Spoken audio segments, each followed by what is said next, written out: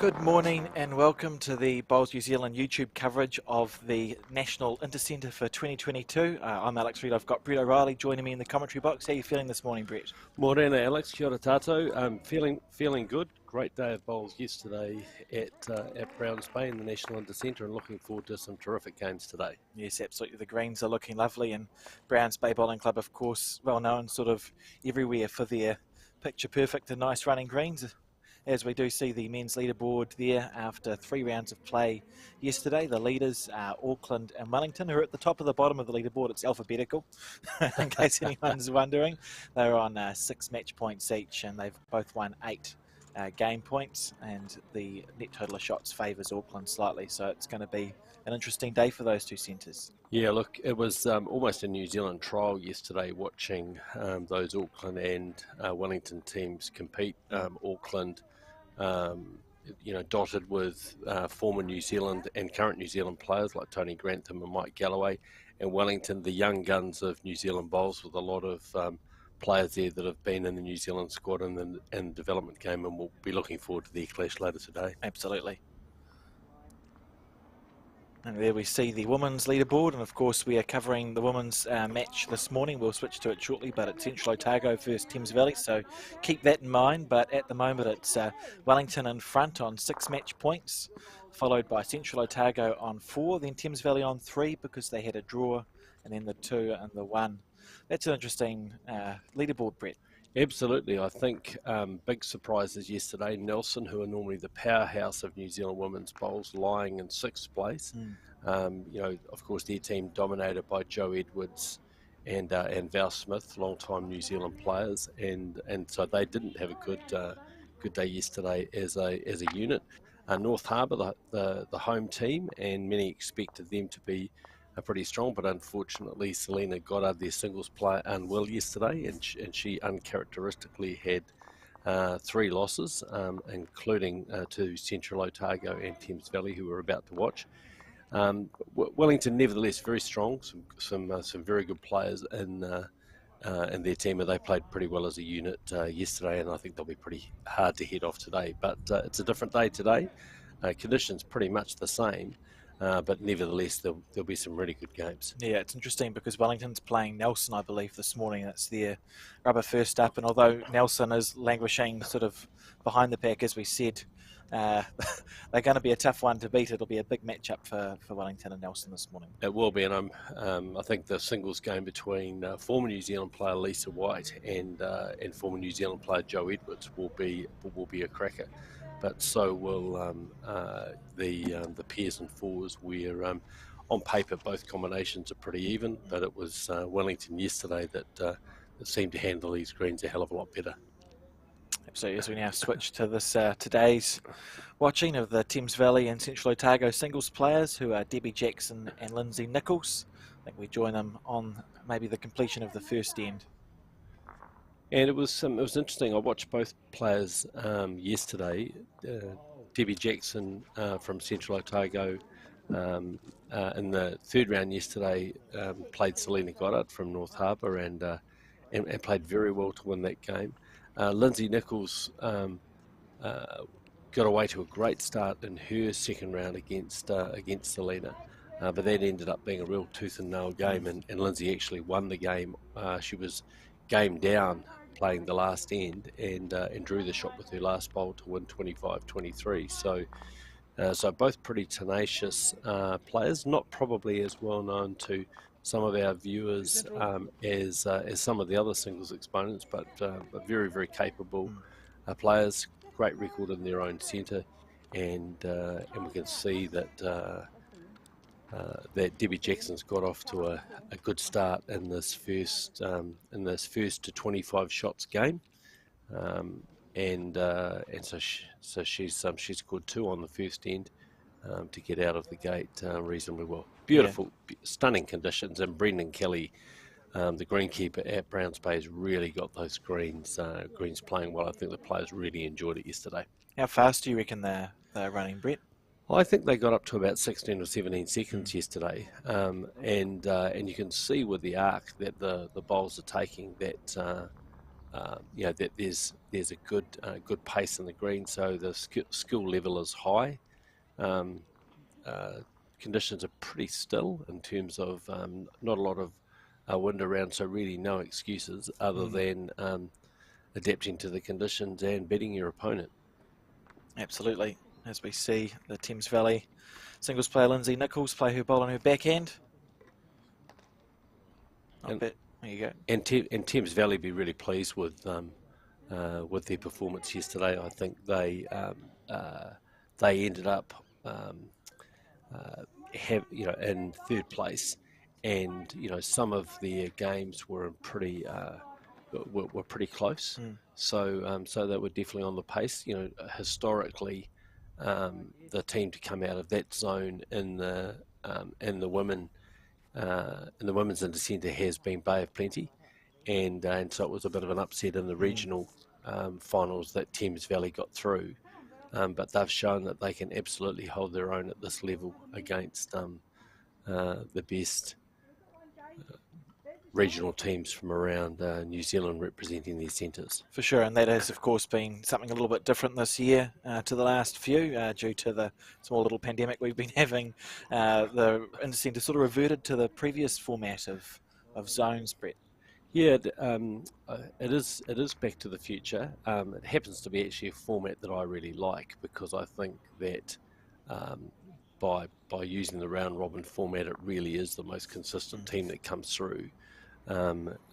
With the other formats, sometimes it can be, you can have a particularly good game or bad game, and that can rule you out of the competition. I'm not suggesting that we change back, but I do. But it is a format that I'm pretty familiar with and that I like, and I think it creates a lot of interest, because really, particularly with only 6 teams, you're really in it right until probably the last round.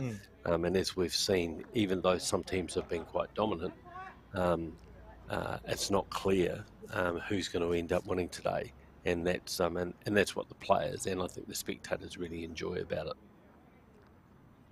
So we see this bowl on the forehand. Got that bowl from Thames Valley, got there early on and is sort of stuck there for this end. Yeah, the characteristic of these Browns Bay greens, it is really a line surface. You've got to keep that line. If you're slightly narrow, then the bowls will move away, and you can see that It's not, while the conditions are very good, you've really got to be pretty deliberate with pace and line, because you will be punished if you're slightly offline. Absolutely. So we see one there to Lindsay Nichols of Thames Valley. Now, do you know the marker, Brett? Who have we got as the... I don't know our marker today. I didn't either. I have to say, it's been great to have so many qualified umpires involved both in marking and umpiring yesterday. It's one of the things that North Harbour, the host centre, is blessed with, a really strong technical official community, and it was great to see Bowls New Zealand life member Gene Ashby at the event, who is probably the doyen of technical officials or umpires, as we tend to describe them. But North Harbour have some very good officials, and it's important because these games are being played to a time limit. So when you do need the intervention of a technical official, you want it to be timely and you want it to be accurate. Yeah, and I suppose for the players too, they want to have the confidence.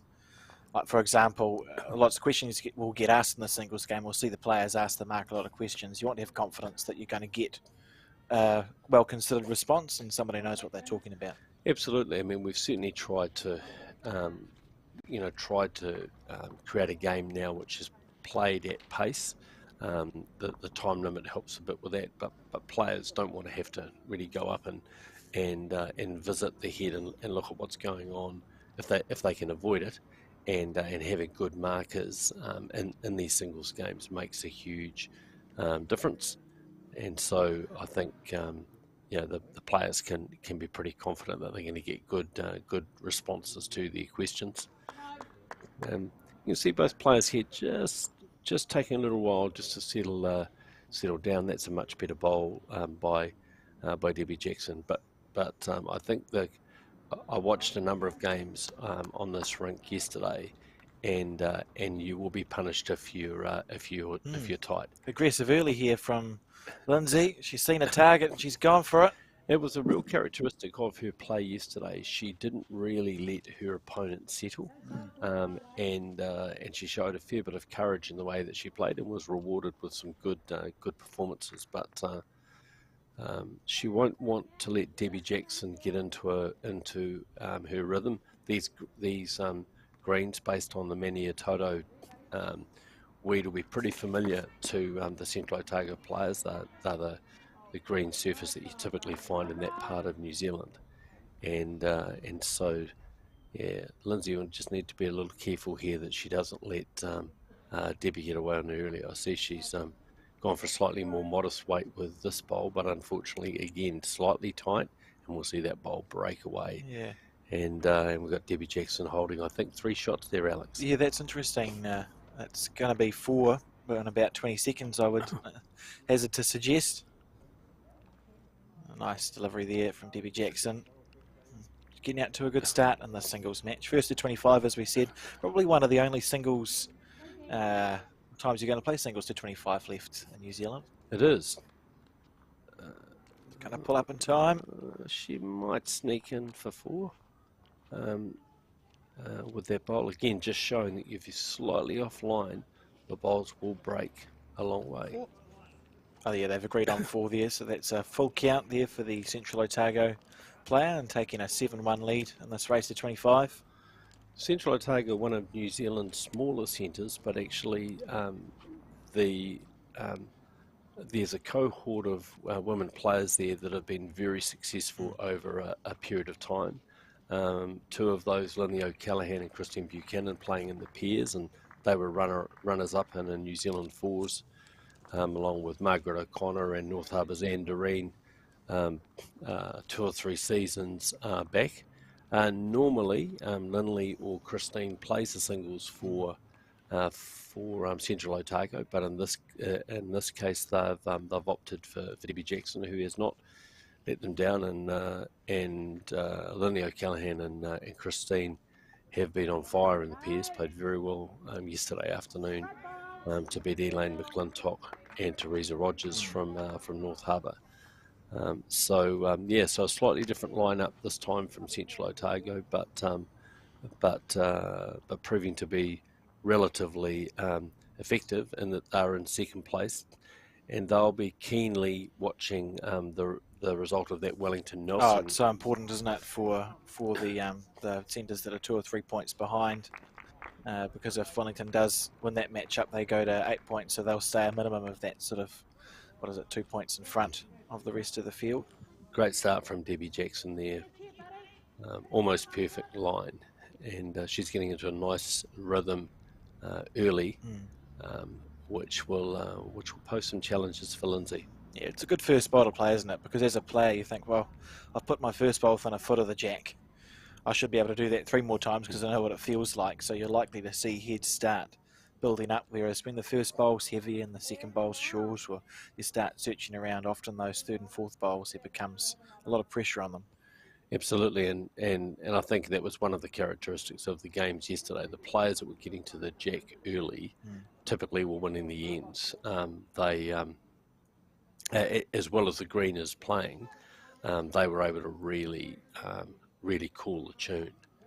I see Lindsay here changing her hand, obviously looking just to come down and try and draw a shot, maybe try and sit that back bowl. Lindsay typically played with a little bit of reaching weight yesterday and did it very well, but here she's perhaps drawn the shot. Yeah, it looks like it is at a glance, doesn't it? It's a great effort regardless. And just quickly, Brett, if viewers do look at the top right of your screen, there's an embedded thumbnail game. That is a pairs match between Thames Valley and Central Otago. So that'll be Lindy O'Callaghan and Christine Buchanan taking on Jessie McCaw and Catherine someone. A last name I can't pronounce. McGoey. McGoey, thank you, Brett. Catherine McGoey. And if this singles game does finish before the pairs game, we will bring the pairs game onto the main screen and watch the final 2 or 3 ends of that. And this event will be of interest to the New Zealand selectors. Obviously, the New Zealand women having come fresh from a pretty successful Commonwealth Games campaign with 3 bronze medals, but a big year in prospect with, or big 12 months in prospect with the World Bowls Championship to be held on the Gold Coast at Broadbeach around 12 months away, in fact less than 12 months away, in September of next year. 5 men and 5 women will represent New Zealand at that event against actually a huge entry at this stage. It looks like probably about 30 nations competing in that event. They were just finalising the entries for that at the moment with the organisers at Broadbeach and Bowls Australia, and so that those New Zealand positions will be keenly fought for. A bit of speculation as to whether Joe Edwards may make a comeback in the New Zealand women's team. Joe, of course, one of the great players of both New Zealand and international bowls, and Broadbeach and the Gold Coast has been the scene of many of her successes. So a bit of speculation around that, which would certainly... it's always fun to talk about, isn't it? Absolutely. I didn't get a chance to talk to Joe yesterday, but and she won 2 of her 3 games. One it is to Lindsay, so it's now 7-2 to Debbie Jackson from Central Otago. So that will definitely be a talking point over the next few months as to whether Joe does make herself available, having had Caitlin Lynch, Selena Goddard, Nicole Toomey, Taylor Bruce and Val Smith at the Birmingham Commonwealth Games.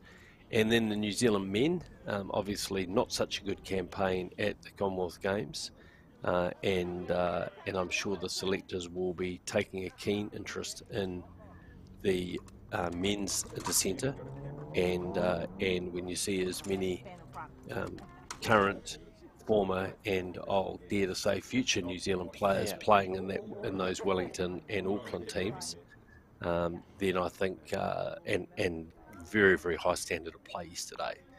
Some very, very good games there.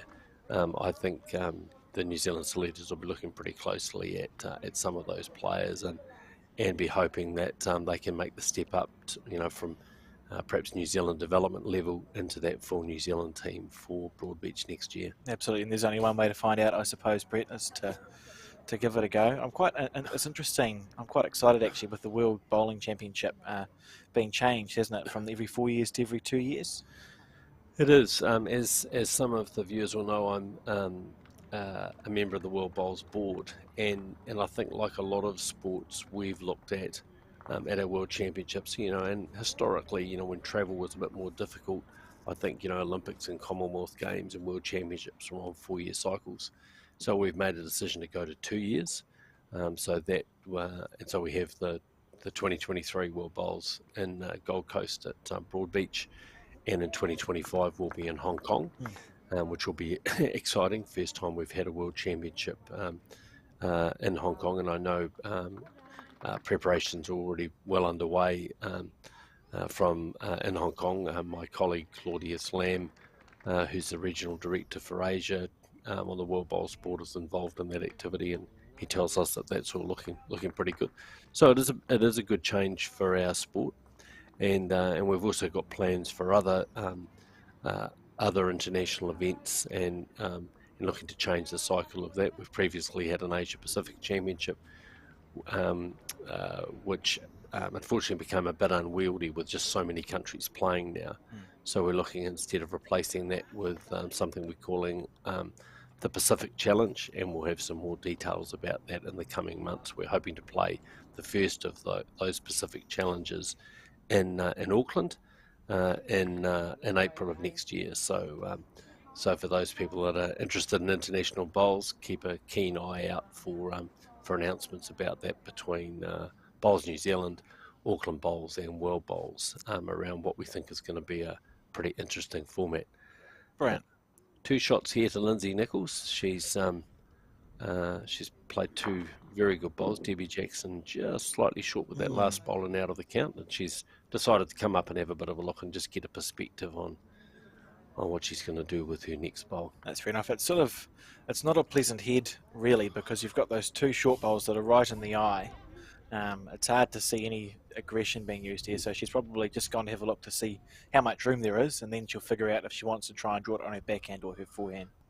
That's right, and with these greens playing relatively quick paced, if you're going to play attacking shots, you tend to have to play with them with a fair bit of weight.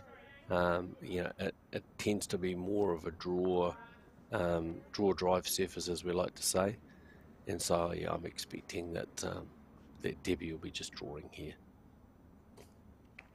Nice delivery from Debbie on the backhand, so she's just looking to find her way through.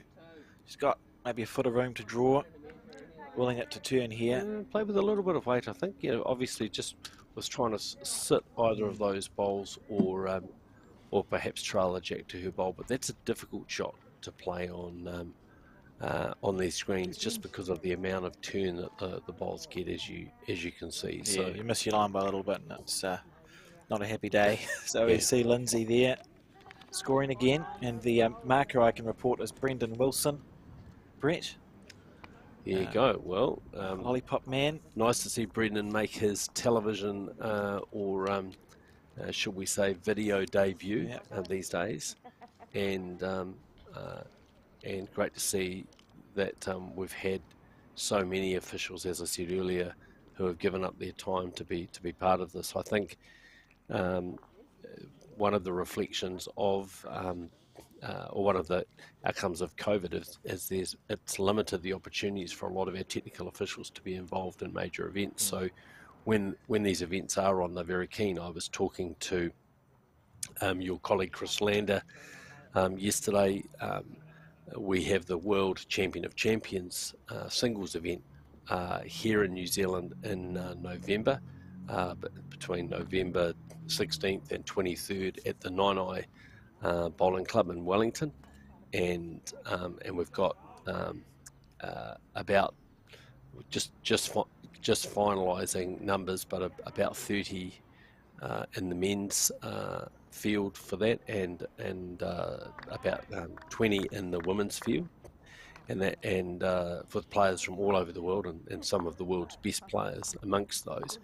And Chris was just saying what a terrific response he'd been from technical officials who were keen to be involved in marking and umpiring, and they'll also be looking to get some experience in an international event with an eye to perhaps getting to the World Championships at Broadbeach next year. New Zealand has a long history of providing some of the leading technical officials at these events. People like Jean Ashby and Sue Way and others who have been involved in those events. So it'll be great it's great to see them have the opportunity at events like the Intercentre and the Champion of Champions.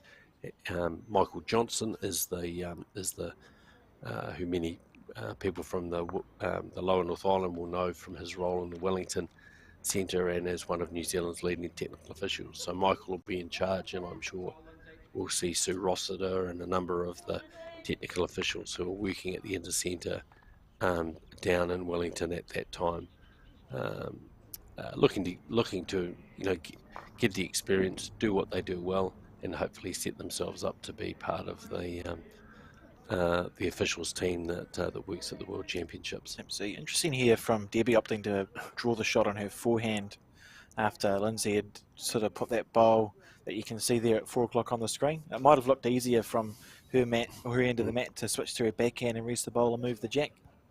Yeah, Debbie seems to be quite happy just to stick to playing one side of the rink, which is obviously not an uncommon approach in singles if you're getting into a good rhythm. But it'll be interesting to see. She may change now with having, yes, she is, just having been short with that third bowl. She probably now sees a good opportunity to just try and draw up and sit that bowl and potentially trail the jack if she's a little tight. But no, she's gone wide again, with a little bit of weight on, and you can see that it's very easy to miss your line with weight here.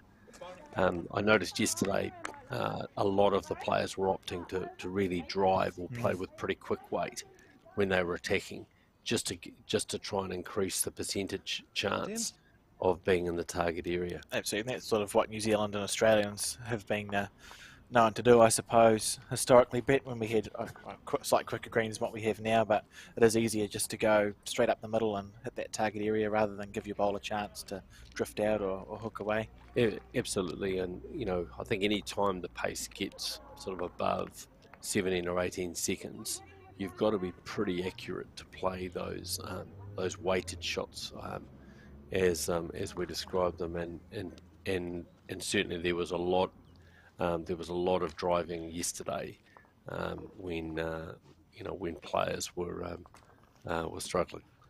So nice to see Lindsay Nichols really starting to hit a bit of rhythm now in this game, and this is going to be a good tussle, I think. Yeah, it's going to be. We watched 2 good singles games yesterday, to be fair. I quite enjoyed the first to 25 format. You wouldn't think that the 4 extra points would change it that much, but it's harder to get to than you would expect, Brett. That just it stretches that game out that little bit more, and the player that's trailing feels like they've got a bit more breathing space. So it's interesting to watch the psychology of the players as they sort of try to get to that 25-point mark. I agree. I think it is a good format, and you, having played it a little bit myself over the years, you're never really out of the game. Where, as you say, 21 shots just seems to sometimes get away on you a little bit more. I'm sure it's a mental thing, but 25 you just seem to have a little bit more headroom in those games. As we see, Debbie, she's got plenty of room to draw here. Really, she'll expect herself to draw the shot with this second bowl. Yeah, coming this way, there's a lot of late finish with those bowls, so you've really got to make sure you've got good line. You can see this bowl breaking in now. That's a good bowl from her, but it is about really working on that line. Lindsay giving this bowl a steer. So see it come back in. It's a nice track. It's down to how much weight she's got here as to whether it makes it up for the shot.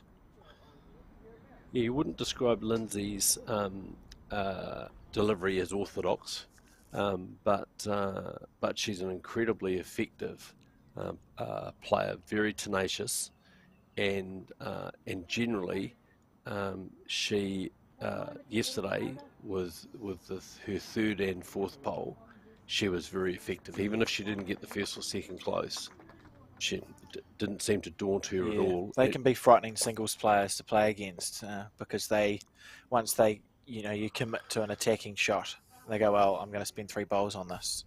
It's hard to defend against because invariably they get it with their second or third bowl, and you wonder what you need to do to make it stop. Especially Lindsay just under the head there a little bit. Absolutely, and that was certainly a hallmark of her play against Selena Goddard from North Harbour in the second round. A number of times Selena had 3 or 4 shots, and we would see Lindsay come down and get the shot with her third or fourth bowl. So yeah, she was very effective.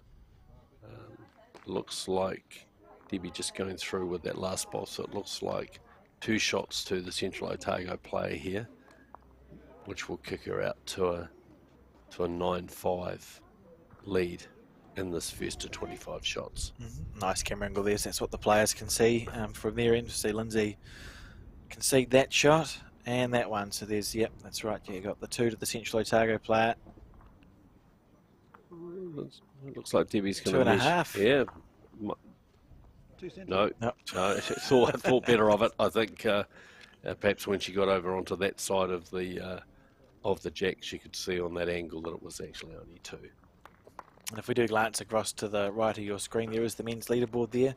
We mentioned it at the start of the show, but may as well mention it again. So the situation is that Auckland and Wellington are tied at 6 match points each, and in the brackets is how many game points they've got. And trailing them are Hawke's Bay on 4 and Marlborough on 2. It's interesting. Southland is on no match points. They're the defending champions. The defending champion on the women's side, Nelson, have had better starts to an Intercentre. It's sort of intriguing to see those results come through, Brett. Absolutely.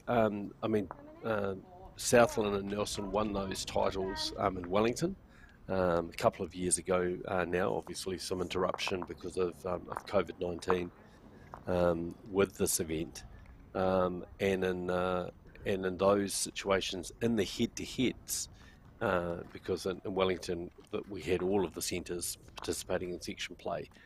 And I think a hallmark of that event was in the head-to-head clashes in the quarterfinals, semi-finals and finals. Southland and Nelson played really well in the clutch. When things got really tight, they played very well, and they had Craig Merrilees was playing singles for Southland. Didn't lose a game in the singles, I don't think. That's right, and that tends to be the pattern in Intercentre historically, is that with a singles, pairs and fours discipline, if you got a singles player who's winning every game and typically finishing their games before the pairs and fours, it really sets the tone, and really and Craig did that brilliantly for Southland last time, and similarly Nelson had Joe Edwards, I think, playing singles, if I remember correctly, in Wellington. And so this time, Craig not so successful. Joe lost a game yesterday. But in contrast, we saw Michael Galloway, the Auckland singles player, and Seamus Curtin, the Wellington singles player. Michael, a current New Zealand team member, and Seamus in the New Zealand squad, both playing very, very well. Yeah, we covered Mike's second game, yesterday against Hitchcock from Marlborough. And he was just very classy. Yeah, there was I saw a little bit of that game, and that was a high quality match, and I thought the Marlborough player played very well. But dug in when we came online, because we had some technical issues with 13-0 to Mike Galloway, and we thought, well, how much longer is the game going to go? But it went for a couple of hours. Simon just kept on chugging away. But Mike's so classy, particularly with his first 2 bowls, Brett. It's very rare that he doesn't have a bowl within sort of a foot and a half with his first 2, and That's hard to beat. Yeah, Michael's such a good technician. Probably still has one of the best deliveries technically in New Zealand. Gets the bowl away very well, and and it just applies that pressure from the beginning. So not such a good end this time from Debbie Jackson. Just struggling a little bit on that forehand side, and again she's going to have to swap around to the backhand with her last bowl to try and reduce the count. See, this one, how's her weight? Just tends to, she seems to have lost a couple of bowls wide on that backhand side, just drifting through. It's not an ideal result there. And I think, unfortunately, slipping into that zone of playing her last bowl a little heavy, trying to sit a bowl rather than trying to draw a really tight shot. And as we've said, that can be difficult on the surface, and that's leaving it open. How good's this bowl? Lindsay. That's amazing last bowl. That's class there, and that's what Lindsay would have wanted to do. She's thinking to herself, "I've got a good 2. I need to make this bonus count, and I need to sort of rub a bit of salt into the wound here." So a really good 3 there from Lindsay. Absolutely, and we talk about the importance of that bonus bowl. I mean, so often when you are holding shots, the temptation is, look, I've got the shots. I don't want to do anything to maybe move the jack or move one of the bowls, and so just mentally you button off with that last bowl. That ability to play that last bowl and get that bonus, one of the great hallmarks of Joe Edwards' play actually, can just make such a difference over a singles game if you're capitalising on that last bowl. So yeah, as we said earlier, this is going to be a good tussle. Cool, and if we look on screen, we've got some update results there. Brett, some live results in from the North Harbour Gisborne East Coast one. The singles match 13-1 at the moment, and the pairs for North Harbour Trail 1-8 to Gisborne after 6 ends, and the fours are 7-2 up after 4 there. Yes, I know Selena Goddard was unwell yesterday, and she would have been very disappointed to lose her 3 games. So she's obviously feeling a little bit recovered today to be 13-1 in front. Making up for it. And here in this all-important clash between Nelson and Wellington, we can see Joe Edwards leading Lisa White 6-4, all locked up in the pairs, and in the fours, Nelson slightly in front. It's going to be really... It's a mighty battle, isn't it? Absolutely. It's going to be fascinating following that. Nelson might be in 6th place, but that doesn't mean that they won't be competitive. That's the beauty also of this round robin format, is that even the centres that, like Nelson, realistically, it's essentially mathematically impossible, isn't it? Like they can't win, but they're going to have an impact on the overall winner of the event, because everyone here can beat everyone. They're all good players. Absolutely, and players are playing for the pride of their centre. They're playing for their personal pride, because they obviously want to be performing well, and as we said earlier, there's New Zealand honours in prospect for a number of them, and so that's an added incentive to make sure that even if your team can't technically win the event, you're going to put up your best possible performance. Absolutely. And just finally on screen, we can see the pairs is 6-5, and we know the single score, but the fours in this rubber in this matchup is 6-5 to Thames Valley after 5 ends. Yeah, the Val Matthews, the Thames Valley skip played some great bowls yesterday in the fours, and I can expect that'll be a really good game. That bowl went very well there for the Thames Valley player. There would have been a momentary panic, I think. Yeah, that's. I don't think we're ever going to be left wondering from Lindsay about her intent. She is she's seldom short when she's down. Absolutely. And that delivered some very good results for her yesterday. Debbie Jackson on the forehand looks tight out of her hand, I think. Was she trying?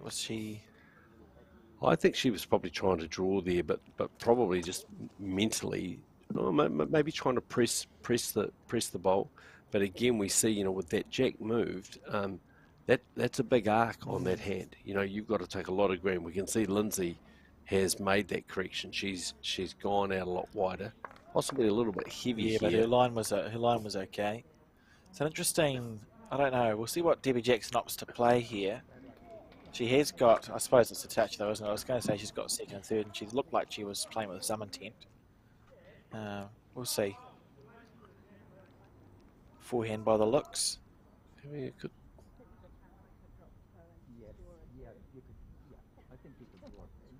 Yeah, just on the draw line. Yeah, yeah, much better line this time. Still a little heavy, I think. As I say, that's that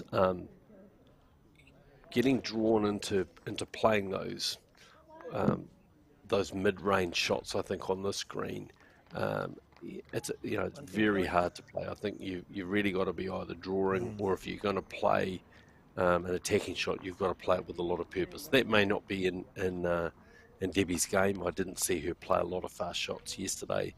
She mainly stuck to drawing. But that is going to you reduce your percentage chance in playing those mid-range shots on these Maniototo greens. Yeah, it'll be interesting. I noticed. I think Bruce Walker's the coach for the Central Otago team. I wonder if Debbie will have a chat to him. I think she might be talking to someone there. We can see in the background, maybe just discussing. Look, we're 9-9 now. I was 4 or 5 points up. What do you think we need to do to get back into scoring? Because you don't really want to let someone score 3 or 4 ends in a row on you, do you, Brett? Absolutely not. And Lindsay certainly found a bit more rhythm than she had earlier in the game, starting to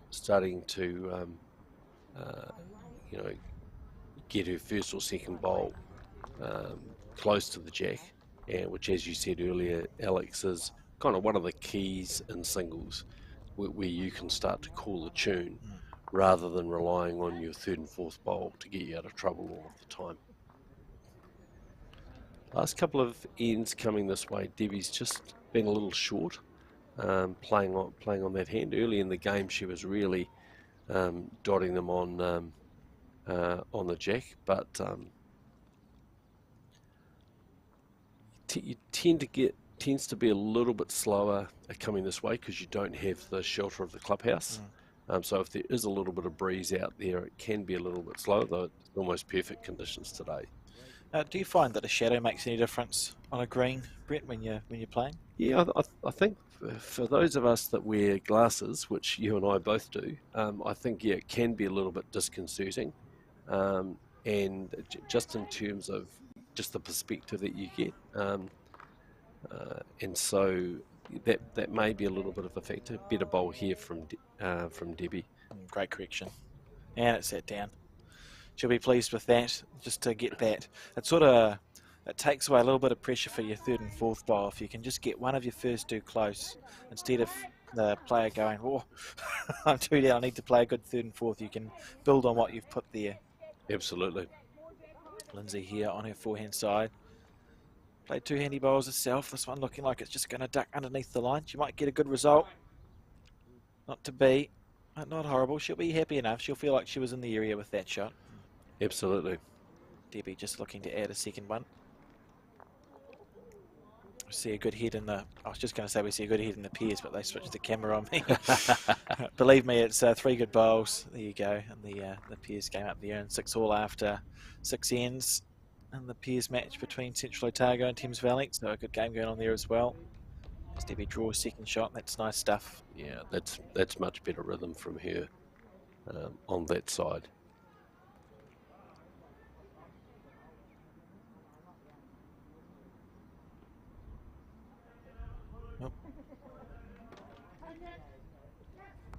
Well, Lindsay's decided. I quite like that, Brett. I think that's a bit of maturity as a player there from Lindsay. Just to go have a look at the head. If you're not sure what's happening, it's no good just throwing a bowl down the green. Absolutely. I think she might. I think Lindsay's the coach for the Thames Valley team may be down this end, because I can see her talking to someone, which definitely won't be the marker. And we've obviously got the Bruce Walker, the Central Otago coach, down the other end, or one of the Central Otago management team. Yeah, there's the coach for the Thames Valley team, and he obviously he worked very hard yesterday with all of their their units. He was very involved in the game, which of course is the role that the coaches play. Something that's a bit different in bowls these days Yeah. than when I started playing representative bowls back in the last century. No, But I instinctively don't like it, but if it's there, you may as well use it to its full potential, I think, Brett. absolutely, I think it's like most sports. Here's a Lindsay indeed playing with a bit of weight. Going to get a good result. That's gone brilliantly for Lindsay. Is it a touch of that red one? I was going to say if it's not a toucher and it goes into the ditch, that's even better. Well, certainly a reduction for Lindsay. She was 2 down there, and she's managed to reduce the count to 1 with Debbie's bowl following the jack in, and Debbie's got her last bowl. Now let's see if she can play the bonus and make it 2 here. I suppose she'll feel like it shouldn't be that hard to draw near the ditch. Like some of the bowls she's played have been a bit overweighted, so as a player maybe she'll just think, I know what it felt like to go there. She's close here. Debbie on the forehand, just falling short. And we'll just quickly, Brett, go to the men's results, which we can see on the screen now. So we've got the Auckland vs Bay of Plenty matchup, and that's a big matchup too, really. It's 7-all on the singles. Auckland trails Bay of Plenty 3-5 in the pairs, and trails them 3-6 in the fours. That's interesting because Bay of Plenty haven't won a match yet. They didn't have an ideal start to their event yesterday. Yeah, I talked to Bill Murphy and Dennis Matthews in their management team yesterday, and they felt that their team actually hadn't played that badly, but they said it was really a demonstration of just how tough the competition is. That you've only got to be a little bit off your form, and you get punished, and certainly. They were saying to the players last night, look, we may not have a chance of winning it, but we can certainly go out and demonstrate that we're competitive. Absolutely. Interesting to see, again, pretty tight in the Hawke's Bay Wellington game. Seamus Curtin just a little in front, 11-9 in the singles, and Raymond Martin, who's skipping the Wellington pair, in front in the pairs game. But Wellington trailing the fours. So, just because teams were in first and second place overnight doesn't guarantee that they'll be in that position at the end of this round. Absolutely. It's just interesting to watch. It'll be interesting, but by the time we get to the last round, I'll have a good understanding of everything. So I'll try and explain it on the live stream so that we know what to watch out for as we see the results for Marlborough versus Southland on the screen now, and the singles player we watched yesterday, Simon Hitchcock leading 7-6 over Craig Merrilees, and the pairs 8-3 up, and the Marlborough fours 5-4 up after 4.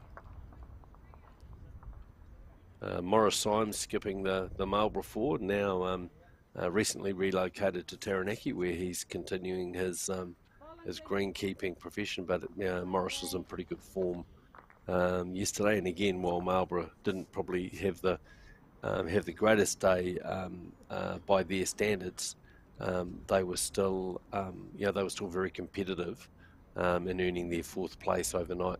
Yeah, Morris is a great example of how long you can play good bowls for. Brett, it's pretty incredible. He won the New Zealand fours in Central Otago 35 years after he won his pairs title. Yes, I was fortunate enough to play Morris twice in in those national fours. We played them in section play, where we managed to beat them by a shot, and then they beat us in the semi-final. I was playing with Brian Little, Ian Monaghan, and Bevan Smith, and Morris is still a master. He really is, and the shots he played under pressure in that final against Mike Kernahan's team, who were definitely the favourites to win that, was really a masterclass. And how many sports do we know that you can really be at the top of your game for? In Morris's case, probably 4 decades. Yeah, I love it. I think it's fantastic. You just need to have, if you've got the brain for bowls, you can read ahead, and even deliveries can change a little bit, and you still be pretty good. I just think it's fantastic. If the drive is there to be competitive and to win, you can do it. And Morris sort of proves that point, I think. Yeah, we talk about bowls being a game for life, and it's people like Morris Symes that demonstrate that. So 2 here to Lindsay. Unfortunately, didn't manage to get up there with her last bowl. Unusual for her, because she's normally pretty good on the bonus. So that it's just going to be one of these nip and tuck games. You can see between she's warmed up a little bit there, Brett. She's taken off the jacket. Yep, I think we can fully expect that it's only going to get a lot hotter out there. It was certainly pretty warm by yesterday afternoon. With the singles as well, I suppose, there's just, playing 4 bowls and lots of walking involved. You're not going to be cold. No, and I think one of the things that people often underestimate in bowls is, while it may not be sort of a high aerobic fitness game, it's a long day of concentration and a long day on your feet.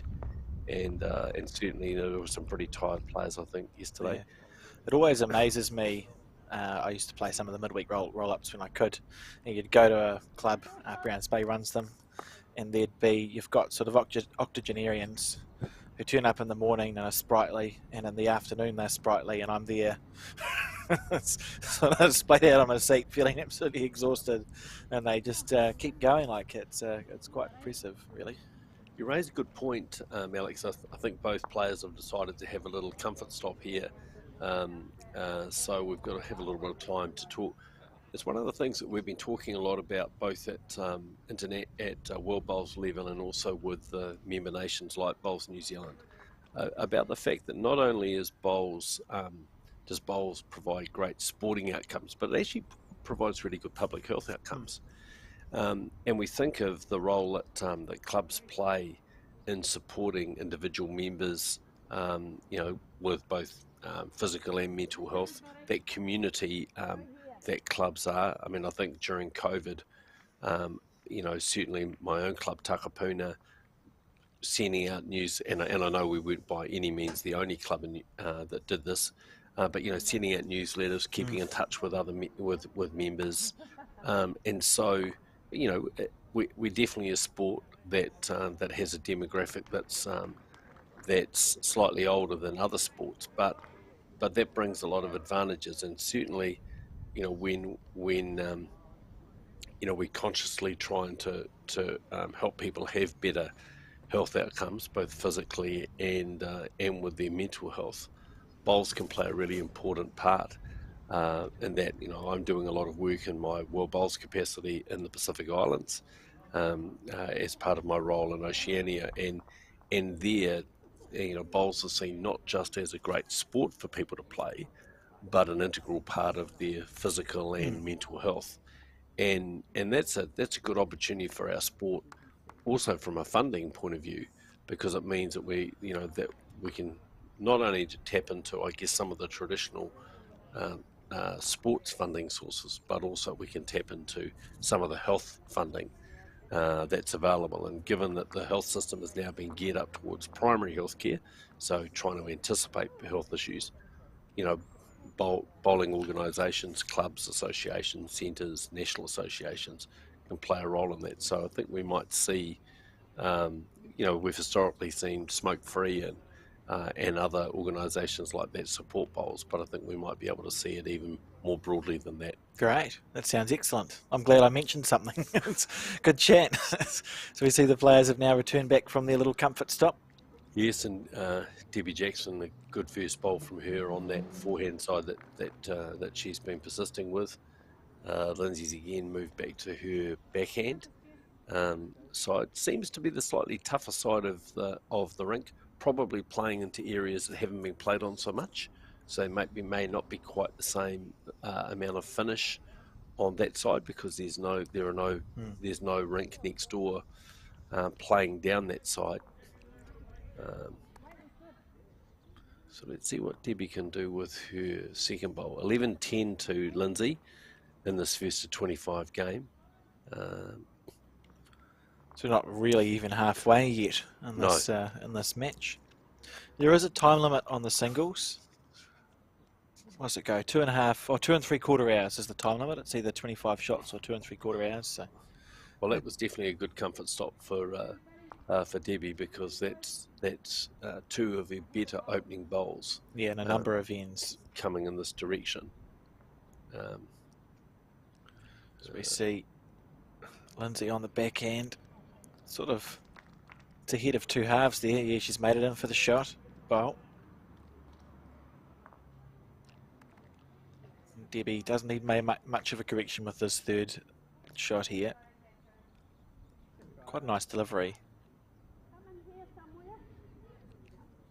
She won't be narrow. No, she's close here. This bowl arc back. Get a little touch off the outside bowl. Great yes, shot. She does, and that is the shot. So Debbie Jackson from Central Otago holding the shot. Got the Thames Valley coach there, imperiously staring down. And I think there might even be communication. Lindsay sort of saying, drive. Yep. So we might see this one come down at a rate of knots. Or not. Maybe she's going past first. Yeah, typically she's been pretty attacking, but as you say, maybe there's been a suggestion to get a back bowl in first. The danger, of course, for Lindsay is it's fine if she's narrow, but you'd hate to somehow chip your second shot out, and instead of dropping a 1 or a 2, you're dropping a 3 or a 4. Absolutely.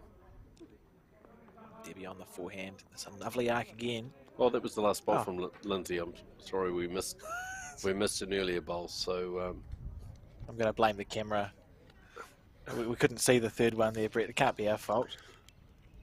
So a point there for the Central Otago player, Debbie Jackson, and drawing even at 11 all on this race to 25. They've got. There you go. And we can see in the pairs, Thames Valley leading 8-6 against Central Otago in that game, being played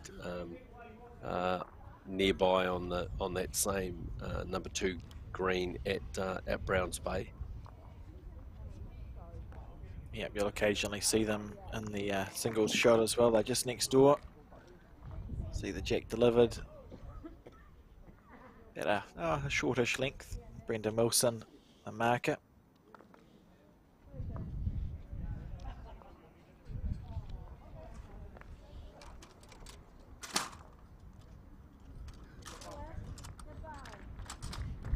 And there's a good bowl from the Thames Valley lead.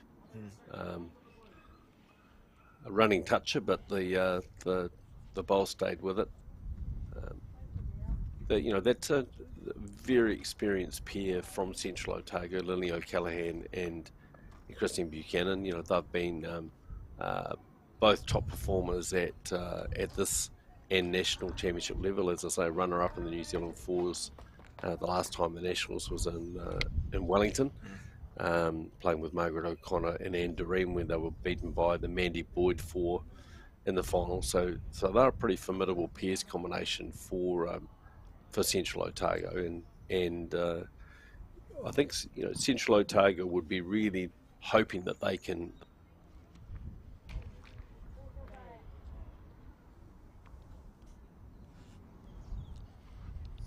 Of still being in contention in that last round. So I was unsurprised to see them go quite well yesterday. If you play bowls, the Central Otago group, really, they're always very competitive, and like you said, they are a smaller centre, but a very competitive centre. And it's another feature of the Intercentre that I enjoy, and Thames Valley's a good example. These players, the Thames Valley ones or the Gisborne East Coast ones, out of the 8, 2 or 3 of them will go to outside events, but a lot of them just compete in their domestic competition in their centre. They're still really good. That's right. And it's great that they get an opportunity to sort of showcase how good they are at a national level, I think, Brett. That's right. With work and financial commitments, it's not possible for everybody to play outside of the centre, and that doesn't mean the players aren't competitive. It just means that that they choose to play most of their competitive bowls in their local area. Great change of hand here by Debbie. Good shot. That's a great bowl for 2 shots for her. If Lindsay wants to be aggressive, she's got a couple of chances here. She could be anywhere within 3 or 4 feet and get a result. She's got a plant lined up, black, and if she's wide on her forehands, okay. Yes, well read, Alex. I think she's just playing up here with what Peter Keane and Stu Scott would have described as probing weight. But actually she's short, and which is very unusual for her. I expected to see aggression there from Lindsay. Maybe two minds a little bit about whether to draw or to play with weight and dropping short. Yeah, really unusual. I see the coaches having a bit of a chat to her, so I think we might see her play a slightly more purposeful. Before, while we're talking about Central Otago, of course, the New Zealand bowling community looking forward to the national fours and mixed pairs, Somerset national fours and mixed pairs, to be played in Central Otago in February, March next year. There'll be the second time in recent seasons that we've played it in Central Otago. It was very successful last year, 2021. It was a very successful event held there, and I think players are really looking forward to getting down there. Yes, this time Lindsay's... Here's probing weight. Absolutely. She's going to hold up onto her short bowl and shove it into the head. And there's the plant. There's the plant. There you go. Got one there. Yeah, I think officially we'd describe that result as ugly. Yeah. But successful. Well, that's the old adage in bowls. If you're up, you can get a result. Yeah. And she was definitely up with good pace. And that's one shot to Thames Valley. To be fair to Lindsay there, I suppose, she missed what she was going for by a couple of feet, but it was one of the heads where she literally just had to be in any area, and it was set to go well. It didn't really matter what she hit as long as she hit something, Brett. Yeah, there was good percentages for sure in playing down that side, and I think my observation yesterday was the intervention from the coaching staff from Thames Valley towards Lindsay was to encourage her to play positively, and not try and play those mid-range shots, and she did it very well yesterday. So I think that's that was reflected in the way she played that end. Absolutely. And the other thing I wanted to mention while we have the ear of some people on commentary, and you reminded me when you mentioned bowls commentators, Brett, is just to acknowledge the passing of Ian Birch recently. It was a great loss, and I think we have to acknowledge the amount of work and effort and time that he put into all things bowls for a number of years. Yeah, look, Birchie was a close friend and an amazing man. And he did so much for the game, so much of what we take for granted in bowls now, with game formats, with a greater degree of professionalism, were ideas that Ian either came up with himself or catalysed in his role as an administrator. He really brought a different standard of sort of modernised the game and professionalised the game in New Zealand, and then took those same skills onto the world stage. And in addition to being a good administrator, was a very good broadcaster. He was a real estate agent by profession, so I think he had really good interpersonal skills, but he brought that to the commentary. I think he's still the only non-English person to ever have managed an England bowls team, which was he brought 4 English players out to New Zealand and Australia as part of a privately organised international series back in the 1990s, and so he did such a good job of looking after the English players in New Zealand that they said to him, "Would you mind coming to Australia with us and managing us over there?" Talking to some of the English players online with the news of Ian's passing, that was certainly acknowledged by I think Andy Thompson. The great Andy Thompson was part of that team. So it was Ian was fantastic, and there's a small organisation within the World Bowls community called SSI, which Ian was one of the founders of, and still very active in SSI over the last over the last few years. It was a game he loved. He loved the interaction with the players. I happened to be at the Bowls Australia at their annual awards last Monday night, Yes. and Kelvin Kirkow, Steve Glasson, both prominent SSI members, took the time to pop over and talk to me to acknowledge Ian's contribution to the game, and both of them said, if it probably hadn't have been for some of the work that Ian started, they may not have shown the same interest in wanting to play bowls, because it was played at a more professional level. He brought prize money into the game, which hadn't existed in the past, and so for many players, they could look at it as a semi-professional, in some cases professional game in Australia, where you can get work at bowling clubs. And so that was a hallmark of Birchie, and he'll be sadly missed. I ran into Gary Fleming yesterday, who again a real identity in our sport, so synonymous with what was the Onehunga Club and now the Royal Oak Club, and also the boss man of SSI, and we were having a bit of a chat about Birchie and just the void that he leaves in the game. Not necessarily having been so active in the last few years, but nevertheless always thinking. And when I was first appointed to the World Bowls Board, one of the first people to get in touch with me was Birchie to say, "Well done, Brett. And by the way, here's a list of things that you could be working on." And there aren't many people that get into their 90s that are still that passionate about the game and still looking to press on with it. So Ian Birch, rest in peace. Your legacy will be with our game for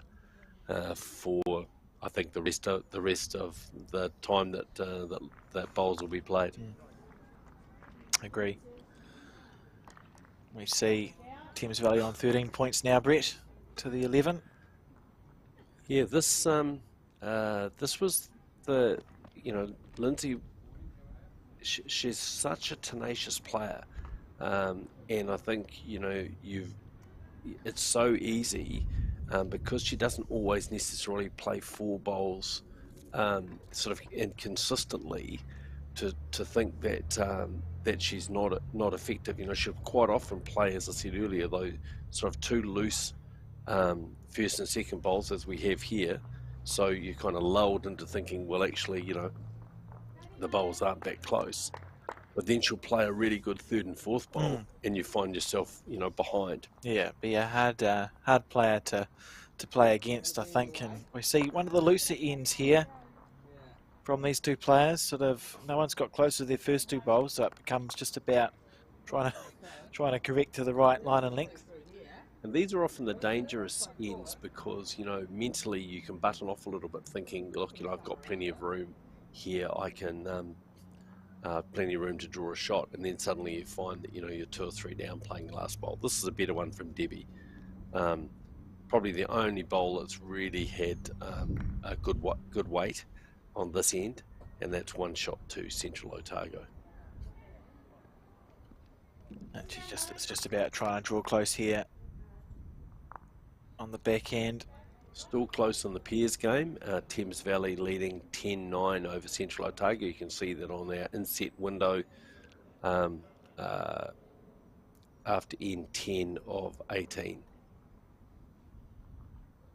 And Lindsay just falling a bit shy, but with good line there. So Debbie's got an opportunity to add a bonus here and draw the score level at 13 apiece.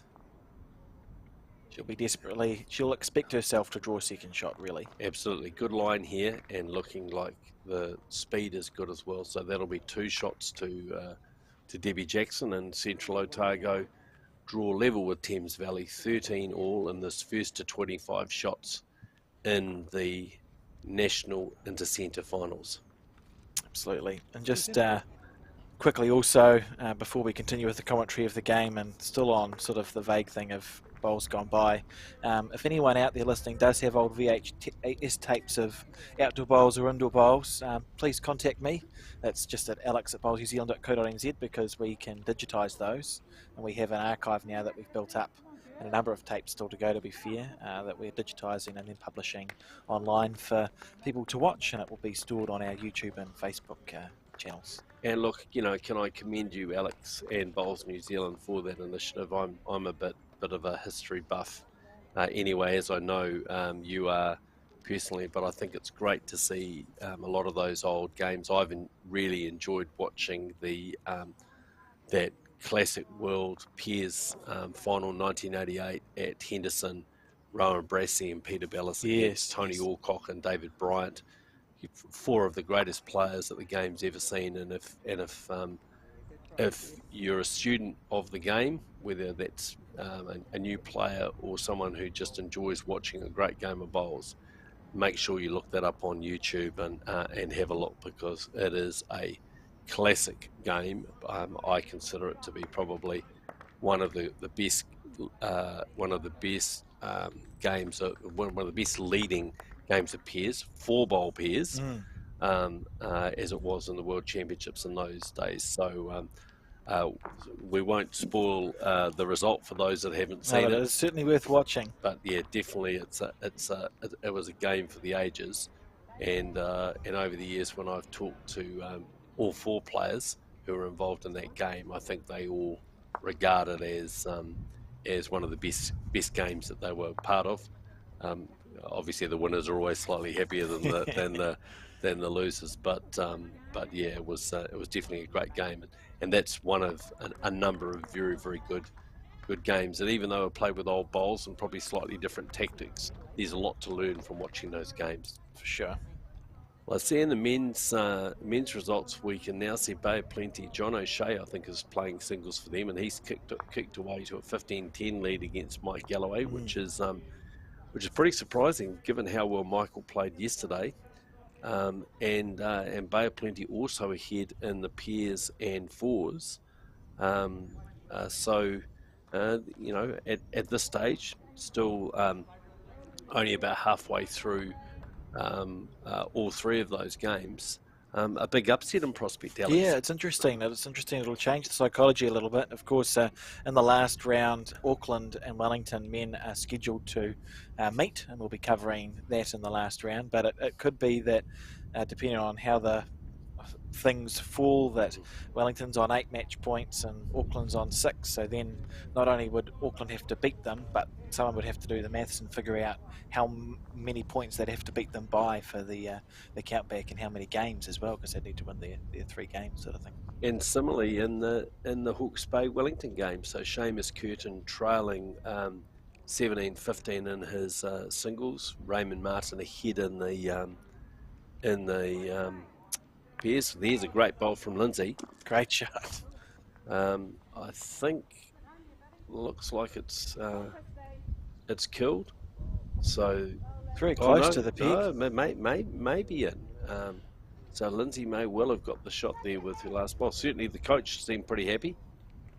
For sure. And we see there the Southland Marlborough rubber. Marlborough winning 14-9 in the singles, winning the pairs 9-8, and winning the 4s 12-7 against Southland. So Southland sort of continuing with their forgettable Intercentre at the moment, but still time to come back. Yeah, and certainly not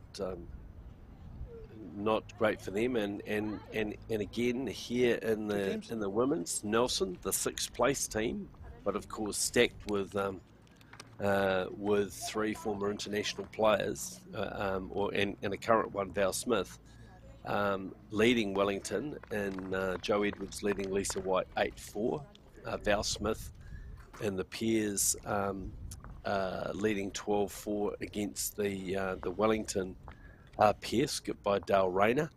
And in the 4s, the Nelson team leading 6-3 against the Wellington team, skipped by current New Zealand player Nicole Toomey. So this could be we could see a really fascinating last round with more than 2 teams having a chance of winning the Intercentre, and that's when it starts to really get interesting, when you take into account differentials and other aspects to the game. It's where the coaching and management staff have to do a good job of understanding where everything is sitting and who needs to do what and by how much, really.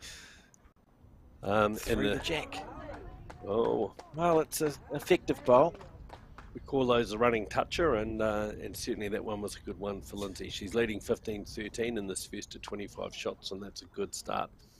In the North Harbour Gisborne East Coast women's game, we see Selena Goddard now 19-5. Thank you for updating that team against Gisborne East Coast. The Wendy Jensen 4 of Lauren Mills, Robin Walker, and Millie Nathan leading 13-4 against the Gisborne East Coast opponents, and 12-10 to Gisborne East Coast in the pairs.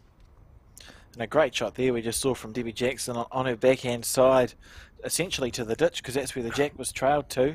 Looks like she's drawn the shot there. Incredible shot by Debbie.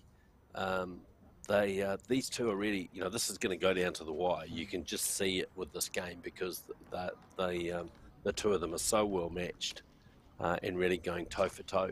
And in the pairs, now locked up at 10-all between Thames Valley and Central Otago. And looking at that head, I think Central Otago holding the shot, a bowl from Christine Buchanan on the jack. As we see this bowl draw to the 2 metre mark, it would have been good 3 bowls ago. It would have been essentially a back toucher. Yeah, probably.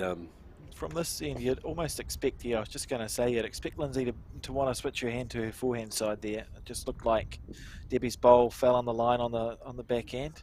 I actually thought she might have attacked Alex, because her bowl's a toucher. Yes. And so even if she was to miss the shot bowl, it's unlikely that she would move her touch far enough to be more than for one it to down. go ugly on her. Yeah. But perhaps we might see her play with a little bit more purpose with her last bowl. As we see Debbie Jackson on the backhand side. Watch this bowl come back. It swings a lot at the end. What a shot! Oh wow. That was nearly brilliant. Great effort. So one of the management team from Thames Valley signalling to Lindsay Nichols she's one down. Oh, it doesn't look like it's played with much conviction. No. Yeah, really quite perplexing given the way that she's tended to play. Perhaps not just registering that her bowl was a toucher, because she effectively had 2 second shots there. Yeah, it looks safe, doesn't it? And I don't believe Debbie's bowl was a toucher. No, it wasn't. So really, she had everything to gain by attacking. Just missed that opportunity on this occasion. It was to see Debbie try and add another bonus. There's a great angle to see how much the bowls turn at the end. Oh, that's a calamity. She'll be very disappointed with that. Yeah, if she sit that in for 1, that's as badly as it could have. Yeah, that's that's what you'd call a gutting result. Yes, she'll be disappointed with that, and that just gives a little bit of a buffer now to Lindsay Nichols as she kicks out to 16-13 in that first to 25 shots. Sort of want to be, if she could score another end, like as a player, it's nice to be more than an end in front of your opposition, if that makes sense. You want to be 5 points or more in front. That means you can afford to have an ugly end and still be in an okay space. Absolutely, because at this level, players are well capable of being able to draw 3 or 4 really close bowls, and so you definitely want that buffer. It just makes it a little bit easier mentally.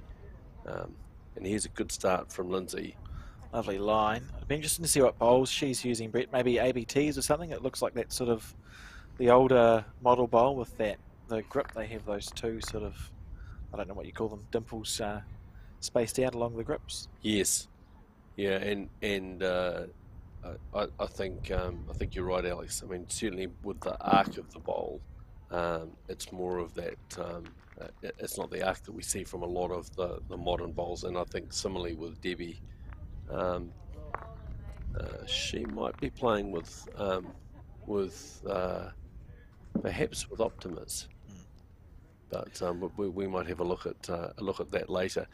For those people who are new to the game, bowls these days, obviously lots of different brands and different varieties of bowls.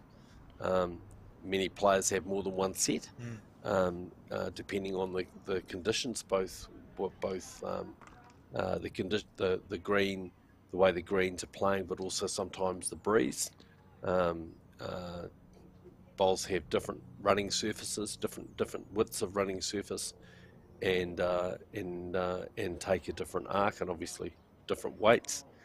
And so in these on these greens, on the Maniapoto greens, the bowls are going to turn a lot, and so if you're playing with a bowl that tends to take a little bit more green or a bit more arc, then you really have to be pretty disciplined with the amount of green that you take. Otherwise, you get punished. Absolutely. And one of my, it's not a bugbear, but one thing I always like to clarify to people is that a bias isn't because it's heavier on one side, it's because of the running surface. It's slightly inside of centre, so your bowl runs slightly on the inside, and that's why your bowl will turn. It's a running surface thing, not a weight. Absolutely. Debbie, playing with intent, she must have been looking to rest the bowl and move the jack, or maybe she was, based on the weight, maybe she was just trying to draw it. Unsure, but Lindsay holding one good shot here. And Debbie would just need to make, she's only dropping ones and twos, but she'll just need to make sure that she stays in touch here. Absolutely. Here's a good bowl from Lindsay. This will be the second shot. That's a lovely bowl. Great shot. It will be very tempting from Debbie's end of the mat to have a nibble at that, I think. Yeah, she'll just need to be a little careful. She's only got that one bowl in the front, and if that bowl was to move... So you have a little bit of wind getting up there, Brett. You can see the camera moving, and one of the spectators lost her hat in the background. So Debbie's decided to change to the backhand and looking to reach for jack or bowl, and she's close here. She's very close here. This is a great shot. That was brilliant. Wow. Absolutely brilliant. Great shot. That's the sort of shot that really can change a game. 2 down would have been an 18-13 margin. She runs a jack in the ditch. Her bowl, of course, counts because it touched the jack, so it's a toucher. And that's 2 shots to Central Otago, bringing the score to 16-15 to Lindsay Nichols from Thames Valley in this first to 25 shots. Yeah, and a great bowl. I think Debbie will take a lot of confidence from that shot as well. It had to be very accurate, and she literally couldn't have played it better, so some confidence, I think, for Debbie. And it's probably the first time we've really seen her play with that more determined weight in this game. Well spotted, Alex. If you look at the bush by the fence behind the players, and you can see that breeze has got up a little bit. A little bit hard for us to feel that here in our commentary position. And with that, that'll change the dynamic a little bit in this game, just in terms of tactically how they approach it, and maybe also the length that they decide to play. The bowls tend to be a lot more effective playing longer ends, and they've tended to play pretty long in this match. In the pairs, Lily O'Callaghan and Christine Buchanan have kicked out to a 12-10 lead in that game, but still really nothing in it at this stage. Yeah, very good game of pairs going on in the thumbnail, just as it's a very good game of singles going on the main feature match here today, as Debbie Jackson lines up on her backhand, going to a draw bowl after her last one of the previous end, which was a run shot. It can sometimes be a challenge. And heading for the for the poles on the other rink. Well, don't panic. And a neat guide, obviously, because just slightly heavy. So Central Otago at this stage will be looking at that result between Wellington and Nelson, and going, if we can win this tussle against Thames Valley, we may not be far off from being really in the running. Yeah, every chance in the world to for this national Intercentre title, which for Thames, for Central Otago and Thames Valley, two of the smaller bowling centres in New Zealand, it's great to see them competing on this stage against the powerhouses like Wellington and Nelson. Absolutely, and their last game is against Gisborne East Coast is who they play, and Wellington will play another team. They'll play Thames Valley. Wow, so there are lots of different permutations that we could see in the fifth and final round this afternoon, which could make this pretty challenging. Debbie Jackson going for a walk, as we see. No, she's going for a walk for reasons. It'll be interesting here because the jack's been moved back. It'd be tempting if you want to play your backhand and you've got a big swinging bowl.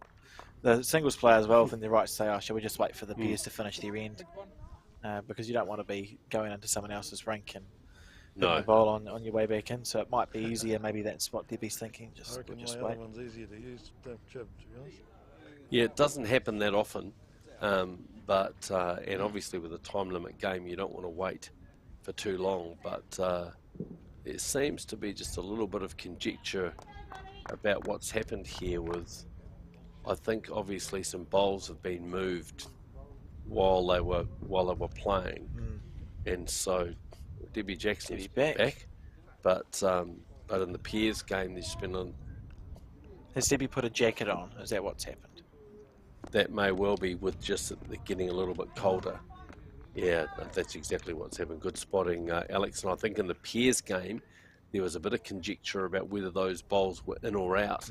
And of course, when you start lifting the bowls, and when they're near the peg to allow a bowl on the other rink to go through, sometimes you're cutting it fine, aren't you? Yeah, you need to make sure that you actually replace it exactly where it was before. One of the videos that's going to go. Look at this. Here we go. Brendan's out there again doing. Ah! Well, no, he's decided he's going to send it back because obviously they don't want to move that bowl. Oh, I was wondering what was going on there, Brett. I was expecting him to move it. That's okay. I think if I was the singles players, I'd say, look, we're just going to wait for the pairs to finish this end. I think I would, because quite clearly from the bowls that have come down today, that bowl is pretty much... That was the track, wasn't it? That's on the turning line. I wouldn't play this bowl, Debbie. Okay. Let's see how she goes this time. Could get farcical if it has to be chucked back again. Well, no, she's in underneath it, and she's played a pretty good bowl here. Have a look at this, folks. I'll tell you what, that's classy. That's classy when you've got all that other stuff going on, and a bowl that you're not certain around. That's well played. Absolutely. Great bowl, Debbie Jackson. Let's see what Lindsay does. She's also out near that bowl, so we know she's going to be somewhere close to the centre line. It gives us a good indication of the green they're taking, and that tells us that those two bowls, based on that, Lindsay's bowls might take a slightly tighter line than Debbie's, because Debbie went closer to that outside one. Absolutely. Debbie just checking who's got the shot here. Lindsay just tipped over her back bowl, but I'm pretty certain Debbie would still have the shot. So 1 to Central Otago, trailing 16-15. Brendan's gone out to have a bit of a look and just to see what's going on. She likes it. Look at this. She's following it. She's just going to slip past. But that's a pretty good bowl because... 2 seconds. One down. Yeah, so one we down, can hear 2 the marker seconds. saying to Lindsay that she has 2 seconds, but she is down 1 shot. And so Debbie's last bowl to cover around the back, probably very wise. Absolutely. Lindsay on her backhand, looking at this bowl. There's a bowl from the pairs coming onto the rink. Everything's happening, Brett. Yeah, Brendan needs a little bit of help out there, I think. There's a lot of bowls in motion. Just falling a bit shy. She had a perfect line there. She'll be a bit disappointed with that bowl. Oh, Lindsay. Yeah, that's a couple of times where I have to say that uncharacteristically she's been short.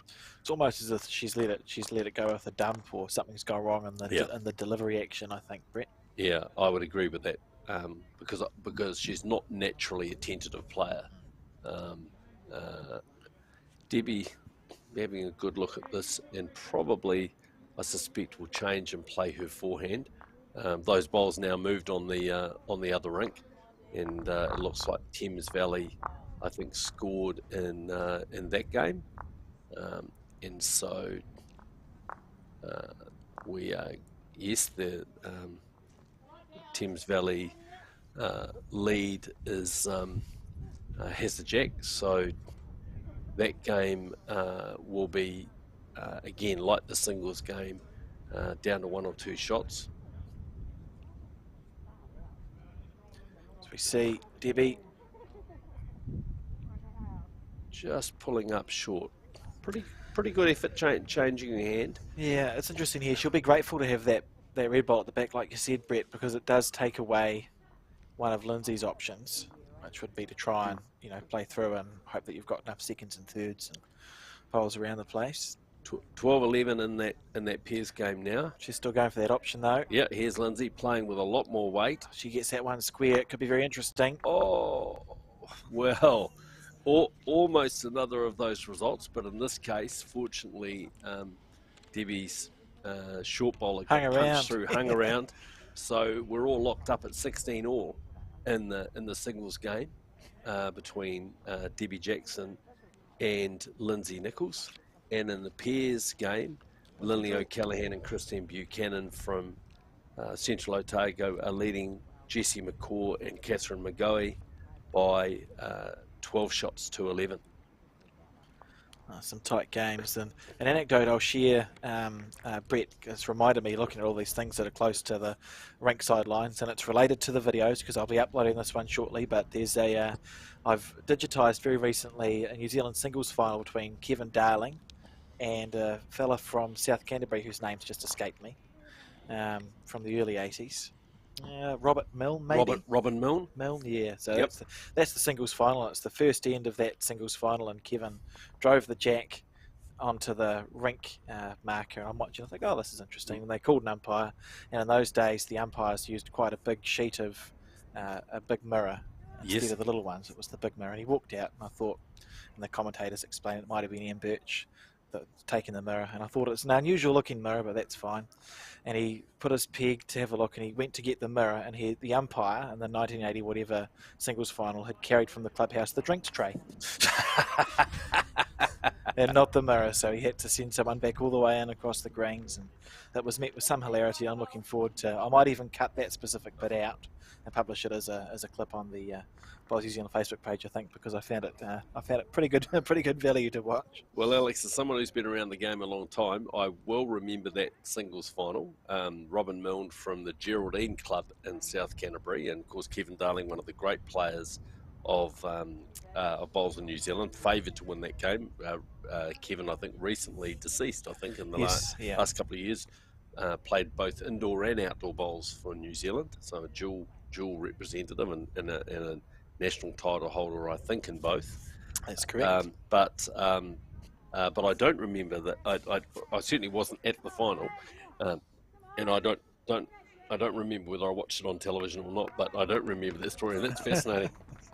It's got to be one of the more unusual things that's happened. I'd say so, and I enjoy that it's going to come back to light that 30 or 40 years later people would have a laugh at. But the umpire certainly looked a little bit red-faced, and it gave me a good chuckle. Yeah, I mean, that was... there haven't been many people who have won New Zealand singles titles who have sort of done it in a one-off situation. But Robin Milne was a very good player. But in that instance, I think most people expected Kevin Darling, at probably the peak of his powers, would be pretty difficult to beat. But on the day, as we know, anyone can prevail, and certainly Robin played very well in that final. One to Thames Valley here, with a good first bowl from Lindsay, but then 2 shorties. I'm suspecting that coming this way, they'll be now starting to play into a bit of breeze. Yes, yeah. I was just going to say that, which we could see in the background before. So it will be coming across the face of the head here. I've played at Browns Bay many times. I'm fortunate enough to play in the North Harbour Centre these days, and this can be quite a tricky green with that breeze. Careful, Lindsay.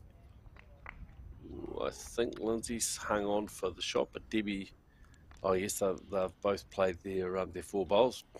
So Lindsay looks like she's got one, and so hang on to one. Yeah, that's where as a player you kick yourself, because you just want to take a nice arc. It's the weight comes, but you just want to be trying to ensure in these sorts of conditions that you give your ball a chance to come back to the centre line and that you're not cutting across it. That's when you can start seeing some pretty ugly results happen. Absolutely, and even though you are playing into the wind, you still have to keep that line. If you start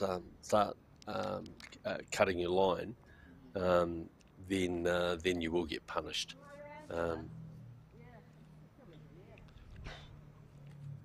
Lindsay rolling the jack up now. One of our leading New Zealand technical officials, Sue Rossiter, who many of our viewers will recognise as the umpire and marker from bowls 3-5. Yeah, she's the woman who burnt a bowl. She's burnt a bowl on bowls 3-5. Yes. Mandy Boy ran out of time. Yep. No, so zipped onto the rink. We will remember. Sue is she's one of the better umpires, I think, in the game today, and she's certainly not afraid to police the rules. Yeah, fair enough. As it was, but yeah, it was certainly it would have been a bit of a shock for the players involved. I think Mandy was very surprised in that event. Mandy Boyd, of course, one of New Zealand's most prominent women bowlers, former international, and these days also developing in a fantastic career as an artist. Yes, magnificent. Yeah, it's a good time to plug that. Yeah, she's an incredibly gifted painter, and actually paints live. So this is not an advertisement for Mandy's business. No, but it's worth going. I'd encourage anyone to go have a look at it. It's very impressive. Yeah, and I know just on social media yesterday, Mandy, I think, was in Auckland at a wedding, doing a live painting. So basically, she paints live at functions for a newlywed at their wedding reception. So congratulations, Mandy, on demonstrating. Most mere mortals only have one or two talents in life, but Mandy's demonstrated that in addition to being a great person, a great mother, and a fantastic bowler, she's also a very, very gifted painter. So hopefully we'll see a bit of her on the bowling greens this year. But also great to see what she's doing with her art career. Yeah, for sure. And she's one of the players that's just a joy to watch play outdoor bowls. And got all the shots in the book and some. Very, very capable, and from a strong bowling family as well. Her father, Doug Boyd, was a very good indoor bowler. Yes, I knew Doug very well in the days when I was playing indoor bowls, and Mandy and her sister Angela both played for New Zealand and won multiple New Zealand titles, both many of them together, and Mandy's husband Lance Pascoe, also in the New Zealand squad, and a former New Zealand champion. So yeah, and the Pascoes, a legendary family on the west coast of the South Island in bowls. Some good bowling stock. Absolutely. So here we can see Lindsay holding at least 2 shots. Debbie playing her last bowl here, and she'll be keen to try and get close here. She needs it to stop. She'll be willing to pull up this bowl. It's a lovely track. She just needs it to stop before that one that she just hit there, and not to be. So that's 2 points now to the Thames Valley player, Lindsay Nichols, and she's going to go to an 18-16 lead in this race to 25. Yep. Heading slowly towards the pointy end of this game, Brett. Absolutely. It's this is about the time in the game where you really need to really start to dig in and concentrate. A bit of a loose end from Debbie there, and just Tim, just Lindsay kicking into that 19-16 lead. She only needs 6 shots to go out. Still close in the pairs game. They looks like Central Otago holding at least 1 shot from Christine Buchanan after the leads have finished their bowls, in the rink immediately adjacent to where we're watching the singles game at the Browns Bay Club in the North Harbour Centre. Elsewhere, in the women, we can see Selena Goddard from North Harbour leading her Gisborne East Coast opponent 21-11. North Harbour have edged ahead in the pairs now. Teresa Rogers and Elaine McClintock leading 14-13, and Wendy Jensen 4 leading 13-6. I don't have the up-to-date combinations for Gisborne East Coast this morning, so I apologise to Gisborne East Coast fans for not knowing exactly who's playing in those teams. But North Harbour, home centre, and would have given themselves a pretty good chance of being competitive in this. Unfortunately, Selena not being well yesterday. In the women's event, I don't think Nelson have got 816 shots. Not quite. I know Joe's pretty good, but I'm not quite sure she will have cleared out that far from. Maybe scrub the 8 off. I think we can go 16-13 so and be pretty confident. See Joe Edwards is leading Lisa White 16-13 in the singles. Thank you, team. In the pairs, Val Smith, the New Zealand international and double bronze medalist from the Commonwealth Games. Val and her partner are leading Dale Rayner 14-5, and in the fours, the Nelson combination leading 12-3. So that's a potentially a major turn up for the Books. And it's going to be fascinating because the Wellington team, if this continues, if the scorelines stay similar, the Wellington team's going to need to pick themselves up and go, look, we still have every chance in the world here, because it'll feel like they've lost all the momentum for the players. But they're still sitting in an okay position. They're at the moment on 6 game points, and 6 match points and 7 game points. So they would stay on 6 match and 7 game points. The next closest would be Central Otago potentially, if they can win, and they could get themselves up to the same number of match points. And then it depends if Central Otago wins 2 or 3 games as to what needs to happen. But it's going to be a very interesting last round for the women. Yes, well, it gives an added context to this game with Central Otago 2nd place overnight, Thames Valley 3rd place overnight. If either of these centres can win all 3 games in this round, then it'll be really all on in that last round. So Debbie playing her last bowl here. She looks like she's holding, and this is certainly looking like the best of her bowls on this end. Beautiful line. Yeah, I think that might be her closest. Now, this could be 2 or 3 shots here, Alex, to Debbie. Yeah, I think at least 2 by the looks at a glance here, and that's good for Debbie. She wouldn't have wanted Thames Valley to get out to much more of a lead than what they have on that 19 points to 16. Well, having a good look. Well, she's taken out one.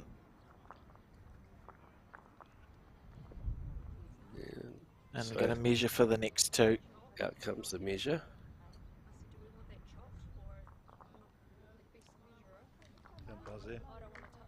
I think she doesn't want to touch it because it's on an angle. Yeah, so they'll call the umpire here.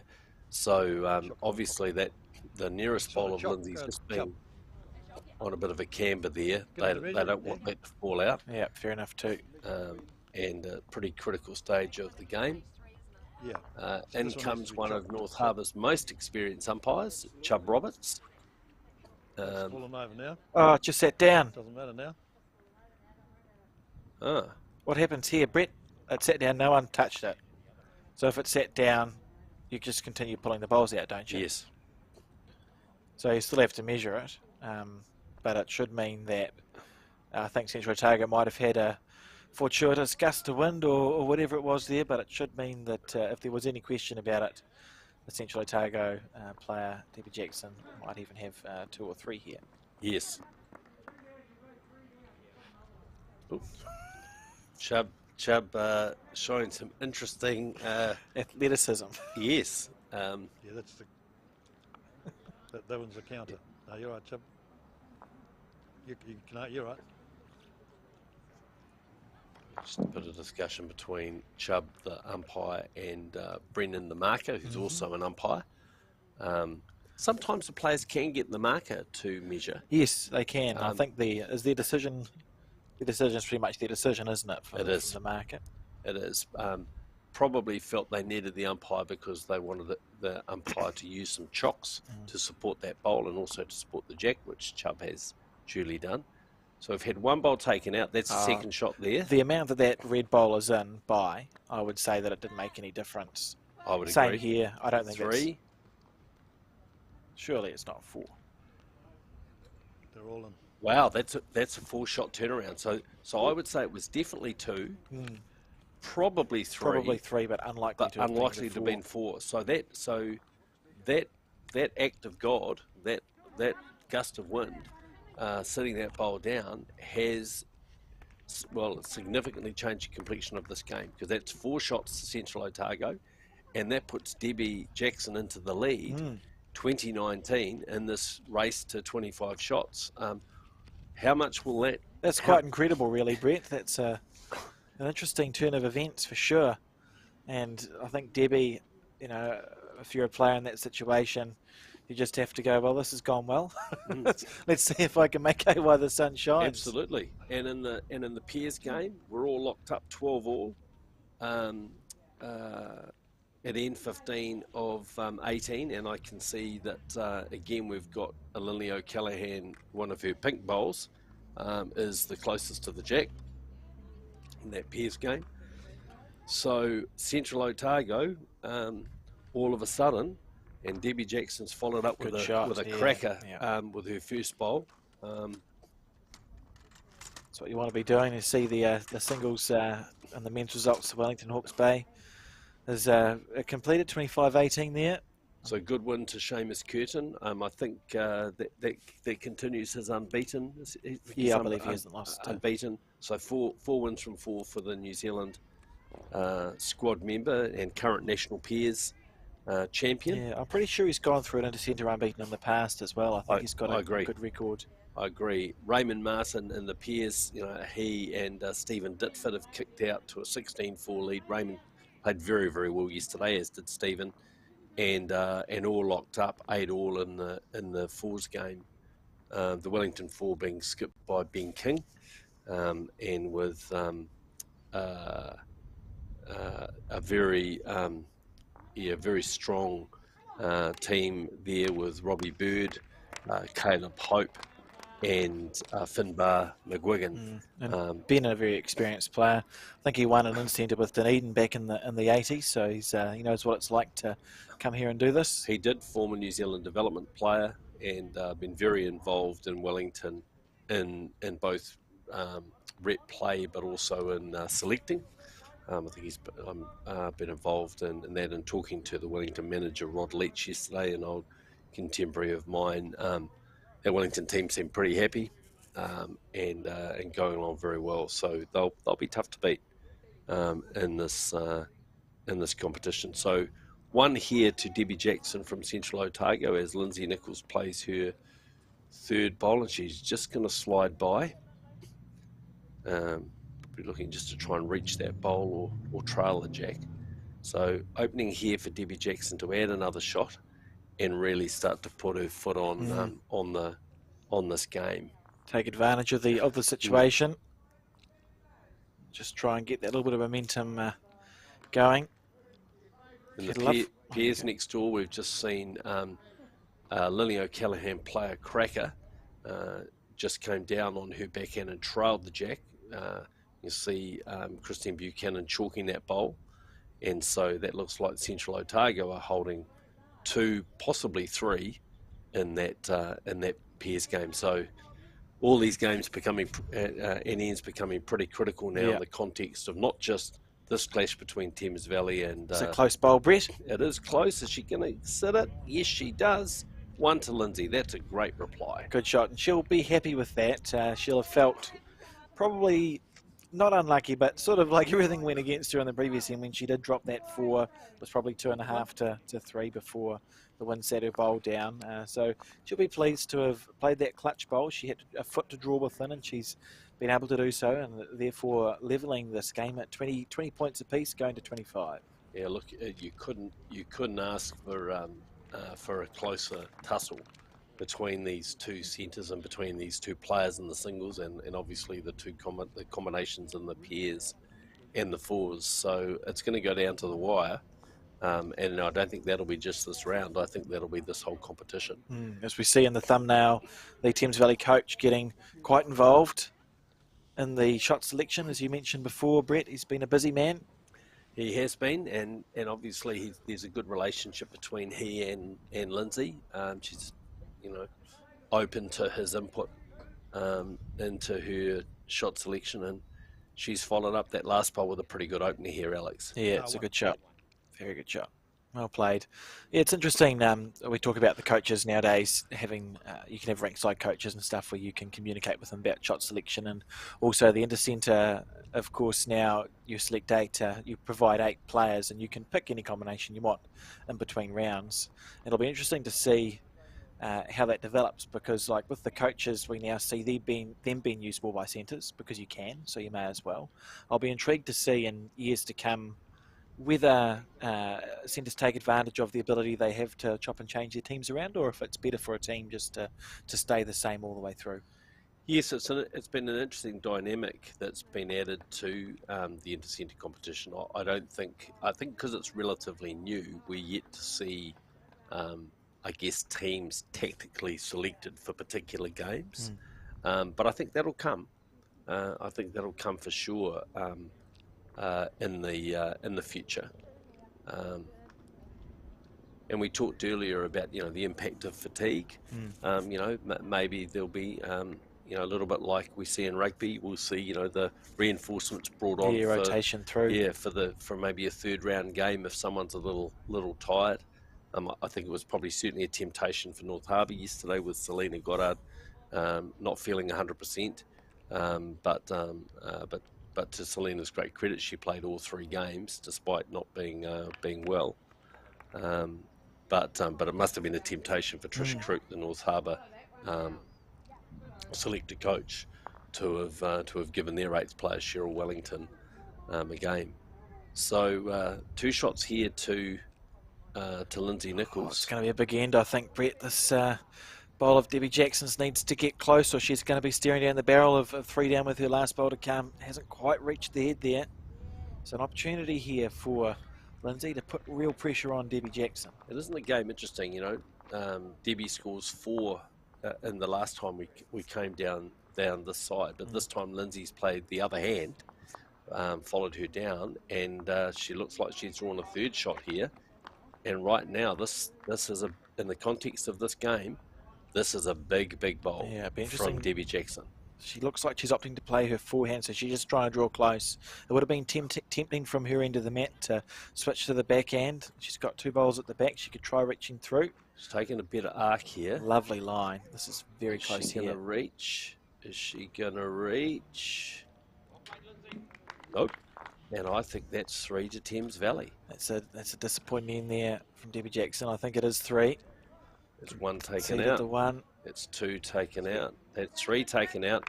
That's 3 shots to Lindsay Nichols, and that's a 23-20 lead now for Thames Valley in this first to 25 shots game in the National Intercentre. And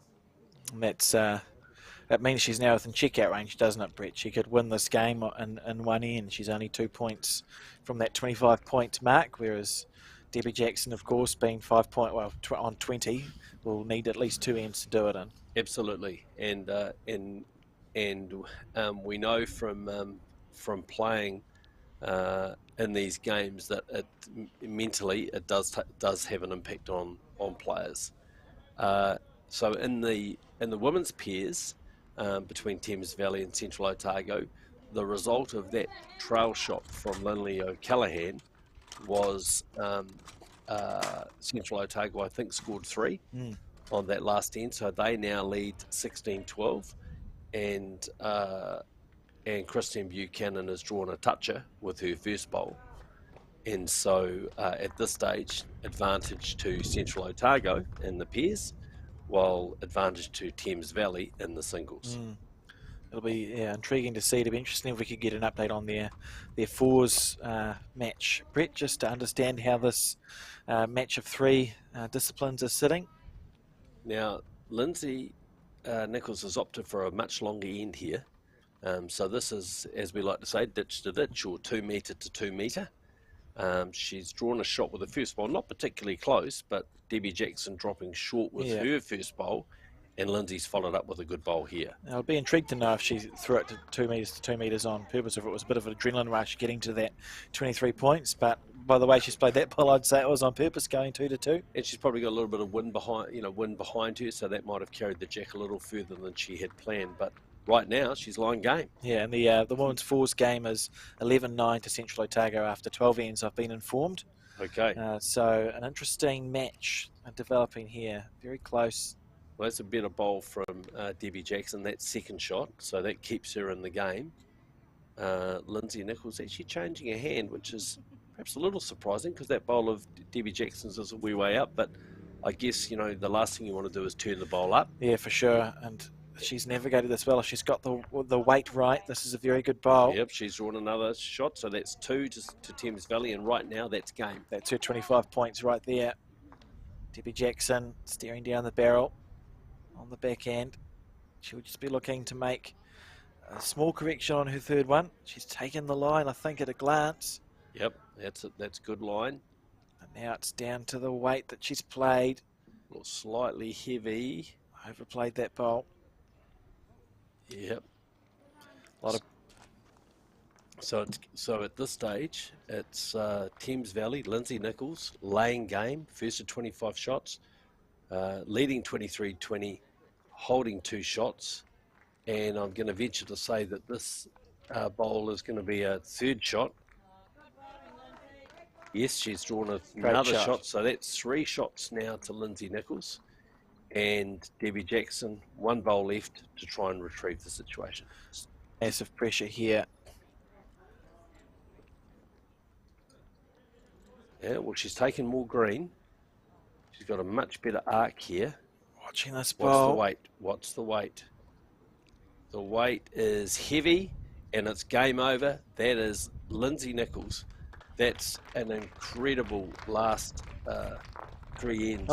Just from the sublime to the ridiculous, Brett. But congratulations to the Thames Valley player, making it to 25 points, Lindsay Nichols. And we're going to go to a very, very quick ad break here for Somerset Retirement Villages. And upon our return, we'll switch to watch the last couple of ends of the pairs match between Central Otago and Thames Valley. Good game. Today we're making new friends. We're building a community. And we're still doing all the things we love. We're getting the most out of every day. One day we'll rest, but not today. So the law says you can support it by whatever means you have. So if you've got chalk, or I didn't have anything in my pocket, you could have. And we're back to this pairs match between Central Otago and Thames Valley. 16-12 was the score, Brett, to the Central Otago team on this, the 16th end of 18. Yeah, so 2 very experienced campaigners, Lindley O'Callaghan and Christine Buchanan, in the Central Otago pair, and they've just kicked ahead against Jessie McCaw and Catherine McGoey from Thames Valley. That's a bowl from Lindley O'Callaghan, just slipping between the shot bowl, which is the bowl of Jessie McCaw's. And at this stage, it's Thames Valley holding 1 shot, trailing 16-12, but holding 1 shot on this 16th? 16th end, 16th yes, yeah. of 18 ends. You can see the green that they have to take there. That bowl's came back to the centre line, and she took a considerable amount of green on her backhand there. Just the Central Otago pair going to have a look. Lynn O'Callaghan approaching the head. Christine Buchanan using the finger measure, as we call it, just to see who's got shot. Certainly from here, it looks like to me that it's the Thames Valley bowl, but it might be a bit closer than we first thought. Definitely. I never trust myself to do that right, Brett. I just look at it. I can't. There seems like too many things that I could get wrong if I use the finger measure. I just prefer just to have a look at it, and if one looks closer it is, and if it doesn't, it's not. Well, given the amount of top-level indoor bowls you've played, Alex, and the fact that in indoor bowls you have to look at things at much closer quarters, I think I'd back your eyes over your fingers in that process. And I've certainly never been a huge fan of the finger measure, but I know there are lots of very, very good players, much better players than I am, who swear by that. So I guess it comes down to a matter of individual choice. They must just know the technique better than we do, Brett. Absolutely right. So Lynley O'Callaghan with her third bowl, I think, on this end, and looks like she's going to be playing on her backhand, and again probably looking to play with a little bit of weight, to sort of see if she can get a contact on one of her bowls. She's not far away from a result here, Brett. She's close. She's very close. That is a great bowl. Classy. And look, the collision bowl's followed through as well. Should be worth two. That's just class there from Lynley O'Callaghan. Yep. Yeah, no, that shows all of her experience, just playing with good line, knowing that she had 2 or 3 different results that she could get on that hand. Just missed with her second bowl, slipped between the jack and the shot bowl, and now very good shot. And the beauty for the Central Otago team is that there is a wall of bowls up front that's far enough removed from their head that even if they hit, it's unlikely something's going to go through square. So if Thames Valley does opt to play with weight, it's going to have to be a very, very good bowl. Indeed. And Thames Valley only have that one orange bowl there, the bowl that we previously thought was the shot. Maybe first or second shot. Well, it was first or second shot, I should say. Central Otago definitely holding one now. So Jessie McCaw will be looking at it and going, well, I've got to be a little careful here because I'm trailing by 4 shots. I definitely don't want to be, end up being more than 1 down, because 1 down still keeps me in the game. But equally, with this being the third to last end of 18, ideally she'll want to score because Christine and Lynley are hugely experienced, and they know how to manage a lead. Absolutely. So yeah, I think just having a chat to the coach, perhaps. Yep, just getting a little bit of advice. I know yesterday the Thames Valley coaching staff were really encouraging Jessie to play her shots, and she played very well. She played some great shots. Nice delivery from Jessie. Do you know much about Jessie as a player? I don't have much knowledge, except that if she's in the Intercentre team, she must be very good. She played a cracker here. What a bowl! What a shot there from Jessie. That's an amazing bowl. Oh, she'll be hoping she hasn't killed the jack, because he should be sitting with a couple. She's definitely got one shot, and oh no, it's gone back to a back bowl of that was the second bowl that Lynley O'Callaghan played that went between the jack and the bowl. So she'll almost feel like that's a bit unfair, because the level of difficulty to navigate the head to actually get jack movement, very high there. Yeah, that's right. Yeah, I've seen Jessie's name a number of times just over recent seasons, and yeah, I believe she's been pretty successful in that Thames Valley area, but I don't know a lot about her history in the game. But certainly watching her yesterday, she played some very, very good shots in the games that I watched, and she's obviously a player that's got a lot of potential at this level, as we've just seen on that end. Yeah, and you're right. Sometimes, you mentioned before, earlier on in the thing about the National Intercentre being a place where you look for potential New Zealand players, it's also a place where you can find new stars. And it might be a space where someone who's just played in their centre gets some wins and goes, maybe I could invest a bit more time and effort into the sport and see where I can go. And it can be the beginning of some pretty impressive careers. I think that that's so right, Alex, because I think not everybody has the time with work and financial commitments to be able to play the circuit of national events and invitation tournaments that exist, and that's always been one of the great strengths of both the National Interclub and the National Intercentre, that it gives players from clubs and centres an opportunity to actually show what they're made of, and so Jessie will be someone that we'll look out for. Good bowl here from Catherine McGoey with her first bowl, a toucher.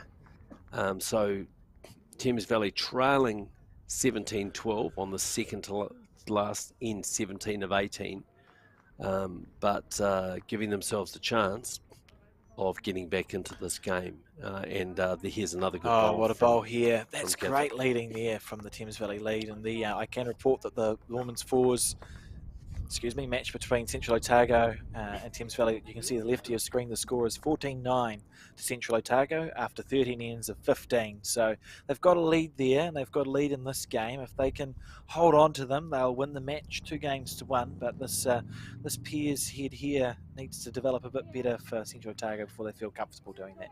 Yes, not such a great end from Christine Buchanan, the Central Otago lead, who's been playing pretty steadily throughout. Of course, playing in this direction, you're playing into the wind a little more, so easy to be short.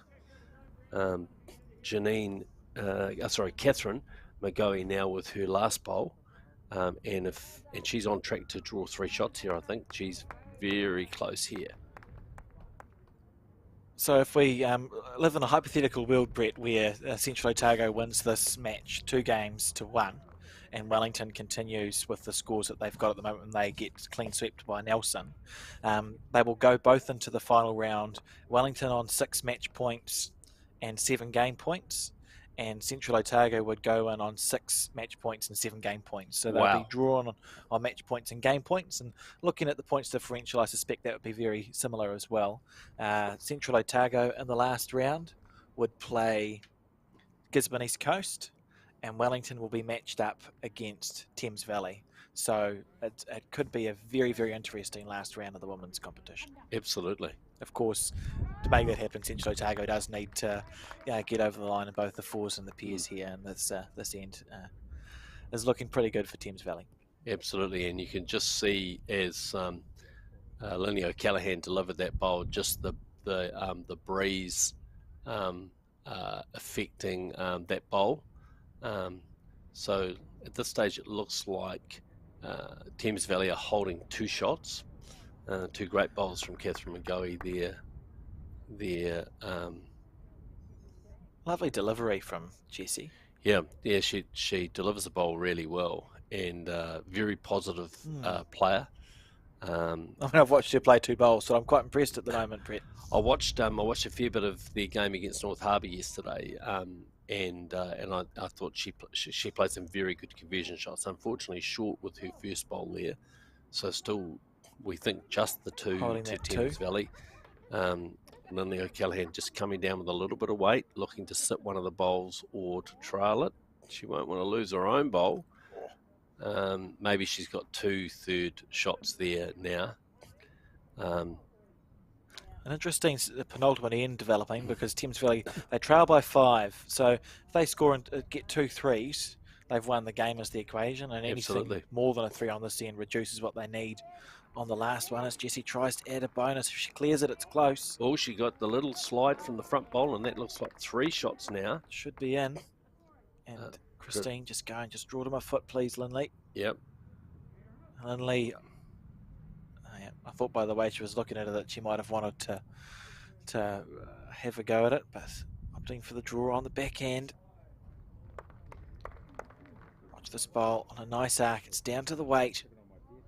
Going to need to rest on something, Brett. What's that pole? Heavy.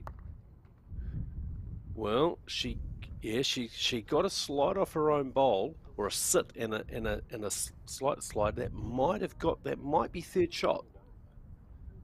So I suppose the question for Jessie, she probably just, it's best to stay on the forehand side and add a bonus shot there, eh? If she hits her bowl that you can see at 11 o'clock, it's on the run. It won't take much to push that in for third. So Catherine's having a good look here. Always a little hard to tell on the angle. Definitely one shot, probably two to Thames Valley. But as you said, in the context of this game, this is a big end for Thames Valley. It's their chance to really stay in the game. Good to see our colleague Crash, Chris Lander, in the background there.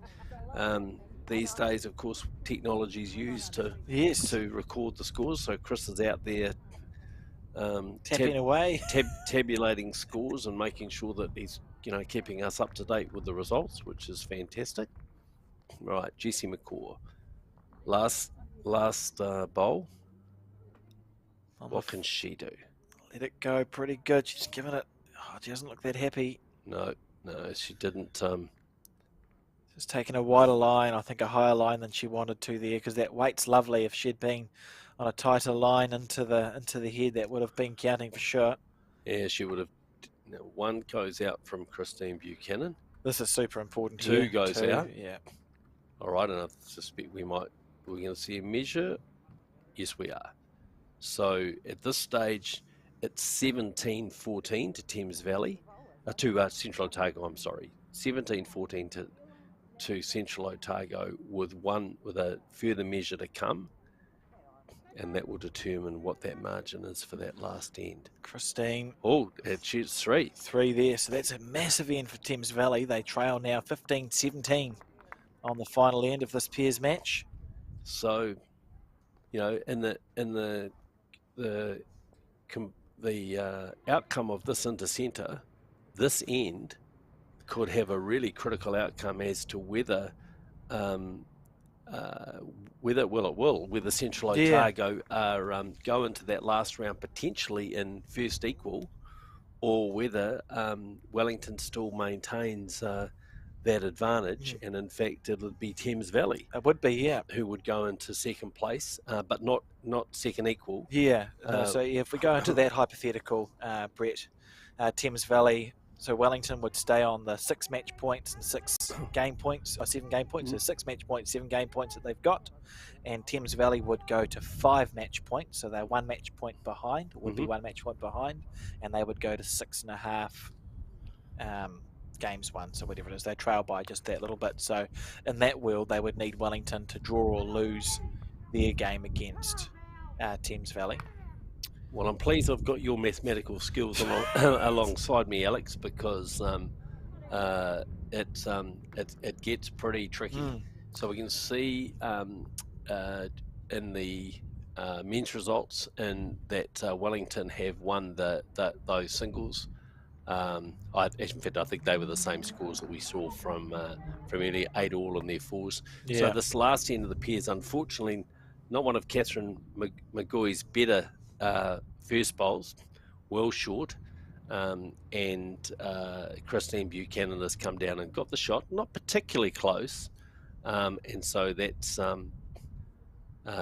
one so far to Central Otago. And like you said before, it's for Central Otago, it's about defending the lead, and for Thames Valley, it's about finding a spot on the head where they can score 3 points. So you sort of need to get 3 bowls in an area, really. And absolutely. They're probably not going to score 3 points within even these first 2 bowls that are up here. I think Thames Valley, we think we need one's a bit closer than that. I agree. They're probably holding the shot here, but looking at this bowl coming in from Christine Buchanan, that'll be the shot. So that's 1 to Central Otago.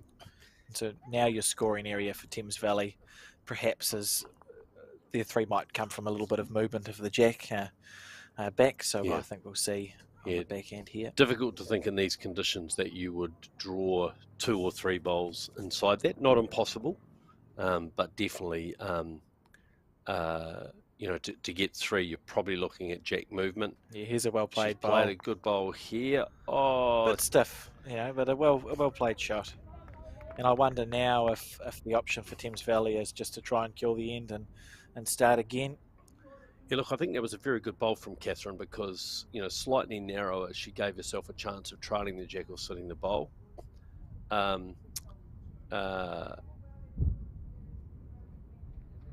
We've seen Christine Buchanan drop short, waving her arms, obviously a little bit of... well, clearly what she was doing was she's blocking the kill there, Brett. Well, she's certainly done that. It's actually a good bowl, even though not the plan. No, definitely not the plan. But it's tightened that shot up for Jessie McCaw and probably forced her onto the other hand. Maybe not. Maybe she can still come down and play on her backhand. I mean, she's got probably 2 seconds. So she could sit the bowl out for 3. She could trail the jack for at least 1 or 2. She's having a chat to the coach. Yeah, it's important with this first bowl of the skips that it's an effective bowl. Same with the last bowl of the league. You like it to be an effective bowl. Absolutely right. Put a lot of focus onto it to make sure that you're doing something with that shot. And can I remind viewers, make sure you subscribe to the Bowls New Zealand YouTube channel. If you do that, you'll get notified when we've got live games on, and as we know, it's a big commitment that's been made by Bowls New Zealand to make sure that our sport is live as often as possible. Yes, and it's only going to increase. So yeah, if you see there's a little bell somewhere on YouTube, just click the bell, and then you get notified every time that the Bowls New Zealand YouTube channel goes live. It keeps things nice and simple. So Jessie McCaw opted to play her forehand. I think that's the slightly harder side of this rink, actually.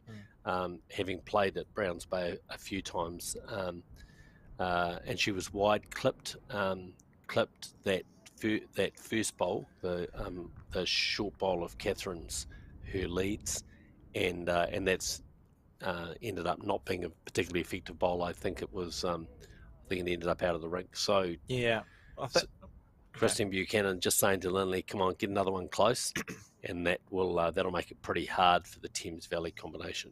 It's looking a lot like they're going to need to try and find a kill here to score their 3. I'm not sure if a 2 is a draw.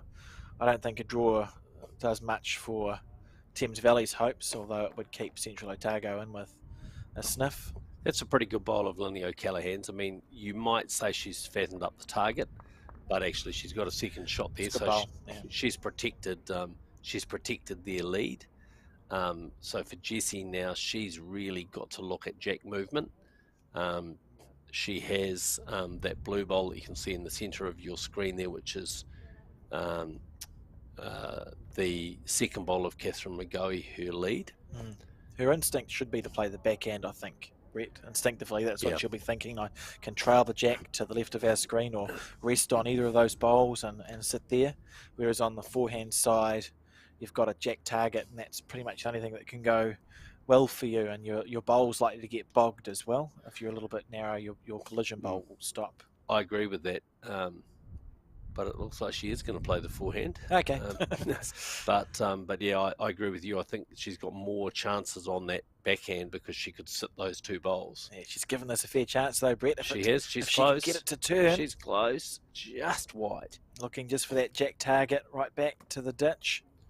So Christine Buchanan saying to Lindley, come on, mate, I need a bowl around the back here now. Yeah, the intent is clear, isn't it, from Jessie? So Lindley will swap round to her forehand, and she'll be just looking to get to the back to give them a bowl. She's muttered at that bowl. Yep, I'm not sure that that's one of her favourites. I've seen her look a happier person at bowls. Now, I don't know if we can't quite see whether that stayed on the rink or not. We're certainly past the jack, but I'm not sure whether it stayed there, so she's having a bit of a chat to the coach. If we had what hand's she on? She's on her... On the now backhand. She plays the backhand. Wide. So it's 1 to Central Otago. They will win this game. Yes, there's shaking hands, no bowls to be played, so Lily and Christine have obviously decided we're not going to worry about differential, and that might have been what she was talking to the coach about. Yes. Do you want me to play my last bowl? Yeah. But they've obviously decided one shot's enough. That puts us at 1 win apiece in this tie between Thames Valley and Central Otago. Lindsay Nichols from Central Otago having won the singles game, and Lily O'Callaghan and Christine Buchanan now having beaten Jessie McCaw and Catherine McGoey 18 shots to 15. We await the completion of the fours game. Yes, and we'll stay on air until it is completed, Brett. Central Otago leading by 2 points on this last end. And so if Central Otago are able to, whoever wins this game of fours has an opportunity. Will be in second place, likely, going into the final round of the Intercentre. And for Thames Valley, even though they trailed Wellington by 1, they actually play Wellington in the last round. So it's entirely in their hands. If they beat Wellington, they win. They've got everything to gain. Whereas Central Otago, if they were to win this fours game, would go into the last round, even with Wellington, in all the ways that you can be even with someone, and they would just need to try and get a 3-zip on Gisborne East Coast. So some interesting things happening here as we watch people put bowls away and await the result of the fours game. Thank you, by the way, for joining me in commentary this morning, Brett. It's been a pleasure to have you on board. Thank you, Alex. It's been... Intercentres are always fascinating events, and I think it is one of the unique things about the round robin format, where it just introduces different dimensions into the game. Not everyone will like that. Some people prefer the head-to-head arrangement, but I think as we can see from the scenarios playing out, it's tight. So there we are on the last end of the fours, and between Thames Valley and Central Otago. Central Otago looking very interested in this bowl. Well, it looks like a cracker. Good shot there, great shot. Yep. Pam Walker raising her arms in the air. Pam Walker, of course, a member of the Parajacks, the New Zealand Parajacks team, who part of the Blackjacks, who were at the Commonwealth Games recently in Birmingham. So here's the Thames Valley skip. Approaching the head. Val Matthews, I think, is skipping their fours, and is coming up to have a bit of a chat to the coach, and just to determine, and to the number 3, just to have a bit of a talk about, okay, what are we going to do here with this? In fact, maybe it's Val Finlay. I've been saying Val Matthews, but I think it's Val Finlay is their skip. My apologies to Val. I hadn't had an opportunity to see the team sheet. So they need 3 points here, does Thames Valley. Looking at the head, it's hard to tell in fours, and particularly because you've got 8 different sets of bowls going on. It's hard to tell who's got what, but the 3 there for Thames Valley waving their arm around like we need some aggression to happen. So obviously a shot to be played. Yeah, I'm thinking that Central Otago may be holding a couple of shots there on that end. Obviously, really tight game. 14-12, and this the last bowl of this end from Thames Valley, and she's driving. Very interested players watching this bowl come into the head and swing and a miss. So it slips by. That Central Otago secure that fours game. They win the tie against Thames Valley by 2 games to 1. So wins by the Central Otago fours and Central Otago pairs. And if our maths is correct, and I back your maths much thank you above mine, Alex, we're likely to, and if the results in Wellington's game against Nelson continue, we're likely to see a tied up women's intercentre section, and Central Otago tied with Wellington going into the last round. Wellington to play Thames Valley, Central Otago to play Gisborne East Coast, and everything to play for to determine who will be our Bowls New Zealand National Intercentre Women's champion this year. In the men, the two top centres overnight, Auckland and Wellington, both looking to be on track to be to continue their success. Yeah, there we have it. Auckland defeating the Bad Plenty singles player John O'Shea 25-16. So Mike put the afterburners on in that game by the looks. He did 13 all in the pairs. So good performance there by the Bay of Plenty pair to get a draw with Tony Grantham and Jamie Hill, both New Zealand players. Tony Grantham, current member of the New Zealand team, and the Auckland Fours, skipped by Adam Wisnowski, just being too strong. In the men's, we can see Wellington, Seamus Curtin continued his success in the singles. Raymond Martin, a big win there, 26-4 in the pairs. And one end to go, I think. And the fours, the fours, with Hawke's Bay leading 13-12. But what it does mean for us is that, and that's going to be the next round that we televise as well, Brett, will televise the Auckland vs Wellington matchup in the men's Intercentre, and that will decide, regardless, it will decide the winner of the Intercentre for the men. And I'll venture to say almost a New Zealand trial, Alex, with no pressure on the players, but essentially, yes. With the number of New Zealand squad members on show, of course, no New Zealand team to play for the remainder of this calendar year, but lots on next year with Trans-Tasman, with Nations Cup, with potentially a Pacific Challenge and World Bowls. So this will be one of the first opportunities, other than the recent North-South, but one of the first opportunities outdoors for the cream of the crop to just show who is who's rising to potentially make that national team. So please join us this afternoon. For sure, yes, it's going to be, you've got 45 minutes if you're watching to have a cup of tea and make something, to do whatever. You be prepared for this clash of the Titans that we will see from 11:45-ish. Yeah, play resumes at 11:45 from the Browns Bay Bowling Club. And if you happen to be in the Auckland area, get down to Browns Bay Bowling Club. President Pete Sheehan and his team will look after you with some good hospitality, and you'll see some of the best bowlers, and not just New Zealand but in the world, in action to determine who wins this national intercentre competition.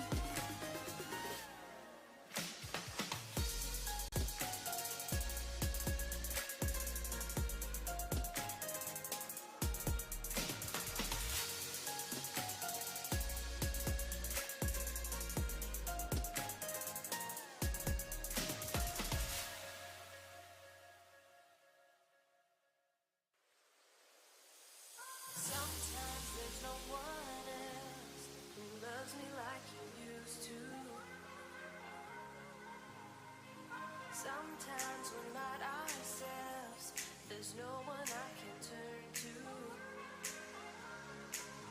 And I know all the feelings that we shared are in the past. And I know your relationships are never meant to last.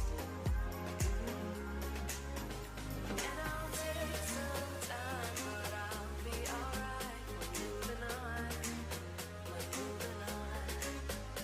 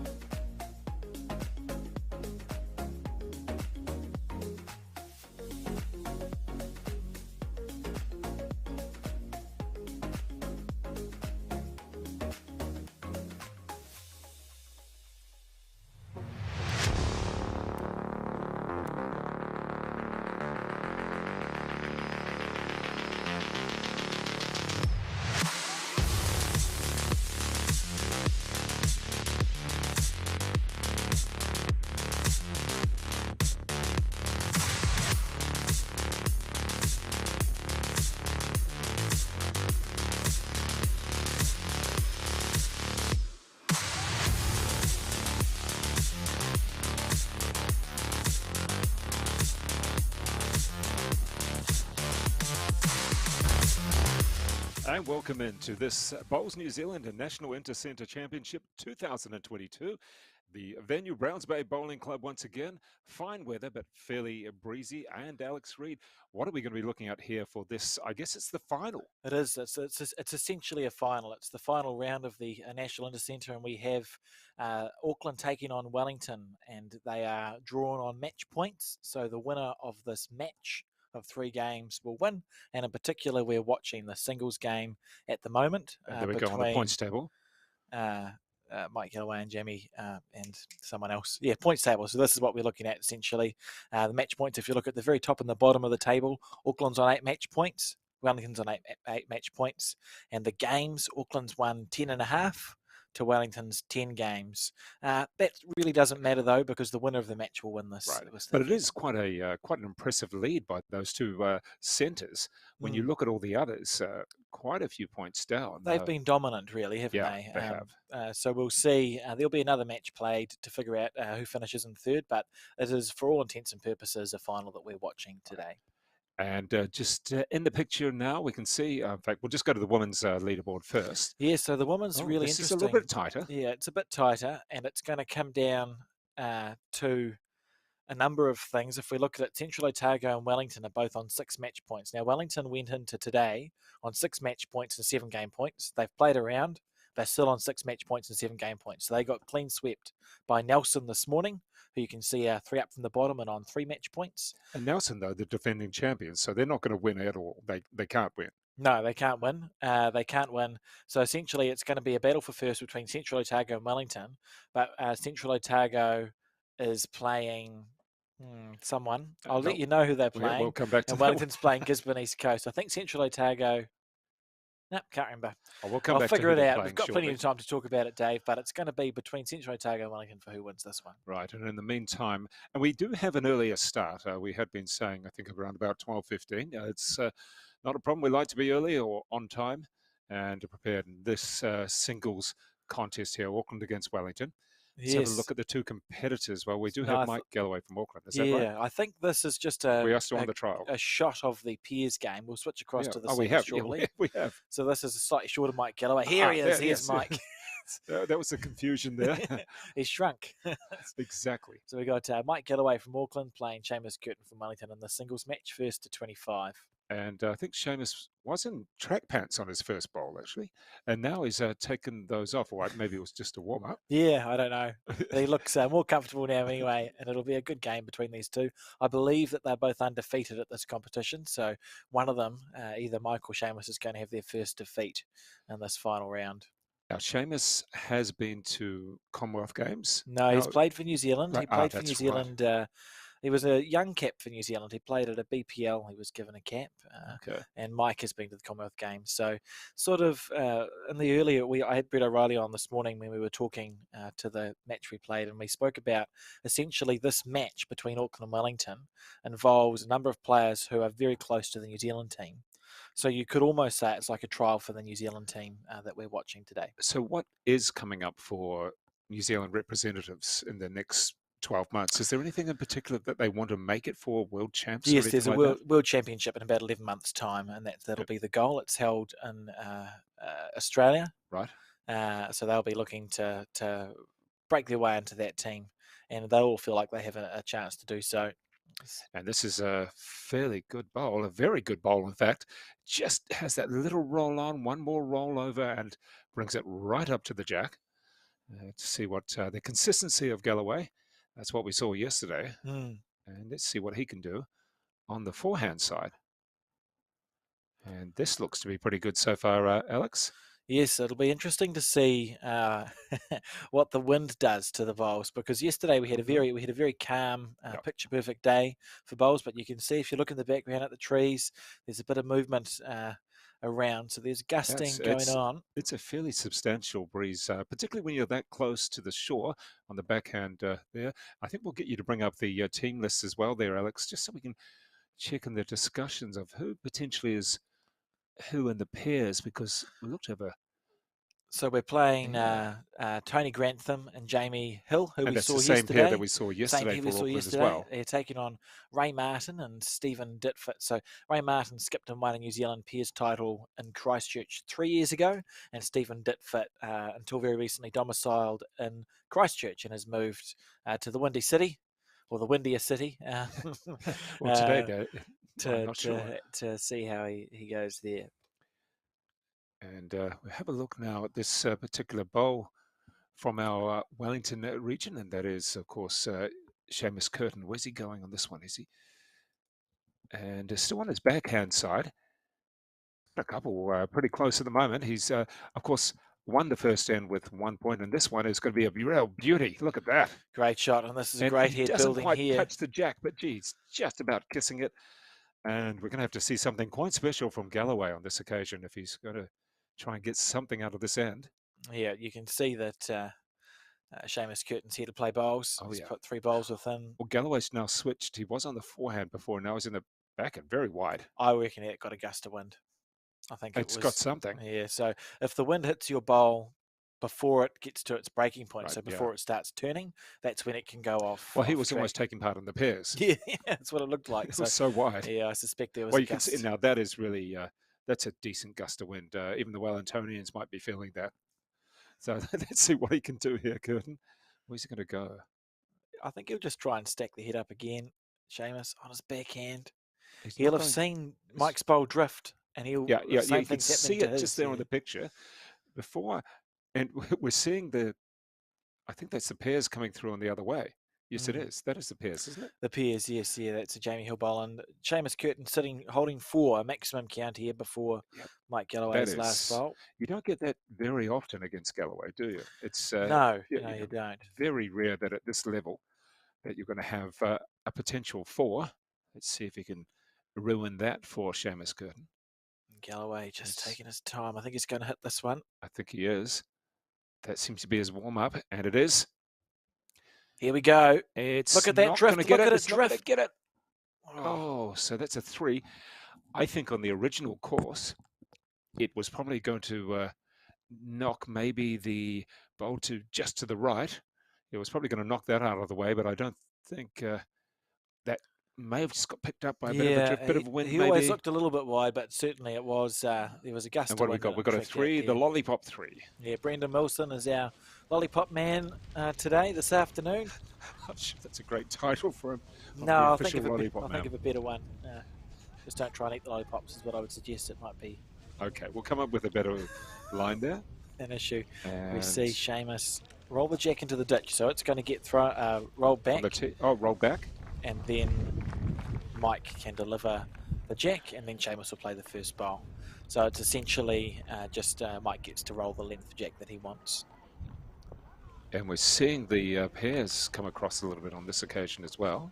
Yeah, so we'll keep an eye on the pairs too, David. You can see it in your thumbnail, and we'll also endeavour for listeners and viewers who have an interest in the. Oh, that's too far as well. Yeah, so if it gets overthrown, then the jack gets placed on the 2 metre. Right. Oh, I don't think it quite went into the ditch. And Seamus could place the mat wherever he wanted. Okay. It doesn't just keep going and going and going, and we'd be there. Yeah, you could be there all day. Now, this is interesting. This is his first on the forehand. The previous end, it was all backhands. Has the wind calmed on this one? Because that is almost picture perfect. No, just too much in the end. Yeah, so something to watch for will be if the wind's going in a swirl. So if you look down the end where Mike is, there's a building there, so the wind will tend to sort of duck around the corner and swirl a little bit. The previous end, it's more open, more exposed. Yeah, so it'll be the wind will do different things, but it'll still be there. I think it'll just be interesting to see how much of a bearing it has on the game. Well, you can see he's just going wide. Yeah. We got Seamus on the forehand.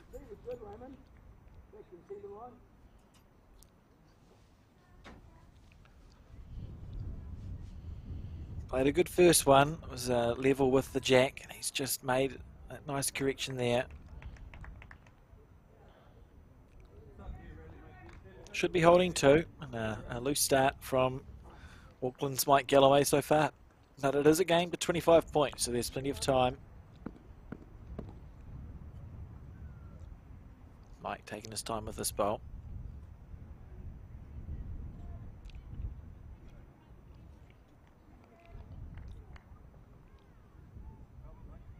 As we see it come back into the head.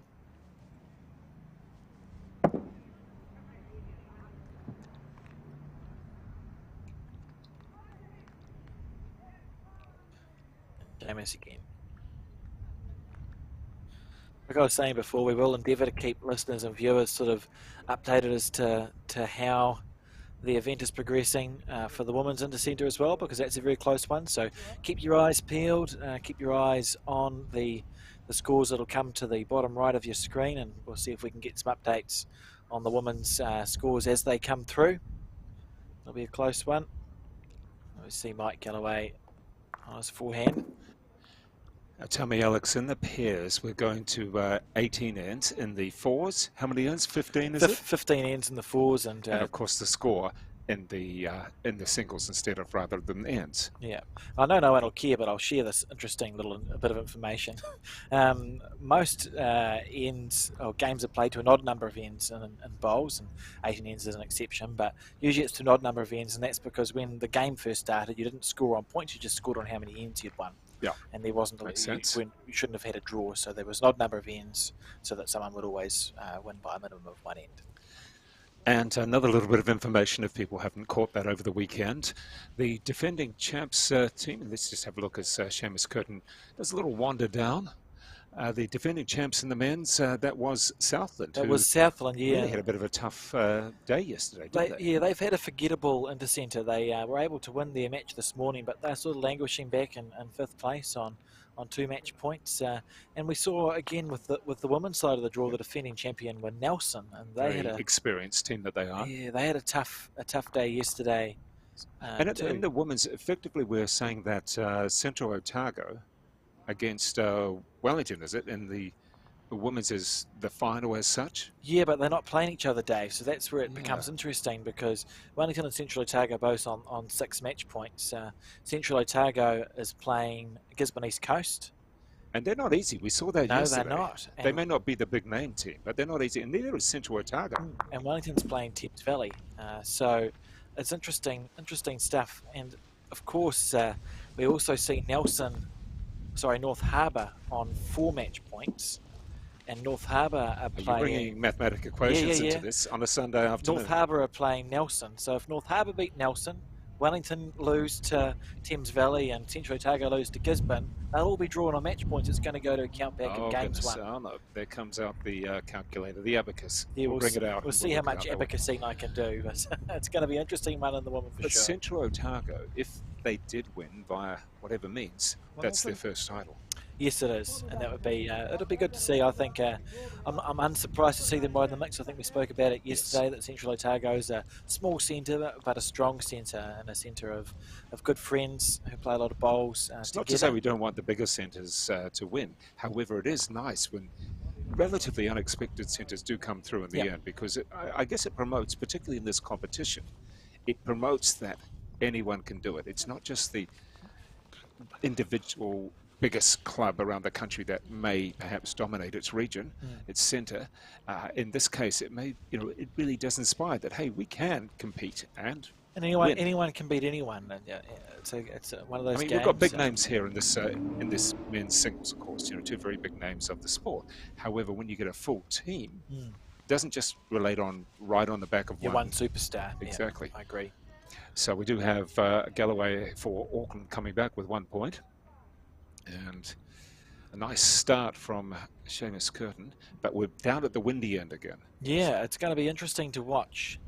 This is a bit shorter this time, the jack, and that's a very good, no too much on it, too much roll. The idea was there. Yeah, his green was good, so he just needs to correct his speed. It's a simple game, Dave. There's only 2 things in bowls. It's weight and green. Simple, they say. Simplified it so much, Alex. I think most people listening will say it's not that simple. No, it's an easy game to learn and extremely hard to get any good at. As we see Mike Galloway on his backhand here. No, it's too short.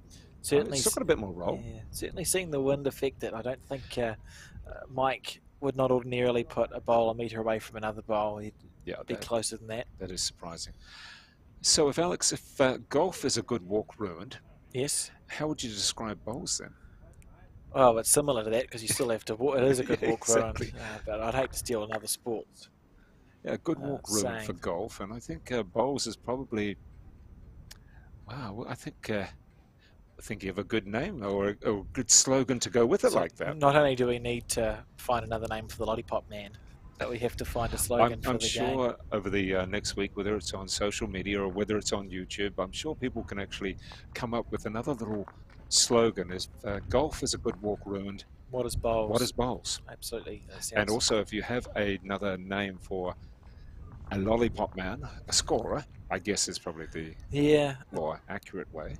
Feel free to let us know.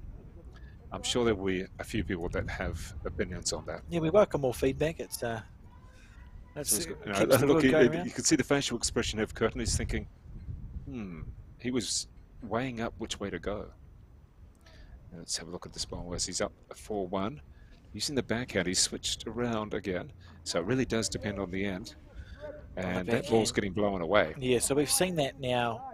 Both times the players have come in this direction, a bowl has been caught by the wind and tracked out.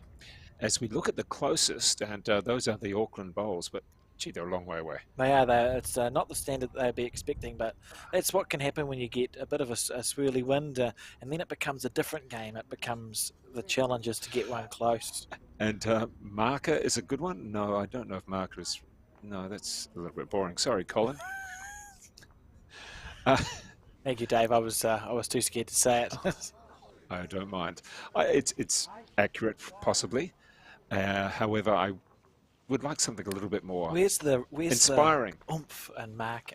You know, we need to Certainly think of one. We need some inspiration for that name, and I'm sure we want to really inspire people to take up that role, whether it's holding up the scores or whatever you like to call it, or even umpiring as well. In the meantime, this may be a little bit better because he hasn't pushed it out quite so wide. Yeah. Has it got the pull around? Watch Maybe this bowl. too much. If it keeps going, He might it's actually get enough. a point. He might get a point on this. I think he will. Oh, I'm not sure if he's Oh, quite made What's it the there, measuring Dave. like? Let's have a look. I think Is it it's One Auckland. 1 to Auckland. a There one? you go. Oh, So 2-4 on this race to 25. it's going to be a tough contest in the sense that they're not so much battling each other. In many ways, they're actually battling the You're elements also battling first. the elements here, and psychologically, when you are good enough to put 4 bowls within a foot, and your bowls are getting blown around, it comes down to having the fortitude to go, look, I'm going to get robbed. There are going to be bowls that go badly. And just in the pairs, we have Wellington up by 4 points to nothing at the moment. We're already raced through 4 ends. It's pretty quick, actually, getting through 4 ends so far. It is, yeah. They've zipped right through there, and that'll be a good game played. We see that short bowl from the Wellington lead. Shane Shane Stephen Ditfit from Wellington. And this is a bowl here from Auckland coming in. Jamie Hill is the lead from Auckland, short as well. And I suspect, without trying to make an excuse for the players, it's certainly, you can see it's a gusty breeze happening. So it The is a clubhouse challenge. end is more protected at the bowler's end. However, at the far end where the jack is, not quite as much. And you can see one of the balls there from the pairs almost comes down to Seamus Curtin's foot. This one, though, looks to be too much sway at the end. He's finished level with the jack, so it's not horrible. I mean, he's holding the shot, isn't he? And at the end of the day, what you're saying is, I'm not close, but Mike still has to get one closer than me. Now, we should point out that we have 1 and 1, quite a bit of distance on the first bowls. Same weight for both of them. This one, We see the... well, we're looking for the turn. We're not getting it. yeah, it's We're interesting. really not. Interesting. Mike walking away. So it's about as frustrated as he ever looks. Which isn't very frustrated, to be fair, Dave. He's got great body language. He doesn't show like too Galloway. much emotion, does he? Outward emotion. I think he's one of the players, if you're playing his team and he gives you 2 claps, you've done an incredible bowl. We are not getting much turn again. Maybe we are. At the last moment, it is holding. Yeah, that's a very classy bowl there from Seamus Curtin. That's one of the better ones that we've seen. Yeah, and you can see he's made that correction. He's kept his weight exactly the same and just taken that little bit more green. Galloway on the forehand. Perfect delivery. Textbook stuff. Is he happy? Oh, it's hard to Are tell, we honestly. going to see the emotion? And not quite. And well, it does knock one of his other bowls a little bit closer, but I Yes. don't think that's going to count too much at this stage. See, Seamus now, he's put one close. He'll try to follow it up.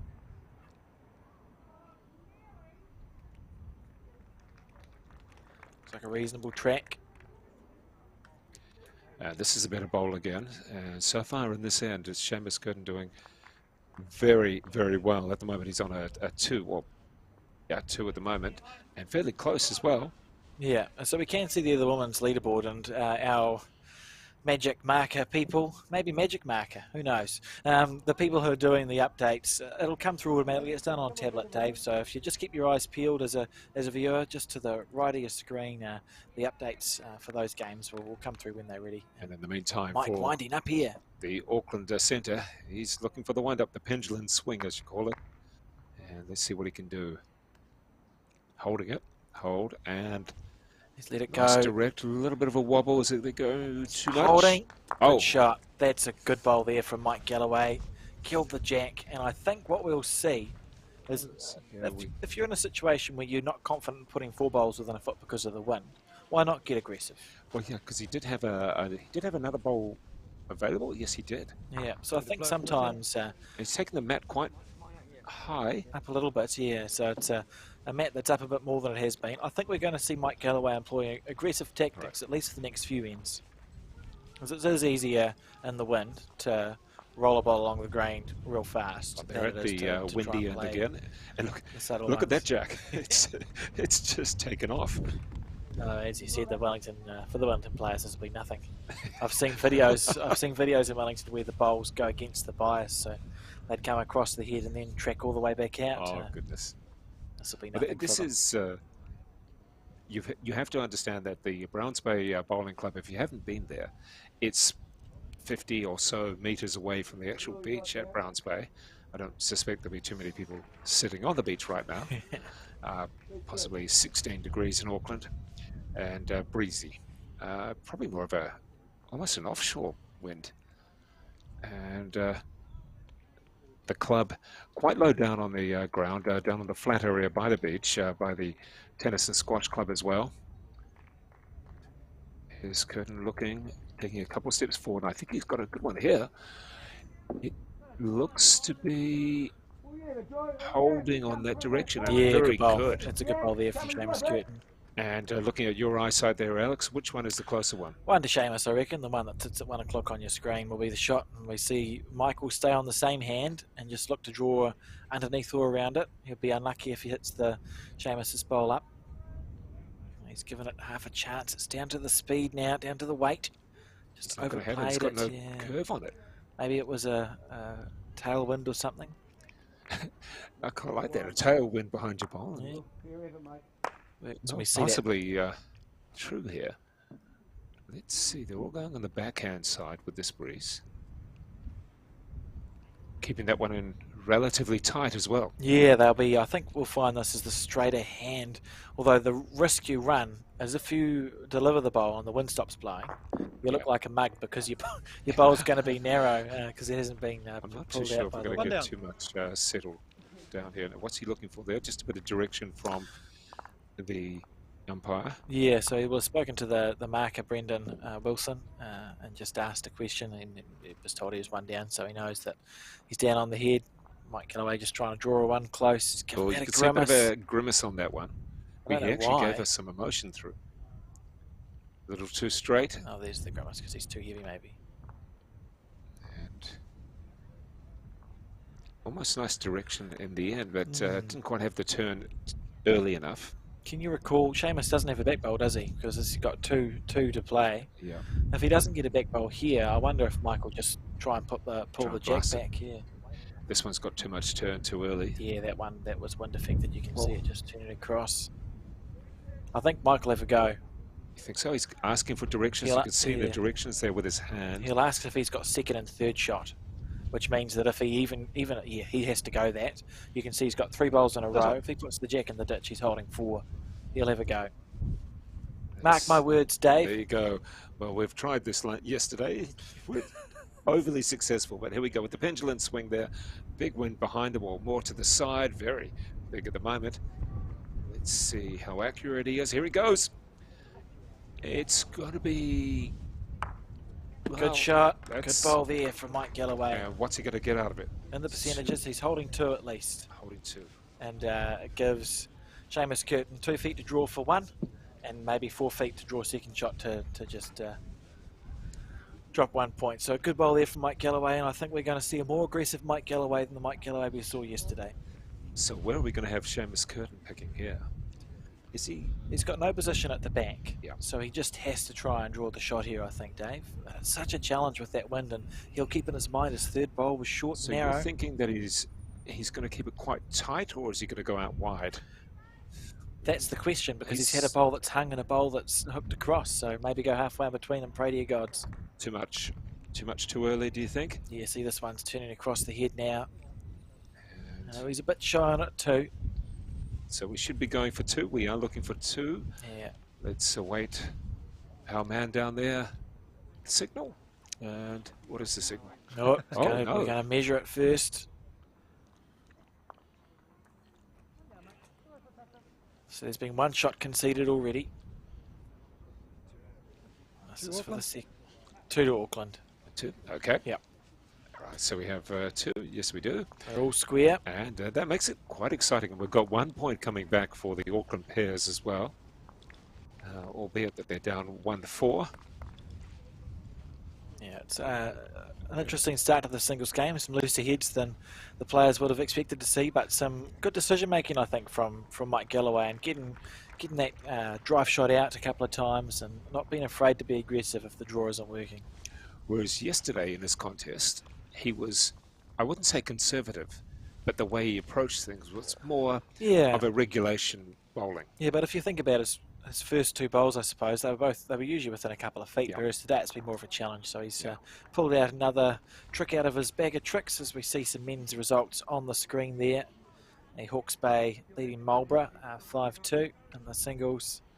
Marlborough leading Hawke's Bay 4-1 in the pairs, and 1-1 in the fours. Of course, none of the other centres can catch up for Auckland. Yes, it is, yeah. None of the other centres can catch up to Auckland or Wellington, so it's between those 2 for the winners, and these guys are just playing off for 3rd.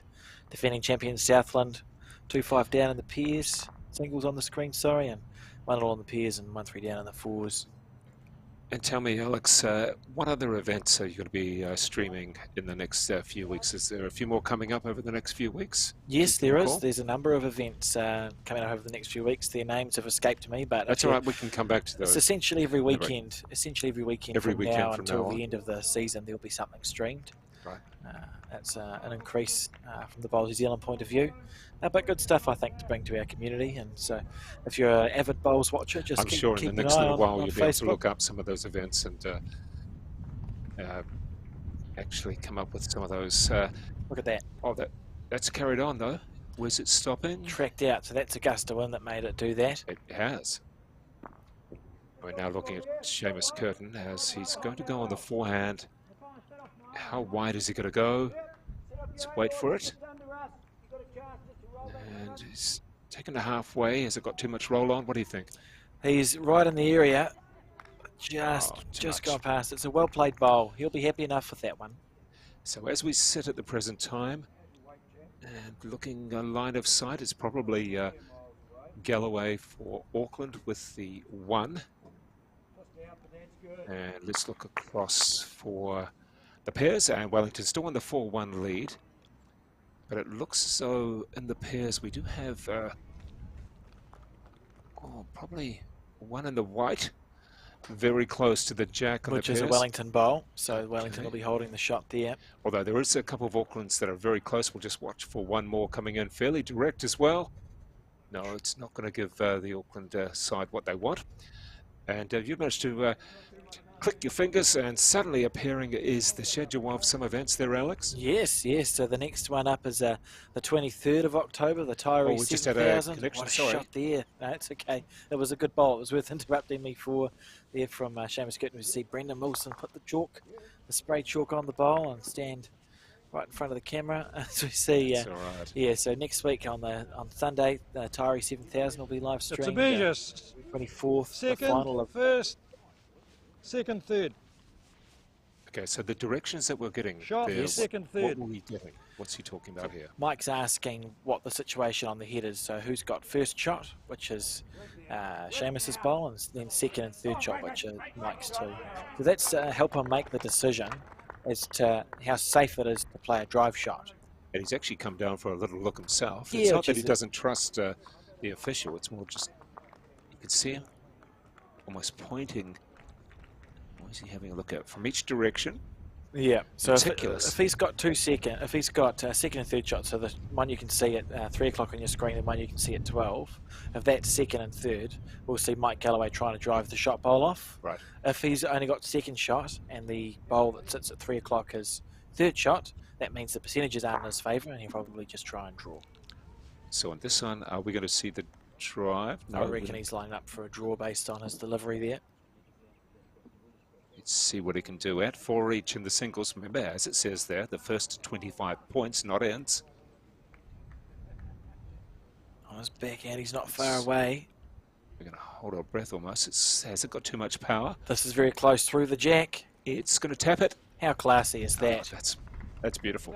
Absolute class there from Mike Galloway. Turned it into holding a 3, a great So 3. what is Curtin going to do? I mean, we cannot see the jack. Where is it? Where's it gone? It's to our... There it is. Seamus Curtin will probably draw on his backhand, which is to our right. Essentially... But that's going to have to take over some the 2 metre. extreme turn, though. Yeah, it will. Oh, it looks like he's on his forehand instead. He just has to draw is the point. He's got maybe 2 feet to draw. There's Okay, nothing, so he's switching around. nothing to hit. He listened so to you and said no. opted to do something far better, and this is extremely Actually, this close could here. go quite well. If he's got the weight, he's got the shot.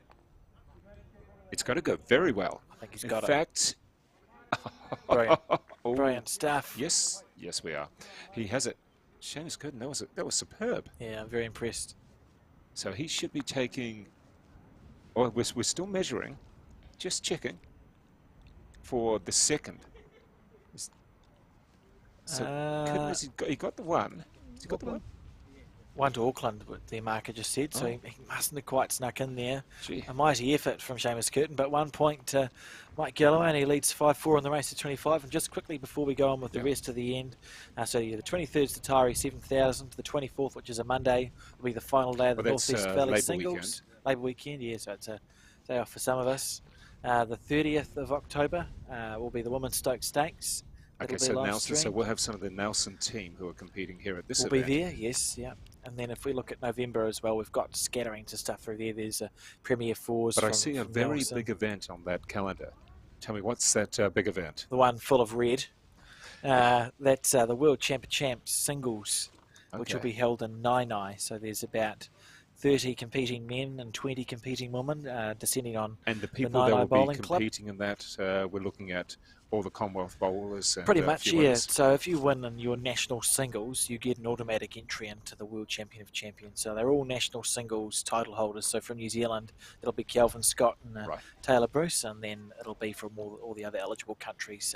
So that'll be a very good week. We'll do roundups every day from that, and then live stream the finals. We'll see Seamus Curtin follow the jack, so he's holding on 1. And to do that on your first bowl is quite significant. It's a fair effort, and we have seen these players tighten up, haven't we, over the last couple of ends. They started off playing some loose bowls. Well, particularly in this wind, in this breeze, it's even more significant. Because the first couple of ends, we were seeing the bowls scattered as such, and then we suddenly get a couple that are fairly keen at hitting, and this one's going to go. Watch this one dive away. Yeah. That's more to do with the gust of wind having hit it at a funny time. Well, it was than almost is as if the anything green else. was on a slope.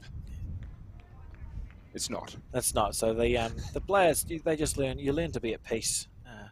As long as you know that you've given it every chance, it's not your problem if the wind decides to gust. You can't predict what God's going to make make happen. As we see Seamus Curtin here on his backhand. Just drifting a little bit, but not too far off. Understanding that the ball already has, or the jack has already been clipped a little bit, and it's a very good bowl from Seamus Curtin on the second. Whoop. No, Wasn't happy there? What are we looking at?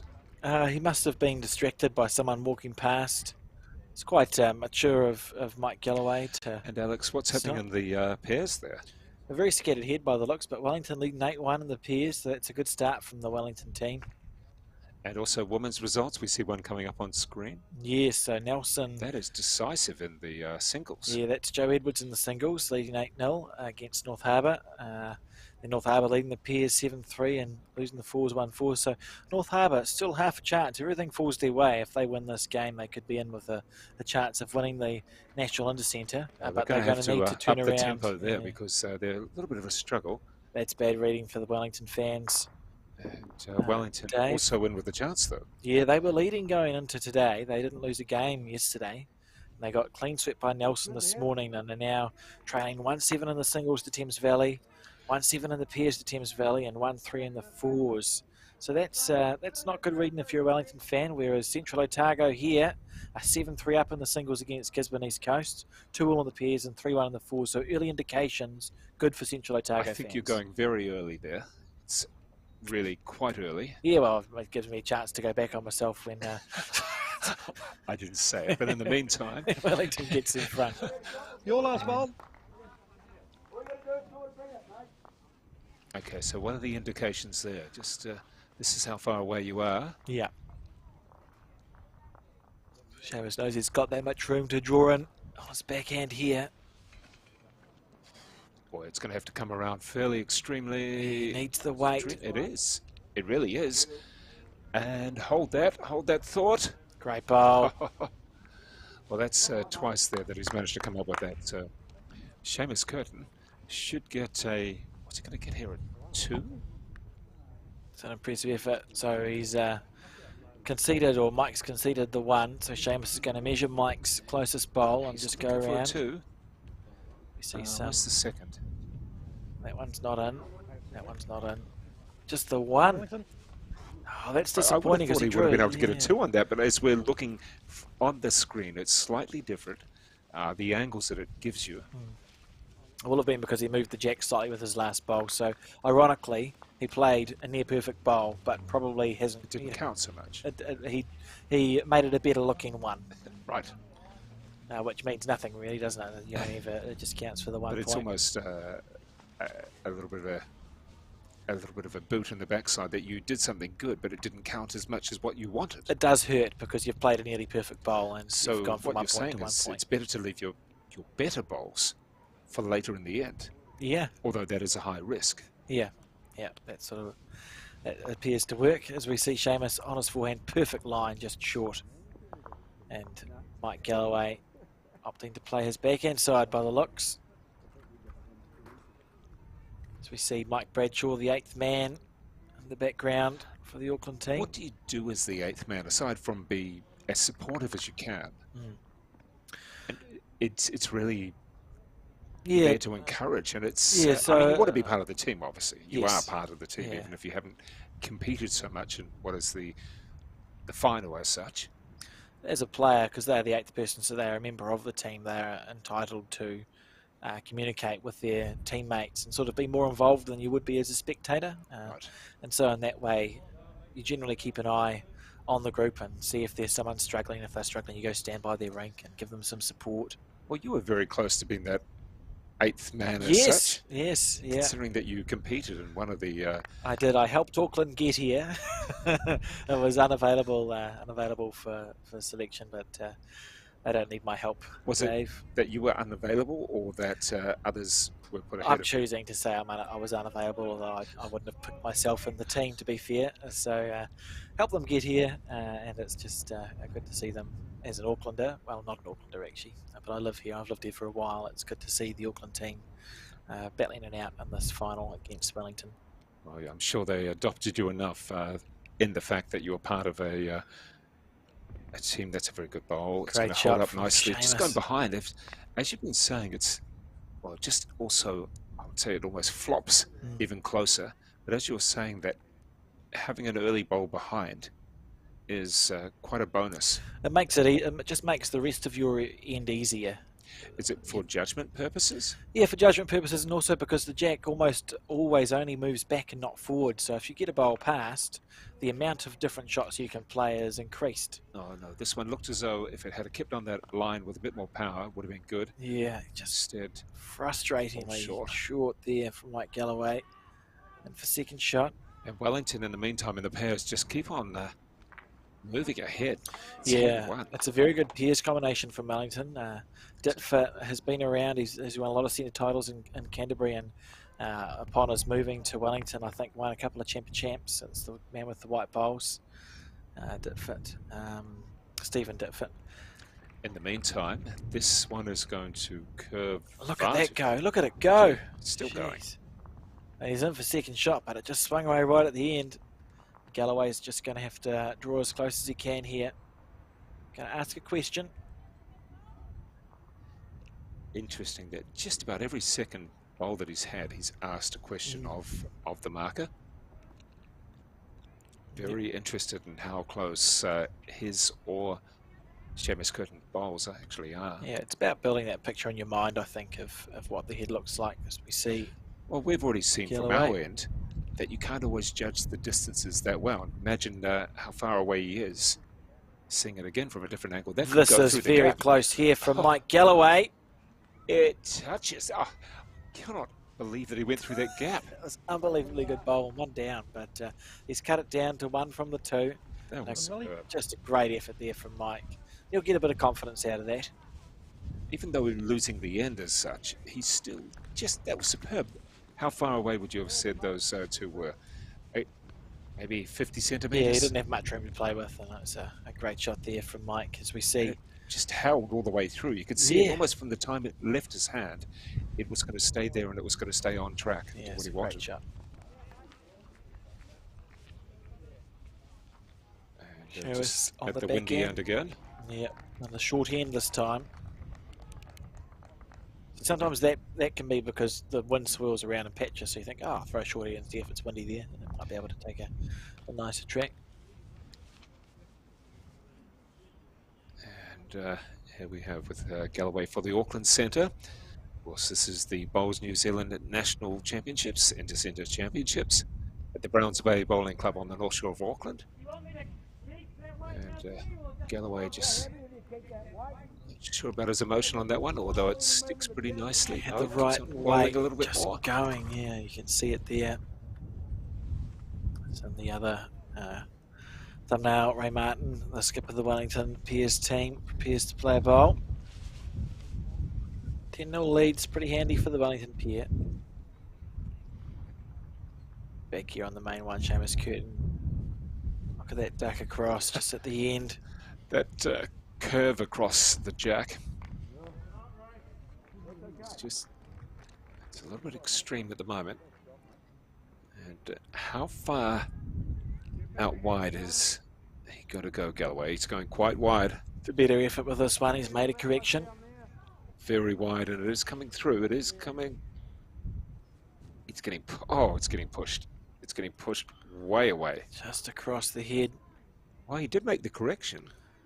However, it still didn't hold on more of the straight line that he wanted. Seamus Curtin, he's going very wide. Very, very wide, but he's going to actually work. It's coming in. Oh my goodness, bring that in. Great bowl. Very good shot. How wide did he go on that? It obviously felt that the first couple were pulled across too much. Yeah, That one. within Curry, like he didn't need to make much of a correction there, but it was a good bowl. So we see Mike Galloway. His third one, he's 3 down, so it's important.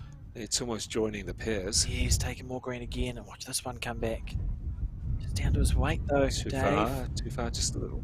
That's the green you want. Sits against the bias. 3 down. He'll be 4 down in a second. Seamus won't miss this bowl. Well, I don't think he will. He shouldn't.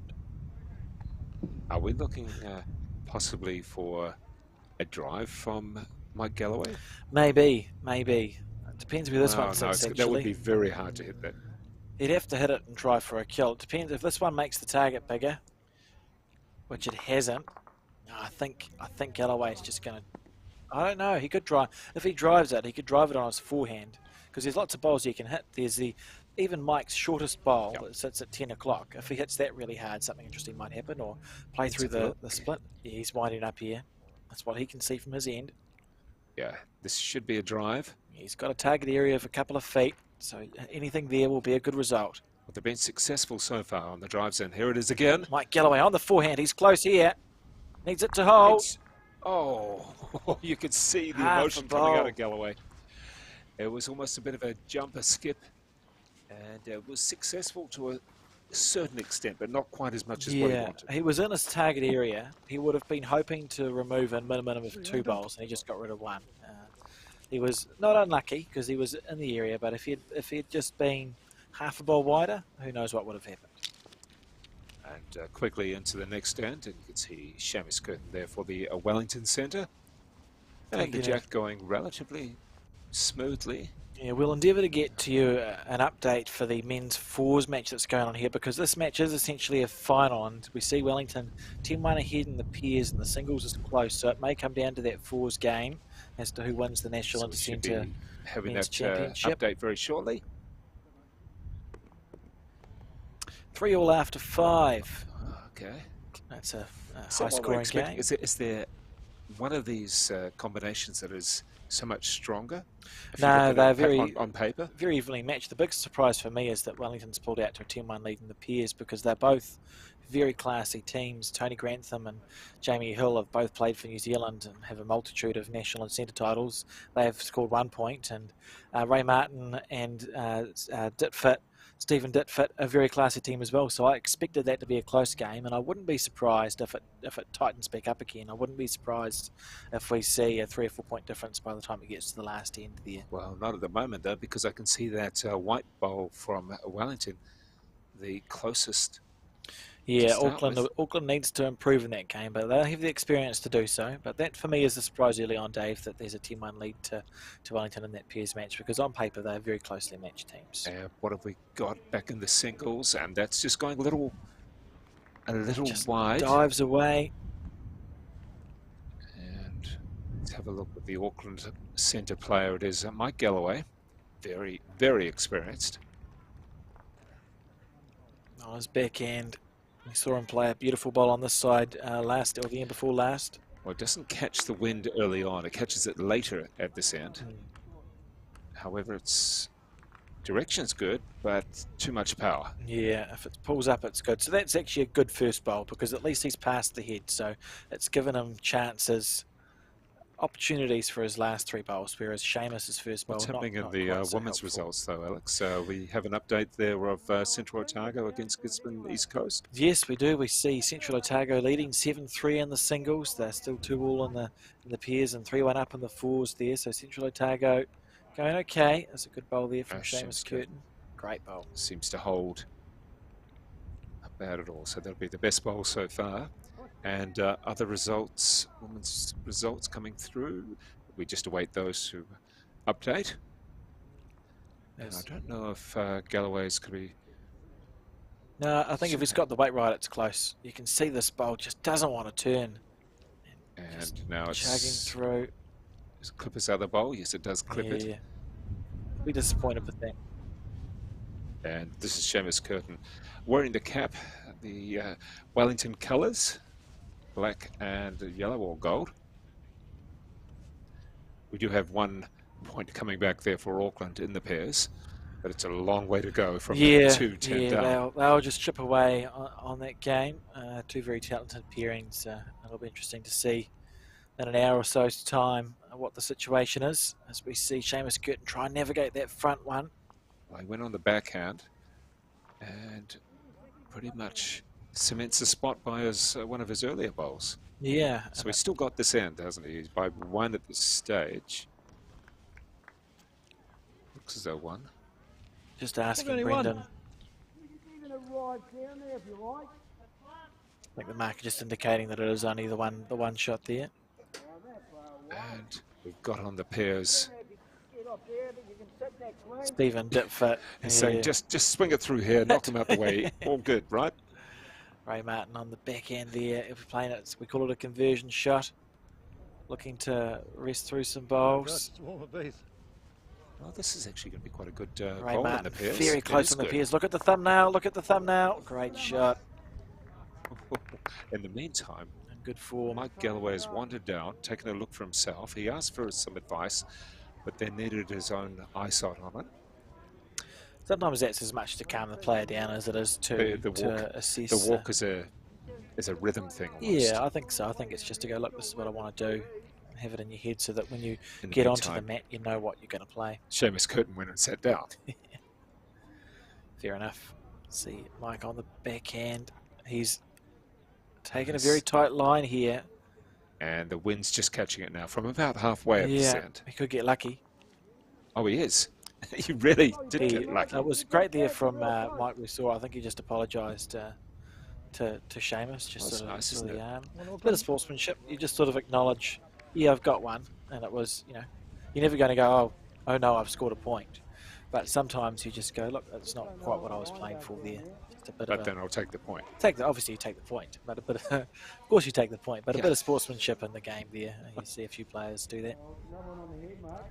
And look at the jack there, just wandering off on its own little stroll. Yeah, indication of some of the gusts that we have going on. And you know I'm going to ask you for the grass that they're using here. Maniatoto is the grass. Oh, Lovely, lovely greens. 2.5. And they're just figuring out, oh yeah, Seamus at a glance might have thought that jack was a bit short, but ascertain that it's not. Yes, the Maniatoto's And pretty what about much. some of the other grass that is used around the country? So- Any other common surfaces? Starweed, there was one Cotula's become less popular. So it's pretty much Starweed and Maniatoto, or artificial surfaces have actually taken off a bit in the last couple of years, Dave, and gotten better too. So the early artificials were sand-based artificials, a bit like an AstroTurf that you see. That's cool. Yeah, they not only scratched your bowls up, which wasn't great, No, that wasn't ideal. but they were sort of quite hard to play on, whereas artificials now have improved a lot. And you can play a good standard of bowls on an artificial green, and there are benefits there. Nothing quite like a natural green, obviously, but there are You can, more so artificials than there in used to wetter be. weather, we're not talking about torrential rain, but in, say, drizzle, things like that, it's easier to actually play on the artificial. It is, yeah, it is, and they've got always Just a got good, little touch there from Seamus Curtin. always have good drainage, and some artificials, a lot of artificials actually play better when a little bit damp. They run a bit quicker, so they're well suited to inclement weather artificial So the greens. initial cost of putting an artificial pays off in the long term in theory. Yeah, you do, and you still have to look after it, but it doesn't require a greenkeeper to look after an artificial. You still have to. Oh, I You can just see a have- little bit of a revolt there from some greenkeepers. Still has to be upkeep, obviously, but it makes sense for some clubs to change at least one of the greens to an artificial. And I think we'll see that going forward. But what about in some parts of, particularly the South Island, where it can be a lot cooler? Does that change the surface? Are they going to use a different type of grass compared to, say, Auckland in theory, warmer, or up north? Yeah, my understanding is Maniatoto is better suited to those climates anyway, because it's a South Island waterweed, and it's more up here where we have a challenge in keeping the Maniatoto alive. Well, I mean, You could- it does in Auckland and, say, Whangarei get very humid. Yeah, and you tend to get stuff get into the greens as well. So I've a huge amount of respect for greenkeepers that are able to maintain any green, really. I wouldn't do it for any reason. It's a nightmare situation.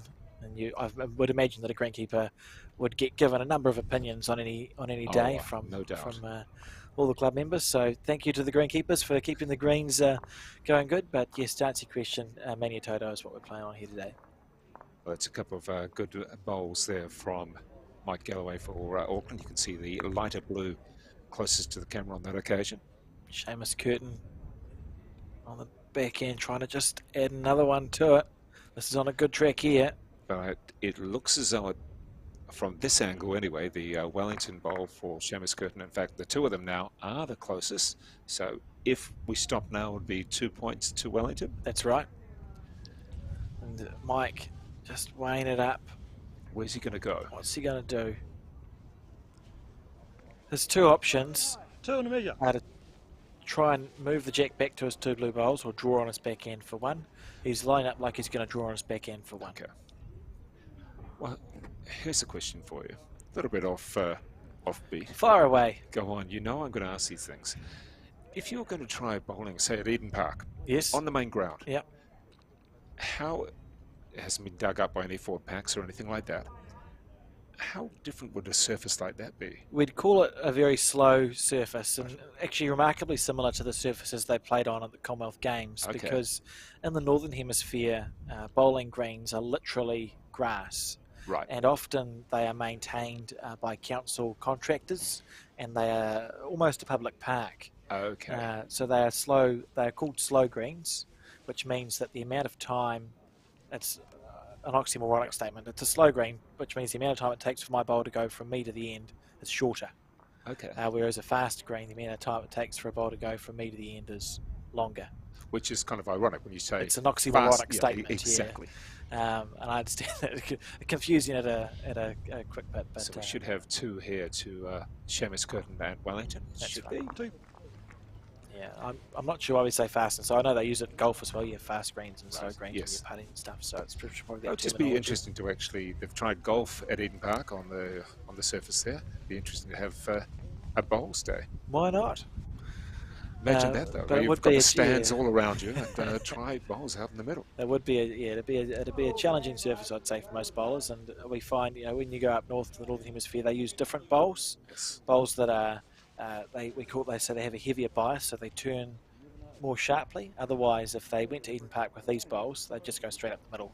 You go straight at the jack. There you go. That's Which what is I was what we're after speaking yesterday. about. So We yeah, were you have after a slow thing. And just a quick update on the Auckland fours. Auckland is 7-3 up in the fours after 6 ends against Wellington, and they trail 11-2 in the pairs and 11-6 in the singles. And remembering that in the fours, it's the best of, or at the end of 15 ends, yeah. So we're through 6 ends. Yeah, it's beginning to take shape, this National Intercentre final between Auckland and Wellington. So if we actually stopped it here, we're not going to. However, if we did actually stop it here, it would be a singles to Wellington and the pairs to Wellington, but the fours to Auckland. So Wellington So that would win. be the victory overall for Wellington in this competition. And we do have a couple of bowls completed here. Seamus Curtin with one, just dipping behind and just sticking behind the jack, and looking here for his second bowl. Where's he going on this? It's but he's waiting for the wind to bring it around, or he's waiting for the turn on his bowl, and it's turning now. It may have too much turn. It looks as though it Yeah, has just underneath. Look at it go. Just swooping across there. Good weight. a little too much in the end. He's got one, and the Auckland bowl in front is probably going to be the second ball. Yes, it will. See Mike Galloway here. I'd quite like the result to come down to the singles match, Dave. We've seen it happen before. There was a National Intercentre held in Howick as we watched this bowl of Mike Galloway's swoop away from the head. Just keeps on going and once going. they start going, they don't stop. But there was a National Intercentre in Howick final between Nelson and Canterbury, and that came down to the singles match. Andrew Kelly playing Shannon McElroy, and Andrew won it. Dramatic fashion, about 25-24. So I'd like to see that happen again. It'll be pretty cool. This is looking good. This is looking very... Great shot. Oh, yeah. Beautiful stuff there from Seamus Curtin. Really finding his touch in this game. So we see that nice camera angle there. Aggressive nature there of Galloway, and he's going to do it again, Gonna is do he? it again, yep. Good call, Dave. So we see Galloway wind How's he up going to put it, though? I'm just thinking where he's going to go on this. straight up the middle. Jack in the ditch is what he's looking for. He's not far away. Mike Galloway, done it. Did he? He's Did done it? it. Did it stay in bounds? That's the question. And we can't see quite. Well, I his believe it bowl's did. out, It must have. and the jack's in. That's gutting for Mike Galloway. So the bowl there is outside of the rink peg, and the jack's in. So he's still got 1 point, but he'll be disappointed that his collision bowl, the one that was in his hand. So what is Didn't stop Curtin in the thinking ditch. here? Where's he going to go? I think he'll just try and draw as close as he can to the ditch, unless... Do you remember if Seamus has a toucher? Scratch the head. Because if Seamus Curtin has a toucher, he can hit that toucher into the ditch. Right. So if he does, And that's there what we go. he'll So do. what's he saying there? I'm just going to... Okay, asking for a lot of directions there from the marker. Just thinking about having a hit, I think. It'll be interesting. And hands on the Yeah, hips he there must for have a Mike Galloway. toucher. He must be hitting his toucher. Someone camera switch so we can see. Oh, well, that wasn't much to look at. He must have been looking. I think he must have a toucher somewhere, or maybe he's trying to chip the bowl off. I don't know. He was trying to hit something, Dave. Oh, yes, you can see his hands there going, I just wanted to move over there. It's not going to. Oh dear. So a turnaround in this end. A good turnaround, to be fair, for the Aucklander, Mike Galloway. He should score a minimum of 1 point. And he's turned that head around nicely because it wasn't looking that pretty for him 2 or 3 bowls ago. And where's this one going? So this has been a real challenge. We've seen a couple of short jacks as such, and then we end up with one in the gutter. And 2 there. It's 2 points there to Mike Galloway. So 8-11 is the score now. I'm enjoying that he's not afraid to be aggressive, Mike Galloway. So attacking the heads. And you mentioned yesterday about how long a competitor can actually say, hold it, let's wait for my bowl to actually sit. You know, in windy condition like this, would you sort of just hold on a second if your bowl is going to be moved a little? Yep. We haven't seen it yet in this particular contest. You can, and we saw in the first round, Dave, there was a measure for the women's game, and there was a bowl that was sitting on an angle, and it looked like it was in for shot, and it just sat down. So you can wait. You can ask to wait 30 seconds, but certainly in windy conditions, when your bowl's on a precarious angle, absolutely fine just to go, look, can we just wait and see what's going on? And you shouldn't be asking for that time any other time, really, unless you can see it wobbling, or unless you're in conditions such as today. Yeah, if you think it's something that might happen, you're well within your rights to just ask just to wait 30 seconds. See Seamus Curtin here. Looks, so it's got a nice turn. It's holding, though. It really is holding. Oh, just about sliced the jack. Shaved it. Both bowls out of our camera angle, which is unusual for these two players. You would have expected the 2 bowls to be within. I hope they actually weighed down the cameras, because that breeze is starting to knock it apart. Seen it shake around a little bit. They're very solid tripods, I can assure you, Dave. There's no danger of them going anywhere. And no umbrellas on them to get blown away. I think, Alex, while we're here, we should actually just say a little compliment, a little thank you to Tamara on site, and also to Colin as well, I believe. Yes. Anybody else there that we should actually say well done? It's difficult to set things up. Yeah, so I mean, every national event you have, there's a number of people behind the scenes on both Bowls New Zealand and centre levels. As we see Seamus just sneak underneath. Another close shave. Yeah, from a live stream point of view, for sure. Big thanks to Tamara and Colin, for they're the ones who get up at 5 o'clock in the morning and go out to the We've got the snacks here. They get up at 5 o'clock in the morning, go out to Browns Bay, set up all the cameras, make sure everything's working, press the button so that we can. I think Colin's about to go and stand on one of those cameras, because he believes one could fly away shortly. Go down to Browns Bay Beach, you might find a camera. Would actually add to the live stream if one would fly. But yes, no, thanks to them and all the other people who've made it happen. You can't name them all, but thanks to the volunteers. And in the meantime, here with the singles, it's Mike Galloway for Auckland, who has one on either side. And this one from Seamus Curtin has just decided to drift off completely. It's going to the beach. It's a poor bowl, but certainly I would suggest that it's more to do with the wind than the player. Yeah. You don't see them miss by, if you look at the what the standard of these two bowlers. Yeah, and he's played 2 bowls that are literally 3 metres apart. That's much more to do with the wind. And what's happening there in the pairs? Have we got a bit of a score coming through, I believe? Looks like Auckland's creeping up. I think they may actually have a couple more on that. Now we've had Galloway swing around to the backhand, but it didn't get the wind that he hoped for, or the swing as such. Right. And let's see what Seamus Curtin here with this last bowl of this end. On the backhand, Auckland getting one on that. No, it's not going to hold enough. It's going to curve around. So are we going to have 2 here for Auckland? Yeah, that's a poor end from the Wellington player. He'll be disappointed with that, as we see Mike Galloway pick up 2 points and go to a 10-11 deficit now. And over in the pairs, it's 5-11, Dave. So a comeback on for the Auckland pairs team. What's that, the last 4 points, I think? Was it 11-1 or 11? It was 11-1, so they've just been clawing their way back. You expected that pairs to be quite a close contest. Yeah, 2 very good teams. I expected it to be close, so I was surprised at 11-1. And maybe we'll work on an update from the fours in just a moment. We may have to ask Colin to help us out there. Oh, and the jack's been overthrown, so we see Brendan Wilson, the marker, throw the jack back, and the score on the fours 7-4 to Auckland. So they lead in the fours After 7. 7-4 after 7. So they're about halfway through that competition so far. I don't think 7-4 at halfway indicates anything too much, does it? No, it's a very close game. That's a very close match. And two good, talented teams there as well. And is this one going to go in the gutter too? Fascinating. It is. So now the jack will get placed on the 2 metre mark, and Mike can place the mat wherever he would like it to go. And the singles, as you can see on the scoreboard, 11-10 to Wellington. That's Seamus Curtin against Auckland's Mike Galloway. It's been Curtin most of the way. In fact, he's still got the lead, but it just feels to me, Alex, that Galloway's just starting to make his move a little bit, or perhaps Curtin can be a little bit more worried. I think there's been, I think Mike's shown a bit of fight and perhaps a bit of momentum building for Mike as we see the women's results on the screen now. Coming around as much as what he would have liked. So we must keep in mind that the for the women's side, Wellington and Central Otago are tied on game points and match points at the moment. So it's a really important round as we see Thames Valley lead 12-2.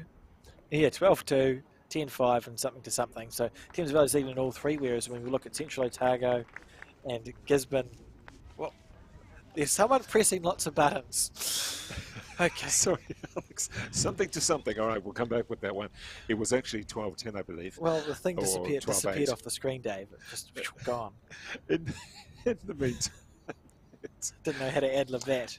You take it from here, Dave. You tell All us right, what the well, scores we can have are. a look here at the Gisborne East Coast leading Central Goodness Otago gracious. 11-9 in the singles, 5-4 in the pairs, and 5-3 in the fours. Not something to something. But in the meantime, that one looks to be quite a close contest. Of course, Central Otago to have, well, they're certainly in contention anyway for this competition. Yeah, Central Otago and Wellington are the two women's teams that are leading the field at the moment.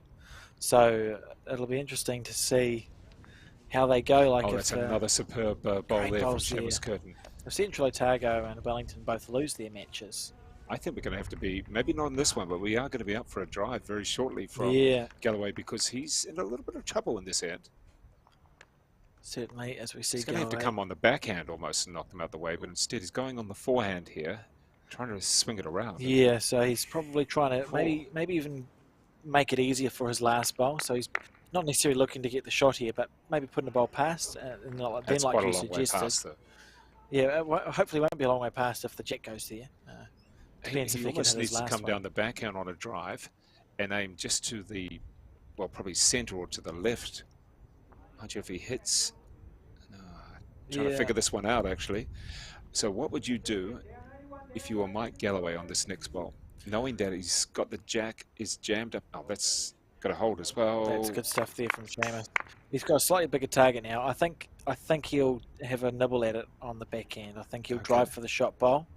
And if he's narrow or wide, he's still clearing one of the three out. So it's an improvement.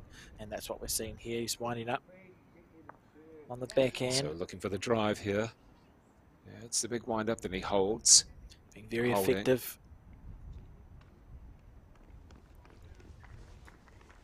And Very look at close. It's going to be good, is it?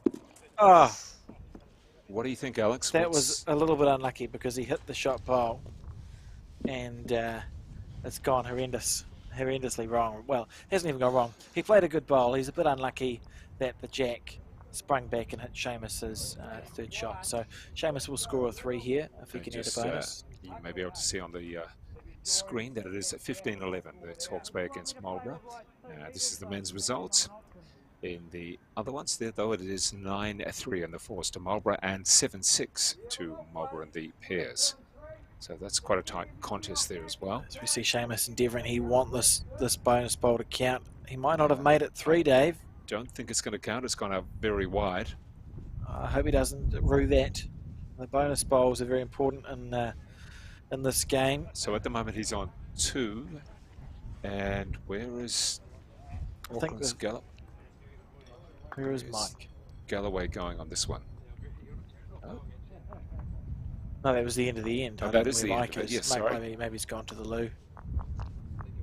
Okay, so we have 2. At least 2 to Wellington. I'm not sure where his third bowl finished. That's interesting. So Mike just taking a little walk. He won't be long. Fair enough. He will have been disappointed with his last bowl. I mean, we were just saying that he was coming back strong, and then some people just enjoying themselves there. Fair enough. I think they're keeping out of the wind so they can enjoy themselves. But in the meantime, we'll switch over to the pairs. Hello? Oh, Galloway's back. Oh, yeah, with his mat and conceding the 2. And the pairs 11-5. And who we've got here in the pairs just with the next bowl, Auckland. Yeah, so Auckland scored another point. Jamie Hill is leading off on his back end. Cheers. Let's have a look at his first bowl there. Taking its time to come through. Oh, And there you can and then see holds it. up Yeah. really short. I'm sure it's wind related.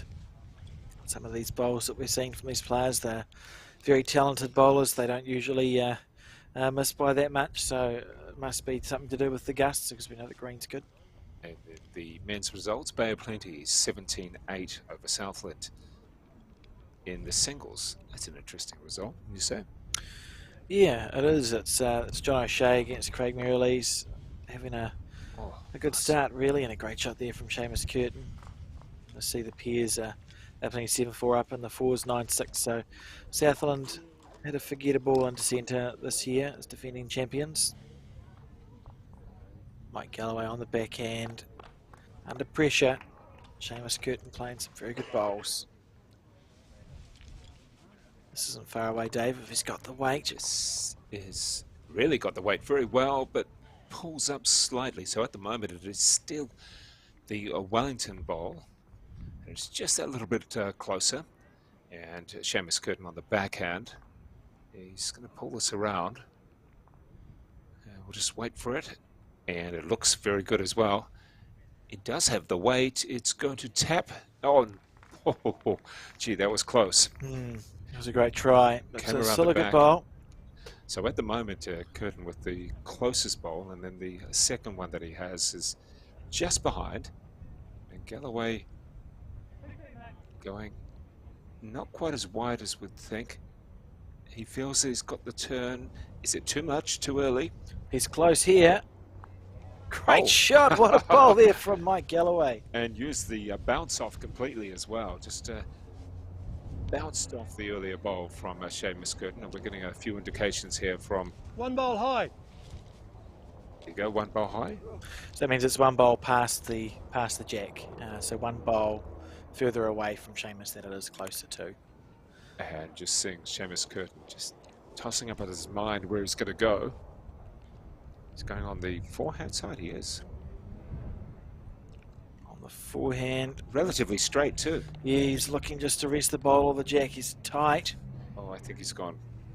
You can't go that straight unless you're driving because Yeah. the ball's just going to be swung away completely. Yeah, he just lost it really. It just sort of hooked across.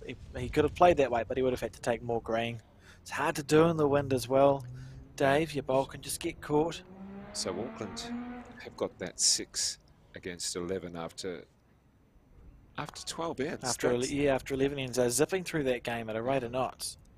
But there's not much scoring as such. But Yeah, low scoring, that's right. Now, Mike's put that bowl there. That's a good shot because it means that Seamus can't really afford a little bit of jack movement. So he'll play this one with more conviction. Maybe look for the bowl clean. This is very close here from Seamus Curtin. Not turning. It's pretty much a slow drive, if you want to put it that way. And there we have just doing a little inspection. Yeah, 1 and a measure. And using his foot, probably a size 9 foot. Putting it there. Use my foot as the measure.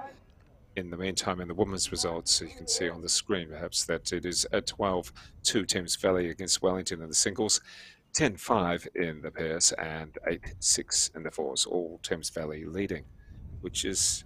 And Mike Galloway raising his arms up in frustration at the wind there. It's going, why did it do that? A 1. one there. And look at this bowl on the piers. Oh, just about made it. See in the background, Leif Selby. Dave in the middle. He's a world champion, won the world singles for Australia 2012. Now domiciled in Auckland with his partner, Lisa Prideaux. Plays for the Auckland women's team. Mike's dropped the jack. Doesn't mean anything, really.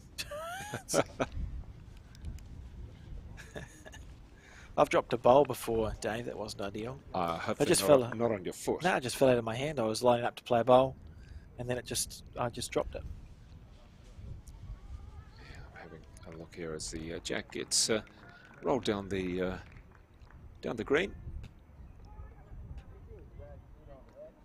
Yep, that should stop in time. Just so it gets placed on the 2 metre mark. And Mike leading off 11-13. He trails in this race to 25. So we're about halfway through the singles rubber. And we're just curious about the fours. If we still have Auckland, we're in the lead there. They were. We'll come through with a score from the fours, not too far away. In the meantime, this is, it's going to sound cliche, but it still is anyone's game. We thought that we had Galloway coming back, and, well, is this too strong? I think it is. Wasn't very happy with that, actually. You could see a little bit of arm movement there from Galloway. It's about the maximum level of emotion you'll see from Mike Galloway. We almost had a jump for joy, but it was half-hearted because he didn't get what he wanted. Yeah, he can skip up the green a little bit. Very slow forehand there, and it's coming around and it's slowing down. It's going to stay, is it? Good shot. And we think the score is 10-4 to Auckland after 8. And the fours, Dave. Okay, after 8. Developing halfway through now. Developing into a very interesting, what essentially is a final. It's very nice when they end up this way, albeit that in the women's we're reliant on possibly lower ranked teams holding the higher ranked teams. Yeah, and the women's one, it's much more of a mathematical. Their coaching staff, the women's ones, will be running around trying to figure out who's done what and by how many, whereas at least for Auckland Wellington, it's a really simple equation. If you win the match, you win. Oh, this one got caught by the breeze then. You could really see it just, I wouldn't say get lifted up, but certainly get pulled away. So how's your mathematics then, Alex? Good. What do you want to know, Dave? Oh, good enough that you'll be able to tell us who's going to win, or who, if we get that to the end, you'll be able to figure it out. I think so. I think I'll be able to tell the viewers who's won before we finish the live stream in both of the events. There is a chance that the women could be all tied up if North Harbour and Central Otago lose this match. They'll stay on the same number of match points, and not North Harbour. If Wellington and Central Otago lose, North Harbour can leapfrog or go back up to be level on match points, and then it will come to a count back of games won. Okay, so it is matches, games, then net total of shots, and then lots of other bits and pieces. I think there's about 5 ways that you can get it down to be. Do we have flicker coin in there somewhere? No, we don't. Do we have one shot only? I can tell you. So it goes in the unlikely event. Well, we'll go first. So it's highest net total of shots, and then we go who won when they met. So when they met in their match, who won the match? If they drew the match, they play 1 extra end. So it's no extra boundaries hit like we had in the Cricket World Cup. No, we can't go for that, which was very demoralising. So waste. This one looks very straight. Looks very, very straight.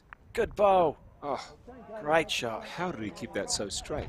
Beautiful stuff there from Mike Galloway. Similar to what he did a few ends ago, in that direction. That's right. Just held and held and held. Probably caught a line of the wind. But to hold it that long when we've had so many others being pulled away, or you have to use such an angle to bring it back in. Down.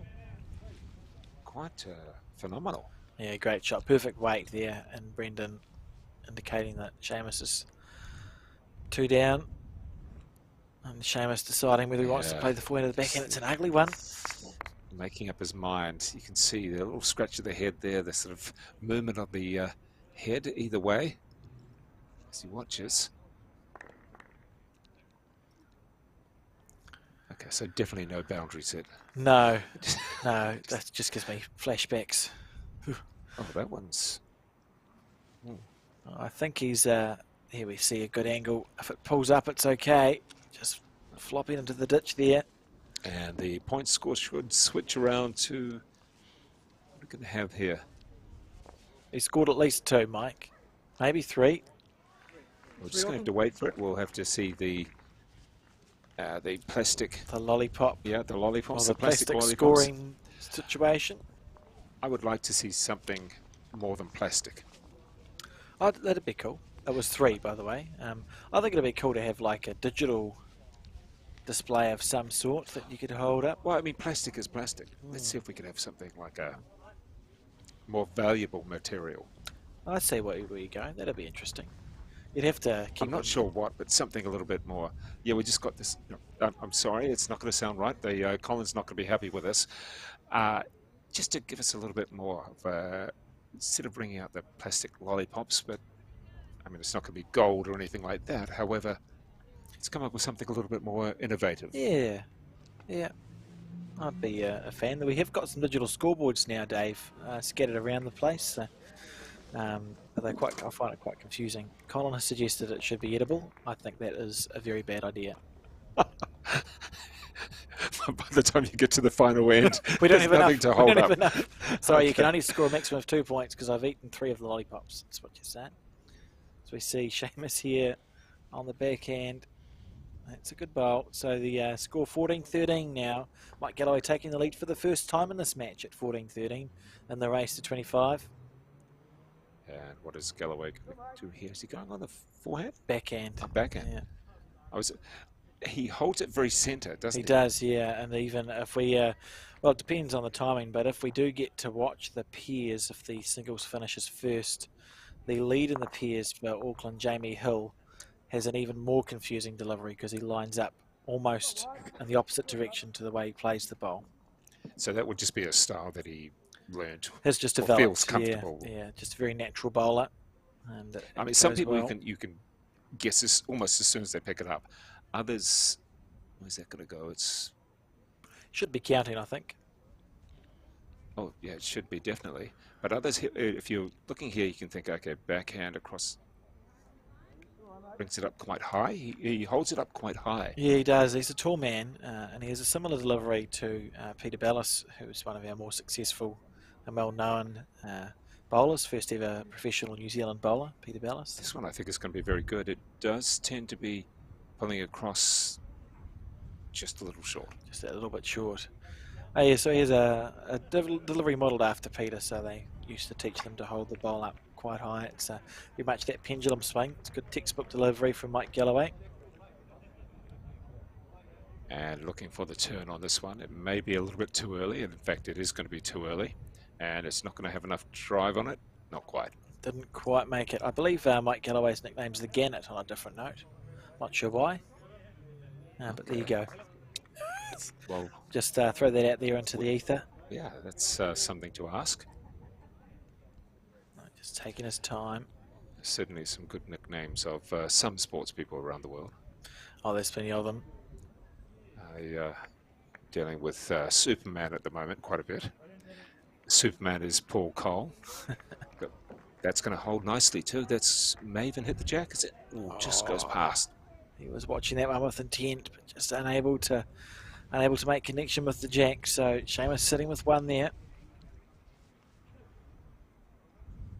Should make it two. For Galloway, with his last bowl on this, no, has he still got one left? No, I can see four blue ones, so done. he doesn't. He won the previous round, previous end, so he's had his last bowl, and if he can make it here, bring it around enough, he's going to add to two. But looking at it, it looks pretty good actually. Has it got enough on it? Oh no! Just falling that little bit shy. So he'll take the one and make it 14 each. Yeah, so just to summarise this match at the moment, 14 all on the singles. Wellington leads 15-6 in the pairs, and the fours 10-6 to Auckland after 9 ends. So we're still no closer really. I mean, We're even with Wellington 15-6 in the pairs, it's still not really giving us a full indication. We've seen a little bit of a comeback, 5 points. Yeah, you wouldn't want to pick a winner from this stage. We've had you try a few things, and Unfortunately, we're not going to use you for a lot of I numbers think in the I've future. been right once or Oh, twice. and we've got someone in the background there using the using the crutch to good effect. Get out of my way, please, right now. That's great. See Seamus Curtin on the forehand. If he's got the weight, it'll make it. Just running out of oomph. And Mike Galloway on the backhand. Taking his time. It has been challenging. You can see for the players here, the wind has made it different to what it was yesterday in regards to how easy it is to put 4 bowls really close to each other. So we see Galloway on the backhand. And this one's better, much better. It is. Ooh. Great shot there. He's picking that backhand coming in this direction really well. We saw him trail the jack back for 3. So it's Whereas just the other end though, there's a big difference because we've got the wind. yes, for sure. Yeah. Going completely. So and this one is very wide, very early.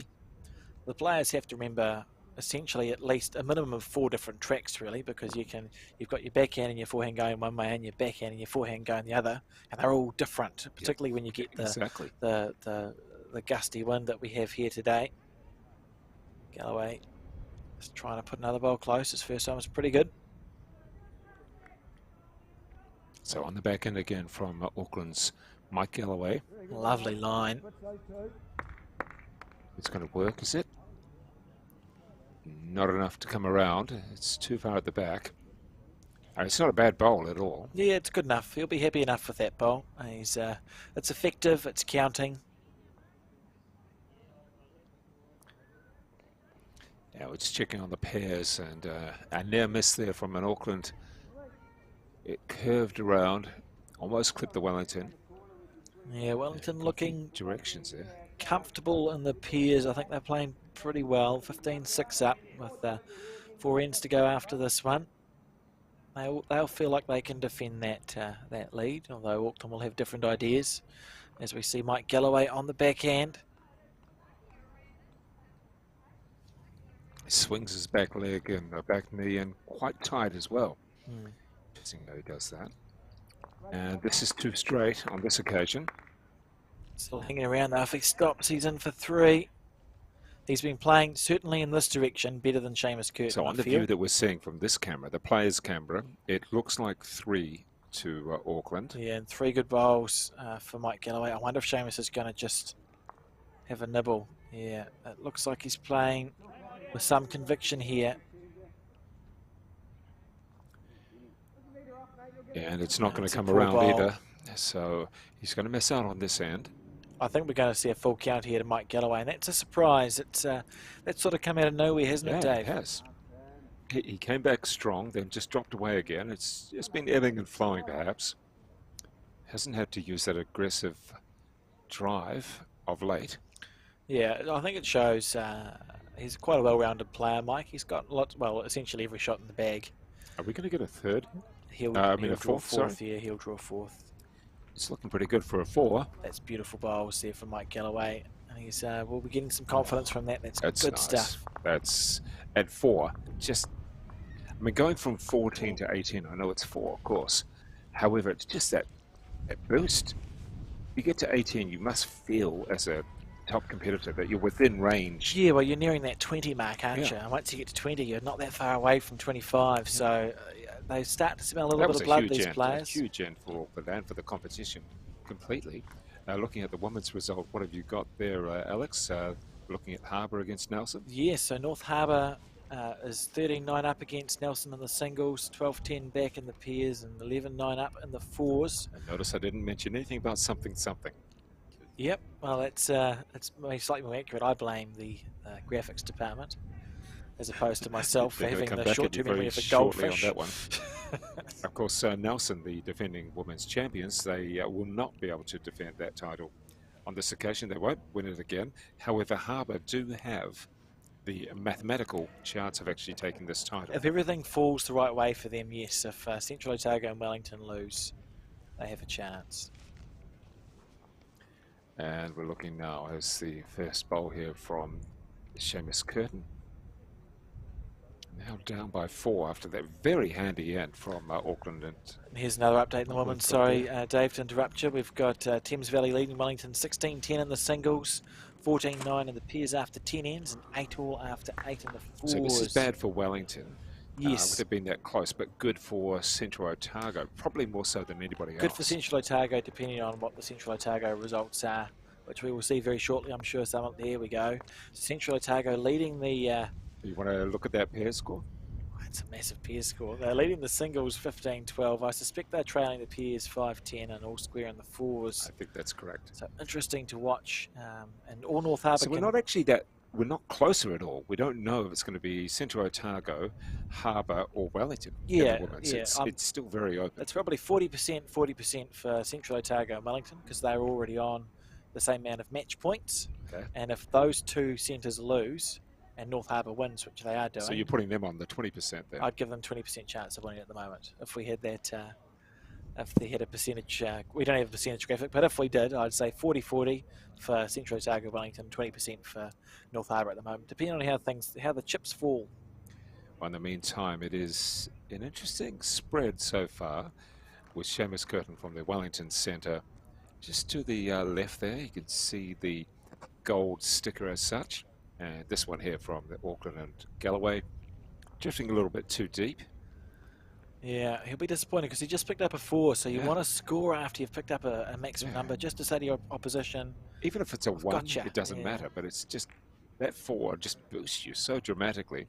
That Seamus Curtin almost running down the green. He looks happy, but I think he's going to feel that this might roll too much. It is. He's still in. It's incredible because I think he's holding 3 here. Yeah, which... Imagine if he bounces back with a 4 of his own, Dave. That would be staggering. Oh, that would be huge. He's got 1 more to go, but what's Galloway going to do here? He just has to try play on the backhand. Yeah. He'll just back himself to get one close. On the backhand, he's taken a reasonable line for it. It's important he gets the weight right. Just travelling on a little bit. He's willing this one to stop. It needs it to stop. It's going to stop, but it's going to stop too far away, I think it is. Still a great bowl there from Mike Galloway. So which one? Who are you going for? You can see Seamus there looking at it. Has Galloway jumped into that spot? I think so. You see Seamus Curtin looking at it. He was above it, getting the best view. Now he's got to turn around himself here on this last one. Is he going to try and push himself in? Is he going to drive? What's he going to do? I would be surprised if he drove, only because Mike has all the back bowls. So I think he'll back himself to... Well, Galloway is almost pulling the mat from underneath him there. Very keen to get that mat. He thinks he's got this one sorted. This is close here from Seamus Curtin. If he's got the weight right, down to his speed here, watching this bowl come back in. That's good stuff. Yes, That's at least 1 there for Seamus Curtin. Let's have a look. Are we going to get out the tape? No, we're not. Well, he scored, but I couldn't tell how many points.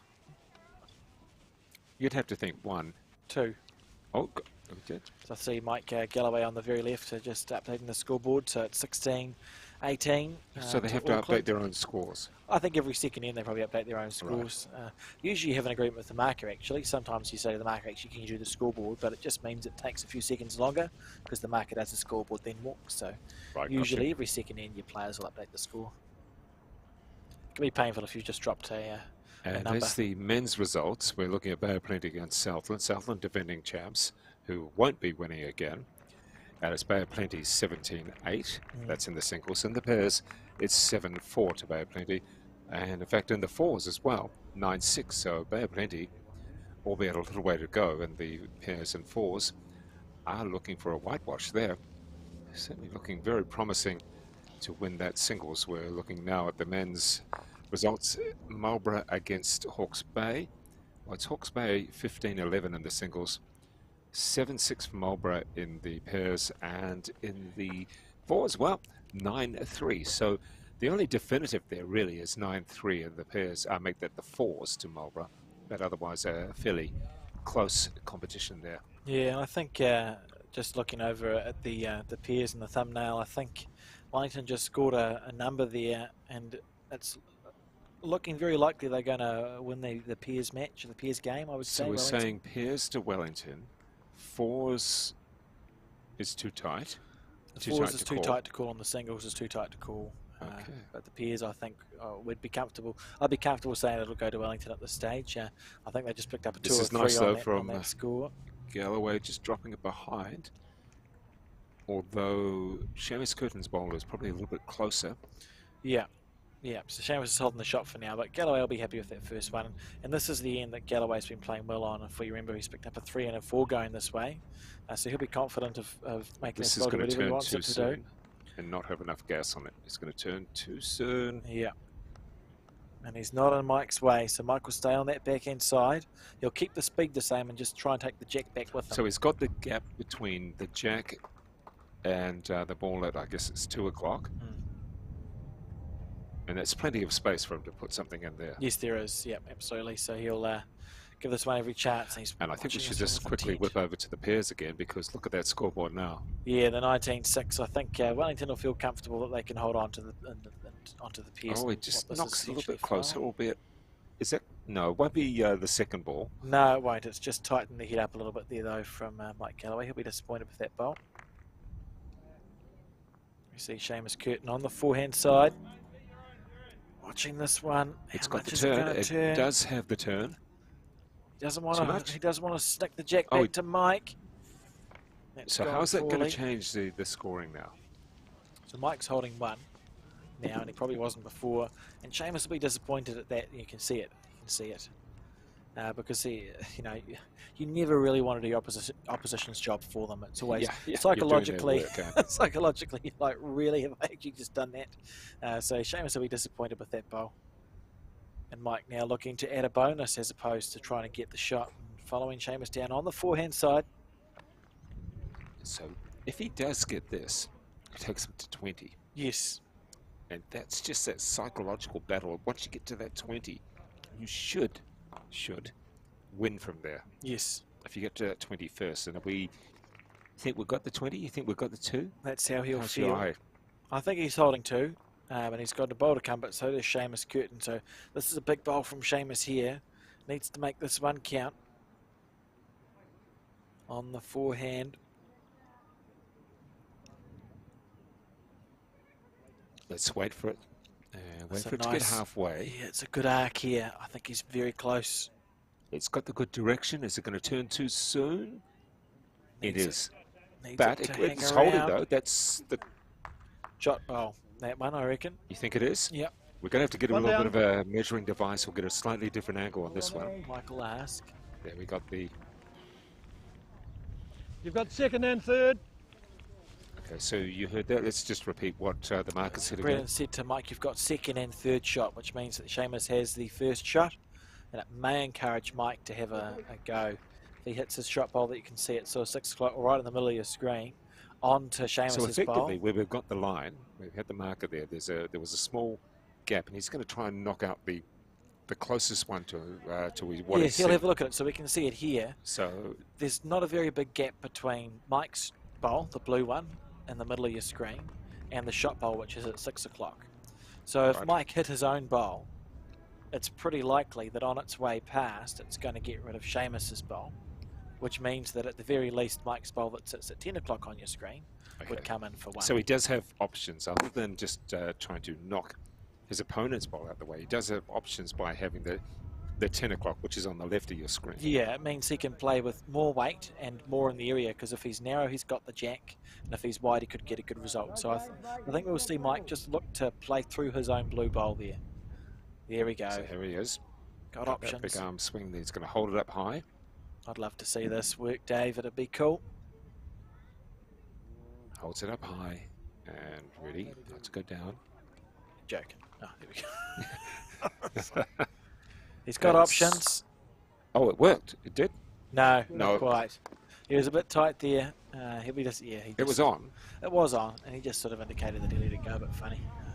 But I like that he played that shot. I think that was the percentage shot there from Mike Galloway. So the score, which should be now 17-18, it is. Yes. And over on the pairs, waiting for a bit of an update there. We may be moving on. No, we're not moving on just yet. However, this is going to be very interesting. Should that be a point there coming up in the pairs for Auckland? Yeah, it's looking like they're holding one there. I think they're too far behind though. So maybe they'll just try pull it back because we know it counts back on That's right. net total of Count shots. So back again. they'll just try to keep it close. And the fours has swung around now. Dave, it's to Wellington. 11-10 to Wellington in the fours after 11 ends. So 4 to go. Wellington leading in the fours, leading in the pairs, and trailing by 1 in the singles. So a close matchup here. And maybe it might only be one that the pairs for Auckland. So we're going to have a 1. Yeah, I think it is, yes. They won't be thinking too much about winning the game, but just trying to reduce the shot differential, score some points, claw their way back, and see if it makes a difference when it all comes down to it. See Mike Galloway. So we had the opportunity there for Galloway in the Auckland Centre to actually take it up to 20 or thereabouts. Instead, the gap closes by 1, and that's a little too far, but still a decent first up effort. Yeah, good shot, and good considering that this is the direction that Mike's been struggling in a bit more. He'll be happy with that bowl. So we see Seamus on the back end, looking to draw one as close as he can. Where's he off to? Let's have a look at the roll on this one. Fairly centered down the actual middle of the green, and instead gets that late roll. Good try. Well, we'll see after the second. We'll be able to give you a picture of what's closest. And it's the Auckland player, Galloway, on the backhand. Not taking it too wide. And it's too much, though. It's just being pushed a little bit by the wind and holding up as well. Lovely line. So at the moment, we're looking at probably Seamus Curtin with the in front there being the tighter of the bowls. If you called it now, it'd be Curtin with 1. I think so. And Curtin indicating, well, they look like he's going to play his back end. See, he's got a bit of a Dynasty apparel on as well. I believe he'll be going a little bit wider to try and use that wind. You can see it in the background with the trees really pushing. This is close here, Dave. That's a great bowl there from Seamus Curtin. If he wasn't holding one before, he certainly is now. That's certainly, I believe you'll get 2 from there, although you can't really tell from this angle with the Auckland bowl at the back. Yeah, he's at least one. Caleb Hope in the background there. One of the fours players obviously decided to pop across and watch the pairs and the singles. From Wellington. Of course, this is the Bowls New Zealand National Intercentre Championship 2022, but that's a good one coming up from... Is it going to stop? That's the question. What your eye like here has to say that Auckland is a little bit closer. I'm going to go for Wellington to be a contrarian. Wellington? Yeah, for no other reason than to just have a contrary opinion. Okay. Oh goodness, we're not going near that one. There's worse reasons. We have the Browns Bay Bowling Club on Auckland's North Shore, and you can see there is certainly a very blustery, gusting wind in the background. There you go. Oh, I might have been right.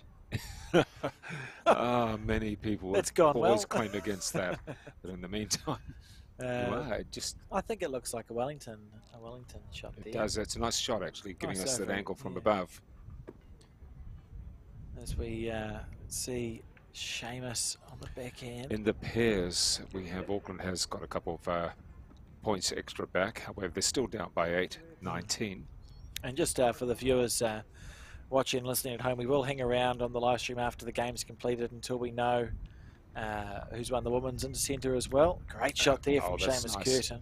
So he's going to have 2 now. Beautiful shot. He's going to have 2. He won't get 3. Mike will think about attacking this. Dodge your skipper. He'll think about it. There's an option on his forehand side, but just to our left as we see it. So he's going to have to come down forehand and knock away, which would be probably the 11 o'clock bowl. Yeah. On the angle there from the jack, just around about 11 o'clock. And then everything following through is good stuff. If he gets onto the jack, it's good. At a minimum, he's cut it down from 2 to 1. The other option, well, it depends how he's feeling because he's absolutely good enough. Directions in the background there. Let's follow those directions there. It's Randall, I think. I think they were pretty good. North Harbour just pointing at it. He's quite aggressive, that guy, so I'm sure he would have been thinking Mike will hit it on the forehand. Mike is opting to play the forehand side. Let's look for the pendulum swing and then holding the bowl up high, very high for about 5 seconds, maybe 3 seconds. Yeah, beautiful delivery. Here we go. Here we go. 1, 2, 3, 4. About Just 5 seconds, pause before actually. you say 5. Here we go. Mike Galloway on the forehand. Oh! Oh, no, he knocked his own out of the way. He didn't touch the jack, though. How? He hit everything. Oh, that is staggering. Every single one of his balls almost. Well, 3 of them. I can't believe he's just dropped a 4 in that manner. That is Maybe not that much. such a big turnaround. That's staggering. That's unbelievable. It was such a beautiful... He played bowl. he did almost everything right. That's not gone well for Mike Galloway, but his consolation, Dave, is that they're playing to 25 points, not 21. Because if they'd been playing to 21, He's gone. that would have been the end of that game. So he'll console himself that it's, at least we're going to 25. How he missed the Wellington bowls and the jack. He did nothing wrong He there. missed every one of 3 Wellington bowls and the jack. Yeah, that But was hit 3 of his own. yeah. It was a well played bowl. You could play that 100 times. Well, mate, you could play it 10 times, and that would happen maybe once at a stretch. So just unlucky, really. It was well It played. was such a perfect straight delivery. Yeah, well, everything was good about it except for the bit where. Everything was good except for what he hit. Okay. And that certainly puts Auckland in a little bit of trouble now. He really does need to deliver some points as we have the jack put on the 2-metre mark, the tee. And Galloway just wandering off in the background for a moment. A bit of water and explaining to the spectator here, this is what I wanted to do. It didn't happen. And Unbelievable. getting a little bit of advice as well. Unbelievable. Maybe that guy's saying, You can see Galloway shaking his head. I No, wouldn't he have didn't done like that. the advice either. Didn't like his own ball and then didn't like the advice in the meantime. Just a little bit of kicking, a little bit of football with the bowls there. So we see now the Wellington side with their first real sniff at thinking that maybe they're getting close to lifting this champions. Well, that was a massive shield. turnaround. Just a couple of previous ends, we had a 4 to Auckland and Galloway. And then on that occasion, we ended up with a complete switch around. Yeah, but later on in the game, so now Seamus is only 4 points away from 25, and he knows the Peers have won. They're 19-8 up on the 17th end. The Wellington Peers team will not lose that. No, so that's right. They know they've got 1 win, and we see here the 4s, 11-10 to Wellington still there's after actually 11. no mathematical chance of Auckland winning on the 17th when you're behind. No, you can by score. You can score 2 6s, so it is a chance. you But could, it's. yeah. I don't know how would you be- do. I'm not even too sure I'd be how you extremely do that. confident in saying that Wellington's not going to lose No, the Peers. no. So they know they've won the Peers. The 4s is real close. The singles will probably finish before the 4s. The 4s won't be wanting to finish. They'll be thinking, come on. Yeah, that's great. So as we look now with Auckland, and there's the ball just falling over almost. The wind pushing that a little bit. And Galloway maybe a little too straight. He's not going to get the late turn. No, he's not. Although it could hold nicely in the end. Now, it looks as though Seamus Gooden has got the tightness on this one. As we see, And it is on the forehand for Seamus Gooden, bring that one around. He's waiting for the turn. It's coming a little too early, a little too fast. No, it's going to hold up okay. Nope. Keeps on going. So this is quite a spread. More to the right of the jack. I think to the left so far. Look now for Galloway. Holds it up high. and we can say that it's mathematically impossible to win the Peers for Wellington because it's the last end. Yep, well, there you go. And not quite the shake hands, but there's a little bit of pointing. Yeah, there's no point in them continuing. So it's I just play their bowls. Look at this from Galloway. Look at this from Galloway. What a bowl. He's played that backhand so well coming in this direction. That was brilliant. He knows it's going to hold straight for him. So he's guaranteed a one. Well, guaranteed? Well, He not should get guaranteed one. one, but it's a very good 1 point. It's a very good shot. Seamus have to play a good bowl to get it back off him. And the fours, Dave, I can report a 12-11 to Auckland after 12 ends. So 3 ends to So go that there. doesn't really help us at all at the moment. Nah, it's still too close, really. So we Too know close to Wellington's call. got the one victory. And Seamus Gooden with a bit of a straight. He's going to chip himself off. Oh, gee. Are we we seeing had another this- 4? We had this in the last end where Galloway knocked his own bowls out the way, and now it's look, you can see Curtin there. He's like, oh, face slap almost. This has been an incredible game of bowls to watch, Dave. It has been. It really has been. And we're looking at Galloway. Gets down low on this one, very low. He's going to get 1, 2. Oh, he's got a 2. Has he got a 3? I think he's got 3 there. Well, he's definitely got a 2. I'm just not too sure about the balls out to the right. 2. Wait for the markers to come up and wait for the score here as to whether Auckland and Mike Galloway has 2 or 3. Obviously, the 3 takes it up to 21 all. It's an incredible seesawing match here. No players really had the ascendancy in this singles game. No. And it was a 2. A 2 there, so 20-21 on this race to 25, and I'm sure very shortly we will also get some women's results just so we can check in and see how the women's results are chugging along, as they have a very It's a 3-way a competition.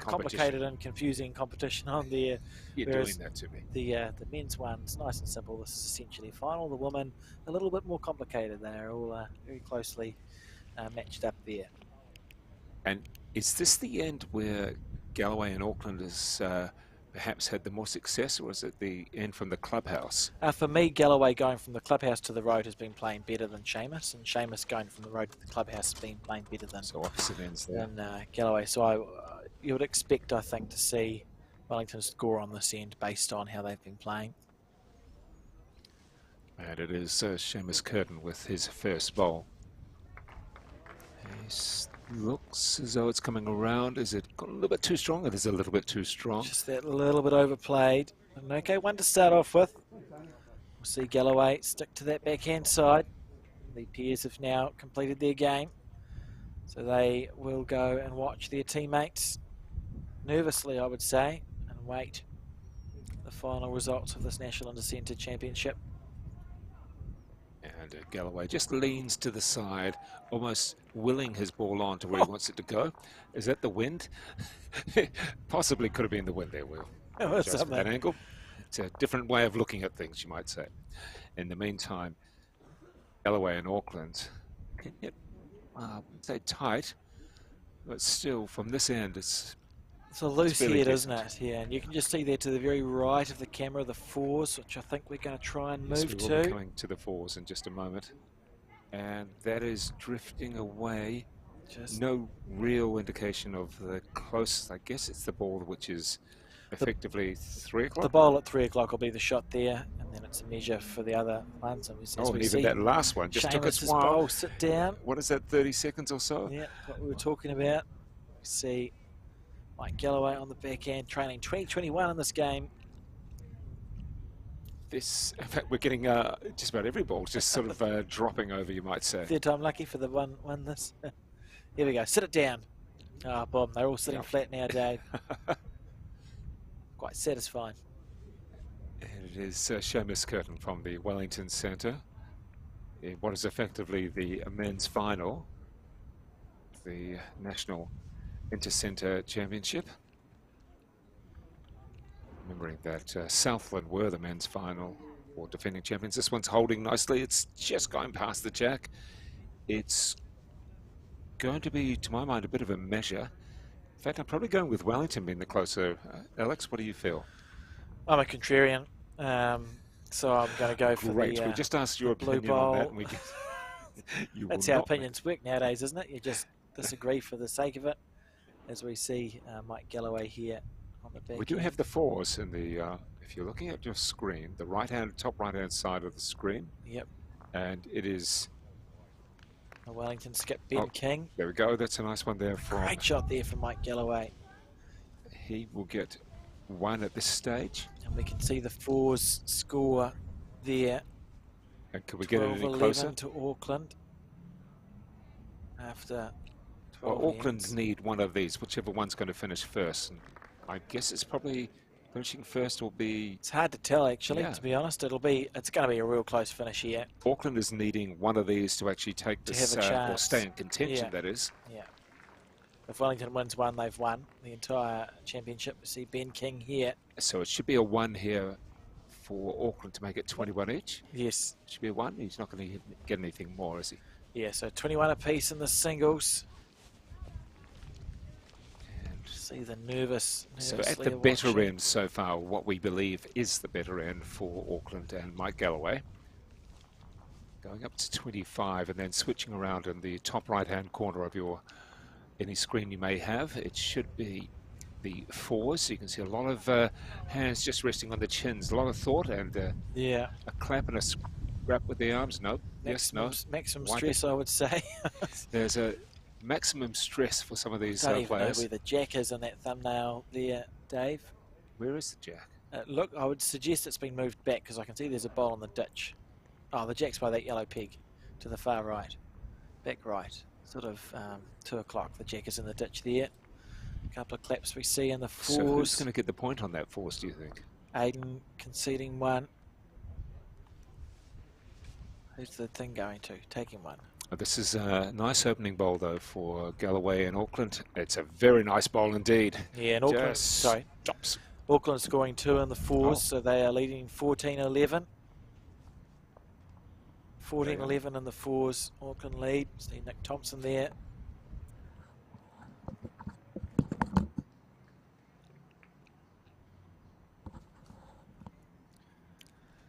And that one from Seamus Curtin just driven a little bit too long, well, pushed a little bit too long.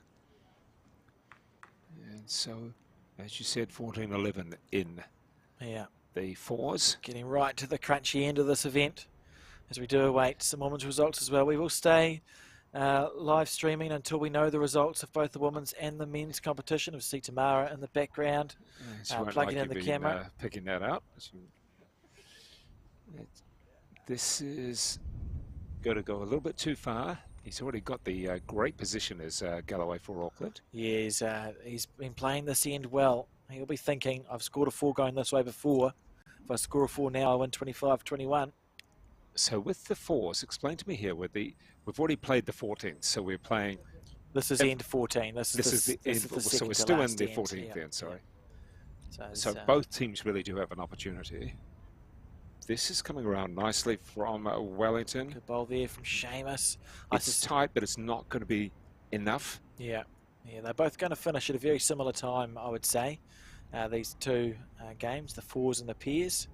And of course, Wellington, having won the pairs, only need to win one of these 2, whereas Auckland needs to win both of the games that you can see on your screen. I mean, it's doable in both. It's very doable, and it's going to get very tense as we see the Galloway bowl on the main screen make its way into the head. It's going to chip his own bowl, I believe. No. Just falling that little bit short there. Beautiful line. 3 bowls in a row. Yep, 1 down. And so the instructions there. Or Yeah, Seamus just asking how far away his bowl is. About that much. Smaller than my foot, but bigger than my hand. That's great. See Seamus Curtin on the forehand. And coming down the green, just checking it out. He's watching this bowl with intent. He may actually knock one of Galloway's closer. Yeah, a little bit. Well, not like it's slightly underplayed, that bowl. And Galloway going to have a look as well. And as we just look for the 4s for the moment, we'll wait on the 4s. It's Wellington bowl just coming down. We'll see it coming to the screen. So this is a Wellington bowl coming in, which could be pretty good, actually. No, it's turning too soon. Yeah, just a little bit. The 4's going to become a very congested and he's actually head. knocked one of the Auckland bowls a little bit closer, I believe. The Auckland bowl's the red bowl, so Auckland's holding Auckland one. Okay, so we're okay there. Yeah. So he's knocked one of his own Slightly teams there. closer, yeah. But Auckland leading by 3 on the penultimate end. So they'll think if we score here, they should be in a good position. So this is an Auckland bowl coming in, but Yes. that one's turning. The Auckland bowl there is from Martin Dixon. We see 1, 2, 3, 4, 5. What is it? 6 bowls shy of the head there from both, and Caleb Hope on the back end in the 4s. And at the present time, we have winning so far in this particular round. It is Auckland and Mike Galloway. Still not over in this particular round, but if he does stay here, He's having a go at it. He's trying to Yes. get rid of the of Seamus's bowl. Look at that walking out. Look at it drift. That's unbelievable. The amount that just held there. Probably wasn't as driven as powerfully as some of his other ones, was Yeah, he would have been thinking that his collision bowl, the one that was in his hand, would have stayed as well. He was trying to sit with 4. He was trying to roll Seamus's bowl out that you can see at 9 o'clock, sit with 4 and say, there you are, I'm holding the game. Good luck. But unable to execute that on this occasion. At the moment, we, in theory, are going 1 for Auckland, 1 for Galloway, just at that formation. Yes, unless Seamus can make this one count, Galloway will eke that a little bit closer to 25 and get to 22. And then Auckland's still leading in the 4s, and we've got a good bowl coming in here. Maiden Takarua. This is a very good one, isn't it? Great shot there. Oh. So Auckland are going to get the points there, and I think we're going to get 1 here for Auckland. Well, Auckland. So we've got a 22-21. Yeah.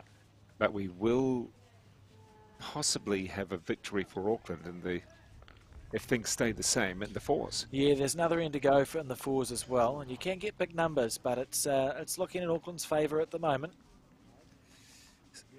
Well, Auckland's favour possibly in the 4s, but in the singles, 22-21, I believe. 22-21. It would be unsurprising if the singles was the deciding factor, I think, Dave. I think if they just keep chipping away, the 4s is likely to be finished before the singles.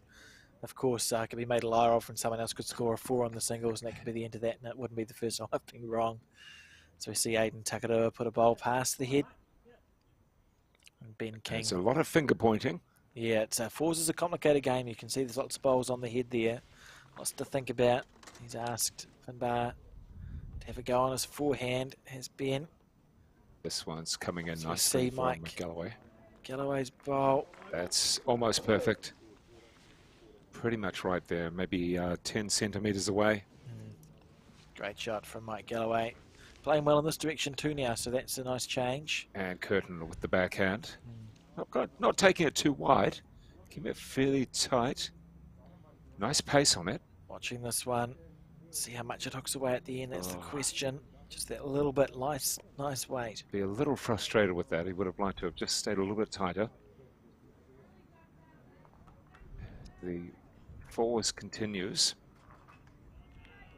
A lot of thought, and someone just saying, well, just move out of the way of the camera. Challenge with the 4s. And this is Auckland bringing it around. 1 tight, and it looks as though they're going to have a second one coming in.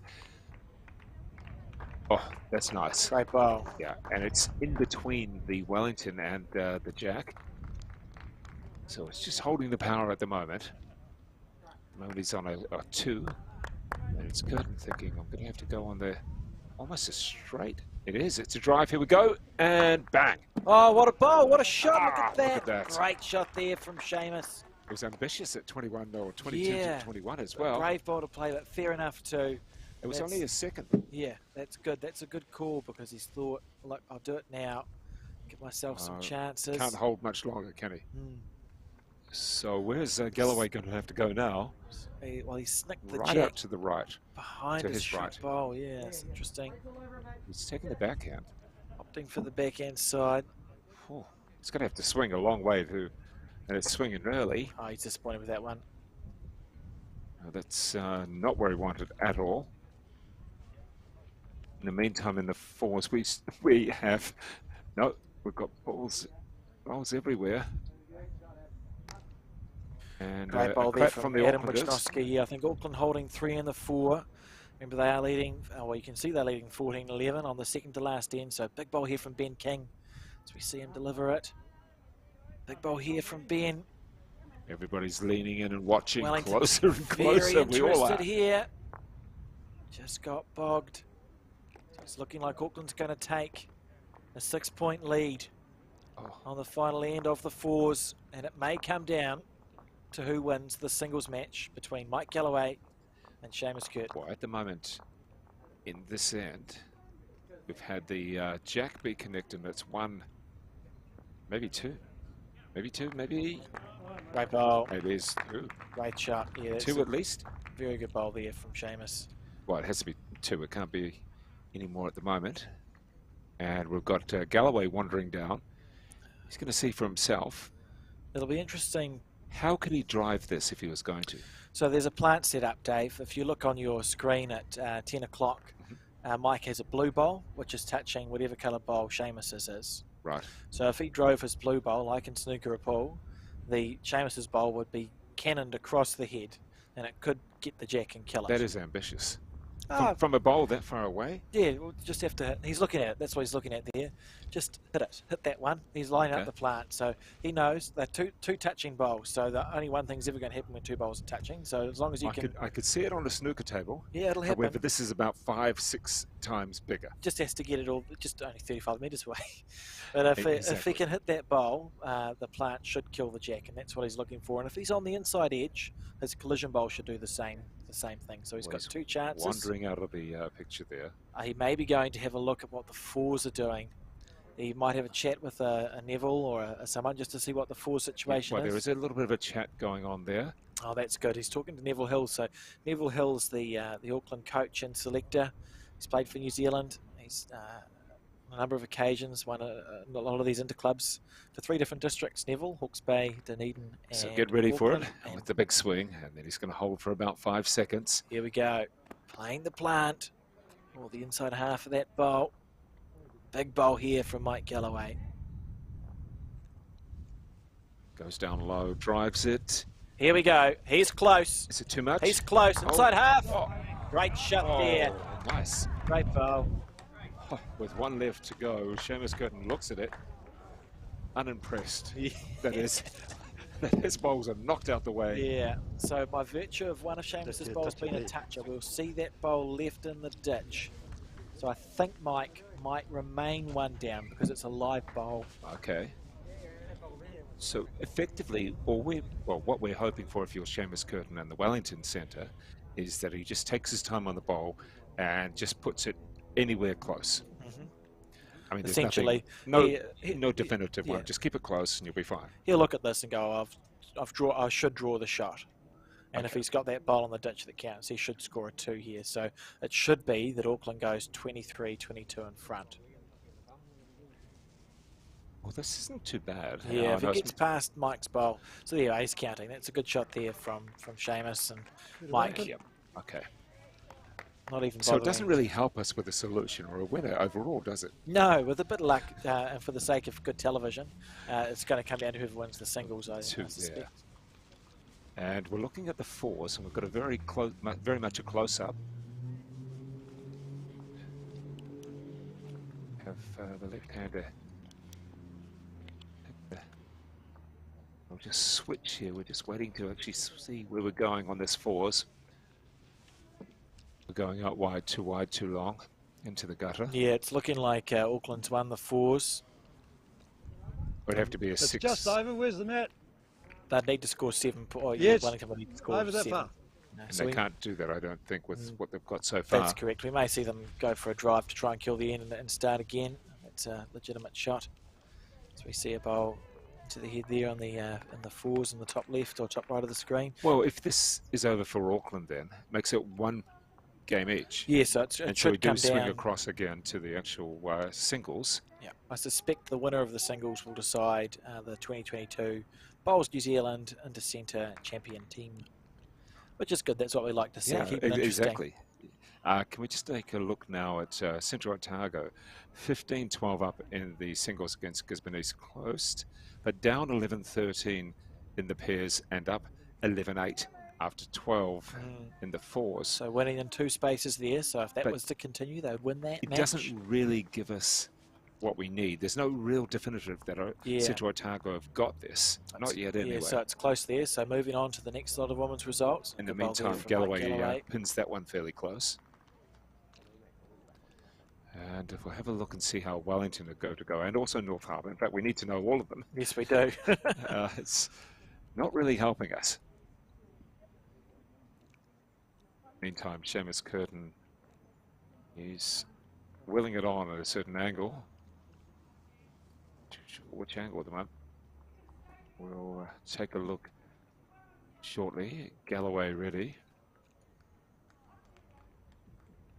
Galloway on the backhand. I think it is. It should be. Yes, it is. So he's Got one very close. And is he going to get the swing around? Not enough anyway.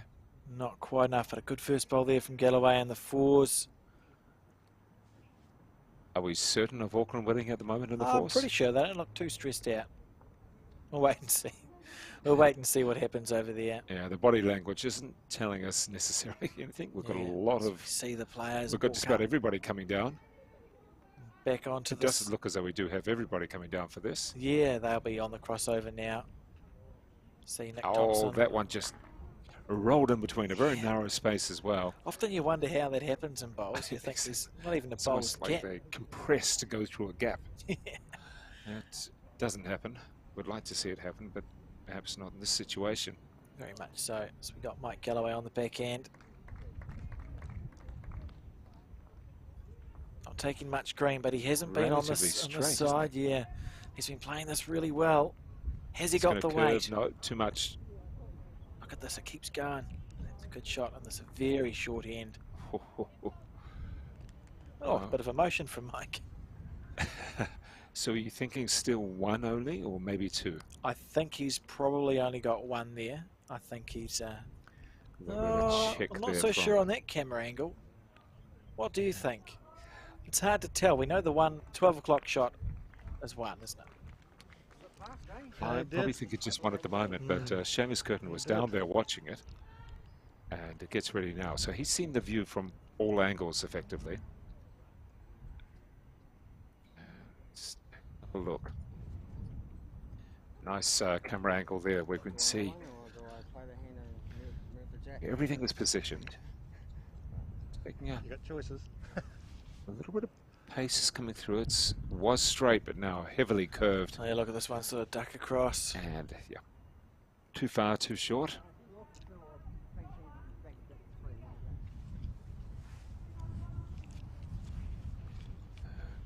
We will look now for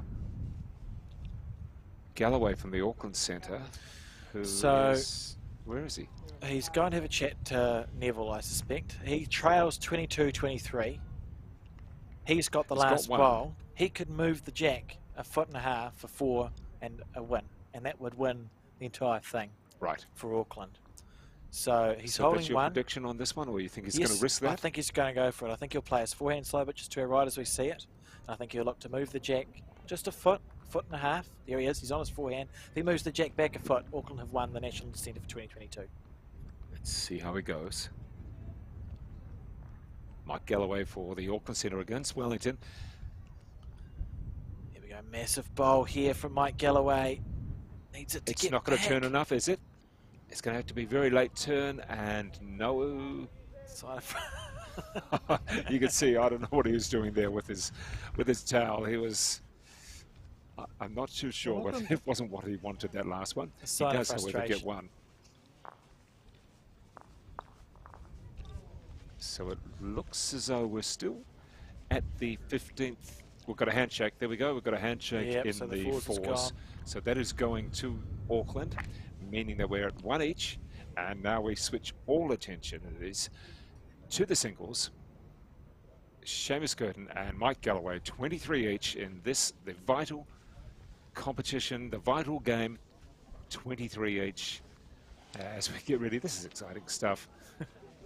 And no further results coming through from the women just yet. It could be Central Otago, it could be Wellington, or it could potentially be North Harbour that takes out the women's title in this, the National Intercentre Championships. The Browns Bay Bowling Club. And Galloway still cool as a cucumber. Bringing that around, it's going to be a good first up as well. Or possibly turning a little too quick than what he wants. Looking now, possibly the end, which hasn't been favourable for Galloway. Yeah, but yeah. Seamus Although Curtin- in recent years he's gone okay, hasn't he, in the last sort of few? But certainly early on, Seamus scored the big numbers coming in this direction. it almost looked as though Seamus Curtin pulled that out of the back of his hand, almost with the. Yeah, he has a delivery a bit like that. Yeah, Or it's- not the petonk or whatever you call it. Although he does do a spin. He's got a spin bowl, Yeah. this Seamus. It's on the. I there's could a see it video of him almost on like Facebook, a petonk a throw. Yeah, you can put spin on the bowl. It's called a swerve bowl. So it's sort of... I'd like to see him on the petanque course. The way he does that is almost like a petanque I quite throw. like petanque. It's quite a good aggressive game, isn't it, petanque? Oh yeah, it's nothing wrong with smashing your opponent's ball out the way. I like it. As we see... None of this good-natured... Oh, we're sorry. sorry for that. This one coming up a little bit short, but it still is Mike Galloway from Auckland Centre with the best of the bowls at the moment. Huge amount of pressure building on these players now. They know that Auckland's won one game, Wellington's won the other, so it's come down to this. The winner of this game will win become national champions. They'll become the champion, that's for sure. There's a few handshakes there in the background, but they are still waiting for this. A whole lot of pressure coming on for Seamus Curtin there. He's willing it to go across. It's probably not going across as much as he wants, and it's... Oh, it's biting back. Better, it's biting back. Inside half and follow through. What a shot! Lovely shot indeed. What a bowl from Seamus Curtin. Sitting with the win. He's sitting with two. Doesn't matter how far away the second shot is. That pressure is still there. So all the pressure now goes back onto Auckland, and Galloway, 23 each. One game each with the fours and the pairs split. Incredible stuff here. See Mike Galloway on the forehand side. This isn't too bad. Well, this is a pretty good reply. He's very close. Very good reply. He's done it. Trailed the jack back into the ditch. What a bowl there. And he runs down the green. Unbelievable bowl there from Mike Galloway. Now he's sitting with the win. And the Auckland team. Oh, well, the Auckland supporters and everybody else is very happy there. We heard the applause. Getting a bit excitable in the background. And Seamus Curtin is probably disappointed. I'm sure he's disappointed. You know, he's thinking, oh. I wouldn't be surprised if he goes up to have a look at the head, Seamus. Settles himself. Well, let's see. Where is he aiming? He is on his forehand. He needs to try get second shot. And we just have an update there in the singles, Central Otago against Gisborne East Coast in the women's, 20-17, as you can see in the score. In the meantime, let's have a look at this, possibly the last bowl. Yeah, no, there's one to go each, Dave, so that should be the penultimate bowl for Seamus as we see it. Is it going to make it in for second shot? Look at this stuff. Oh, what a bowl. That's great. He's beaten the second shot there. Okay, so he's beaten the second. Mike's. So what are we at the moment? If we called it here, Mike would score 1 point, and it would be 24-23. It's unbelievable, the pressure here. And what a great shot of that from Mike Galloway. It was 2 down, trailed the jack, not a drive, just trailed the jack into the ditch on the draw. So where is Galloway? If we're looking at the picture here, where is he going to go? It looks like he's lining up on his forehand. Because he's got a toucher in the ditch, he can afford to reach through Seamus's bowl. So he'll try to rest it out, I think. And then he'll sit back with the 2. See Mike on the forehand side, looking to remove Seamus's bowl. He's giving this one a real stalk. He thinks it's close. It's coming around enough. He thinks it's close. Clear the front one. What are you going to do, Mike? You're going to hit Seamus's bowl? Great effort there. Not enough. So if he'd held half a bowl. At the moment, he's still on 1. Yeah, still on 1, and that's all he'll score here. The drama. Oh, the drama is unbelievable, the situation. We'll wait for Seamus to play. Oh, he's decided not to play his bowl, so we've got a minute to talk about the women's game now. Yeah, we'll just take a breath. At 24-23, and Mike just trying to stay calm. Oh my goodness, and Thames Valley are... So we see Thames Valley 23-19 up in the singles against Wellington, 24-15 up in the pairs, and 12-14 down in the fours. So that in theory is handing things a little bit more to Central Otago. Yes. Who still got a little way to go. Yeah. North Harbour, I think, may not... North Harbour only come into it if Wellington and Central Otago both lose their matches. So we look as though we could have Wellington losing, which gives the advantage over to Central Otago at the present time, albeit that Central Otago's scores are a little bit lower. Yeah, Central Otago at the moment, if we were to do the percentages, probably a 60% win and 30 and then 10, I would say. Colin having a ridiculous thought. If Colin was playing the singles for the Auckland Intercentre, he'd been the jack. We should explain who Colin actually is to some viewers. He's the button pusher. He's the cameraman. You're harsh. Oh, one of our very hard-working people on nice the ground at Browns Bay Bowling Club on Auckland's North Shore. And we see, yeah. Oh, that one's drifting away. Look at that. It's pushed away further and further. It's not going to come around. You can see it with the wind. You 24, could see 23. it just pushing away. Good shot. What an incredible finish this has been to a good weekend of bowls, Dave. Indeed. And we can see a lot of folded arms behind the bowlers. It's they're not willing to celebrate. They're folding their arms, and it's not bad body language or anything like that. We're going wide. We're spreading wide. Here we go. This bowl. We watch That one's going to go a little too deep. Yeah, that's the green you It'll want. stop down. Is it? No. Maybe in the give it time. Yeah.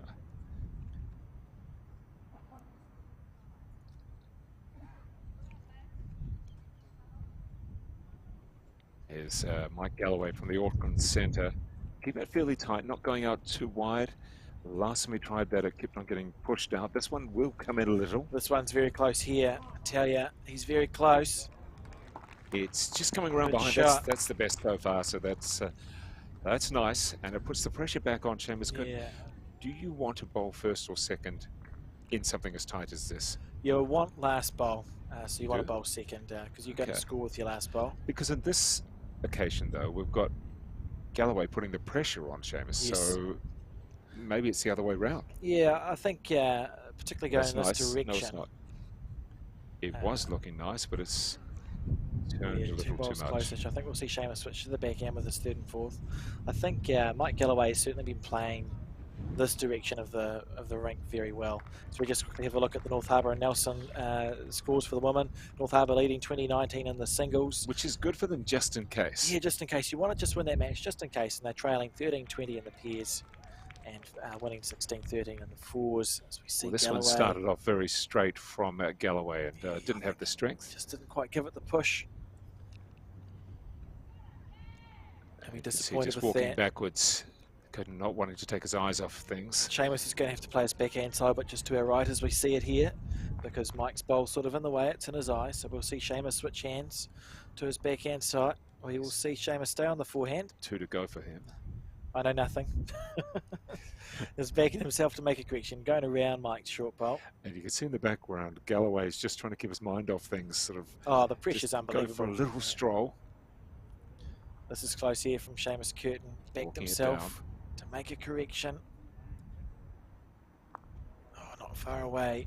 No, not.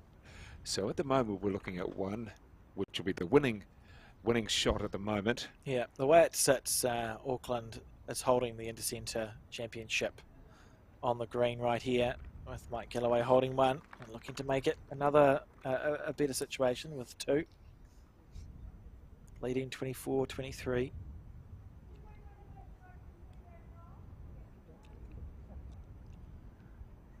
How's his weight? How's his weight from Galloway? This is going to hold nicely as well. Oh, I think it's going to hold. It is, actually. Yeah, he's gone after that so that So if you were Seamus sees... Seamus Curtin right now, Yeah. with everything against you, this is effectively it, unless you get a 1, and I don't know how you'd do that. You'd have to... I think Seamus has to be on his forehand side. It's just overweight, so drawing sort of... So he's got the big gap there, and he's going to have to bring it in very, very accurate. and he'll look to rest Mike's bowl and move the jack back. He'll play maybe a metre on, slightly less than a metre on his forehand side through that gap. See if you can just clear that front bowl of Mike Galloway's and swoop in, chip the bowl out, move the jack back. I think that's all he's got. Mike Galloway down the other end watching. Big bowl. This is effectively it.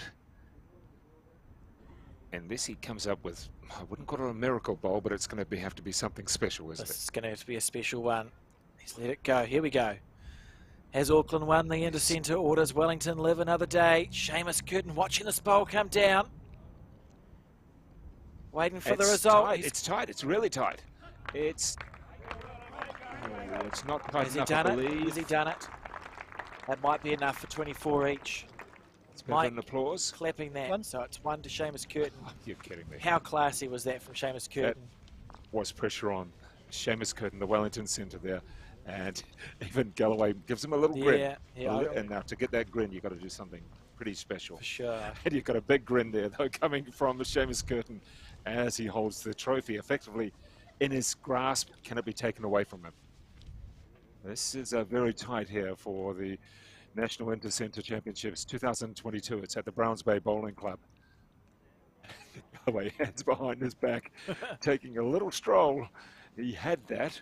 Instead, it was Seamus Curtin for the Wellington Centre coming up with something pretty special, just rolling it around. No, just an incredible shot. I didn't think it was on. That's why I've suggested that he might want to play with more weight, but that's why Seamus is playing on the green, and I'm just in the commentary booth, rabbiting on about whatever. So the breeze is pretty strong from this end. We do have to say that, in general terms, this has been the better end for Seamus Curtin, but not that first one. Gee, that first one's. ooh, Yeah, you won't. we'll call it the wind. Wow, you'd be thinking, how did I do that? Maybe it's the adrenaline. I can't imagine the pressure these players are feeling. We have been, they played the regional qualifiers. They've played 2 days of bowls. They're now here, 24 points each. So it will be the last This end. is going to be a better bowl. It is. Yes. It's not going to be perfect, but it's much better than Curtin's one. Unbelievable. Sticking to it nicely. It just stops there. Unbelievable amount of pressure here on Seamus and Mike Galloway, but they've been equal to the task, Dave, and a great game of bowls to sit and commentate on. This should come in a little bit better to the right of the jack, but he's played it a bit too much. He's overplayed it compared to his first one. Overplaying, showing the signs of pressure, I think, here. He's got 2 bowls to go. Mike Galloway on the back end. Just be looking to put one there or thereabouts. It's going out wide. No, it's coming back. Yeah, down to the weight now. He doesn't really want to give... That weight's good, though. That is good weight. Look at that. That's brilliant. Perfect, That's in fact. brilliant. I'm going to call it perfect. Yeah, I second that. Great shot there. Seamus Curtin now, a decision to make. Draw or drive. He's got a foot to draw it in. Looking like that's what he's going to opt to try, potentially. Is he On the back end. around? He's going to have to swing this around quite well on his back end. It's looking... Here we go from Seamus Curtin, looking to pick the jack up, get it square. Oh, he did. Oh, but he's just run on a little bit further. Well, he managed to clip it, but is that going to help him in the end? I don't think so. I think he was half a bowl off perfection there, Dave. If he'd been that little bit wider, he would have pulled the jack back. And it's Galloway with his... Let's have a look. Is he ready? Yep, on his back end side. Here we go.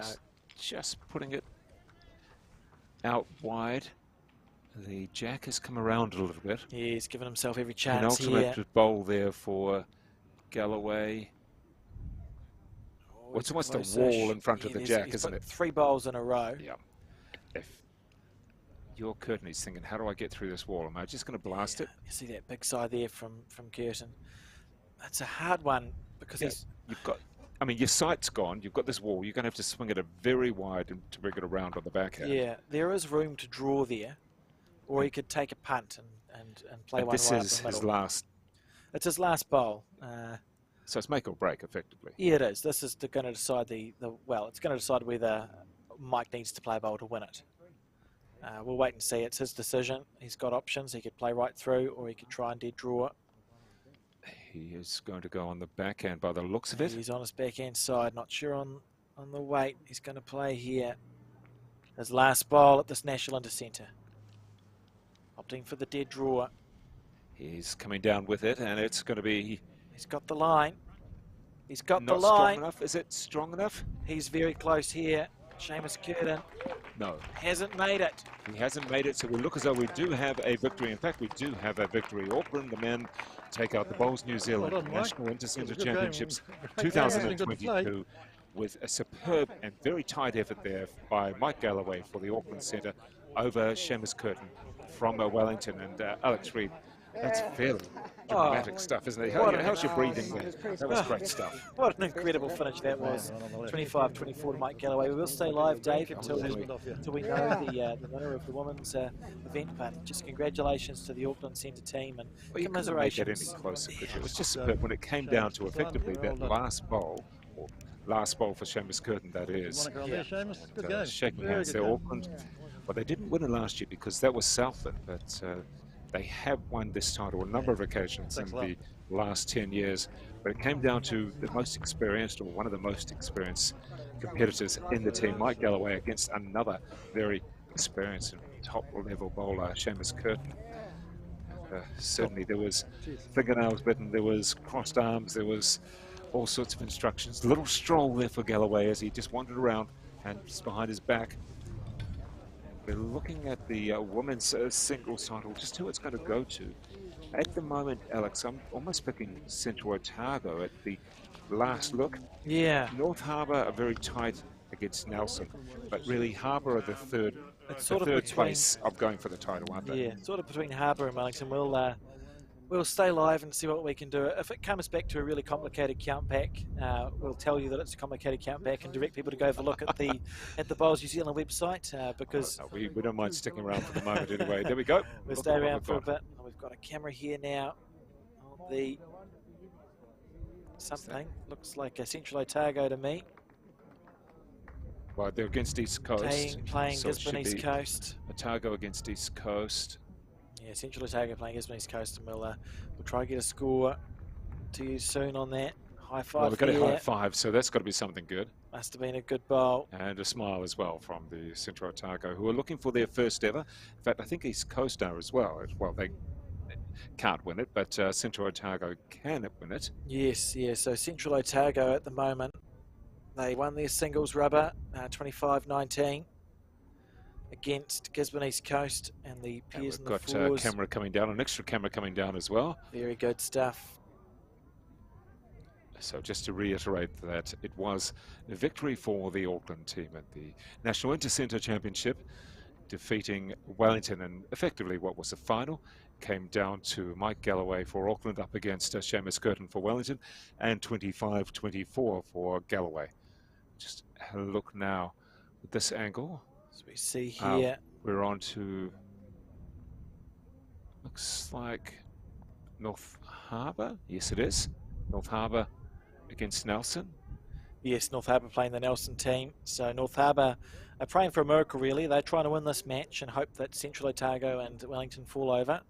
And I can tell you that both Central Otago and Wellington have won one game in their match. So Wellington have won their fours match against Thames Valley 15-12, and Central Otago won their singles match against Gisborne East Coast 25-19. So they're a third of the way there, respectively, those two, into winning their matches. And looking at the score, 12 all after 14 14. in the fours match between Gisborne East Coast. Remember that and we've got Central Otago. 15 is what we're having, 15 ends. Yes, so that's 14 played, so this is the last ends now. So we're still no closer to it, are we? No, we're getting right into the thick of it, so that's okay. And Central Otago are going to have to be fairly nervous because they're looking, these friends that are playing bowls together, they're looking for their first ever title and upsetting the big guns as such, or the bigger centres. Yeah. Some directions here from Otago. A mighty effort from Central Otago, regardless, to be fair. Certainly a growing area around Queenstown, Wanaka, etc. This ball coming in. Can you actually locate the jack here? Well, I can see there's a toucher. Sort of there. The jack, where is it? It must be in the gutter, or it's No, totally I blocked. think, It can't be in the gutter. Oh, we'll wait and see. We are just trying to Maybe we locate the could jack play a here. new game. Where's the jack? Yeah. It's just from this view we can't locate it, but I can see that a little bit of clapping there and encouragement from East Coast. They seem fairly happy. Yeah, they're all clapping, really. So we see. And as we look for some updated scores, but here's another one coming down.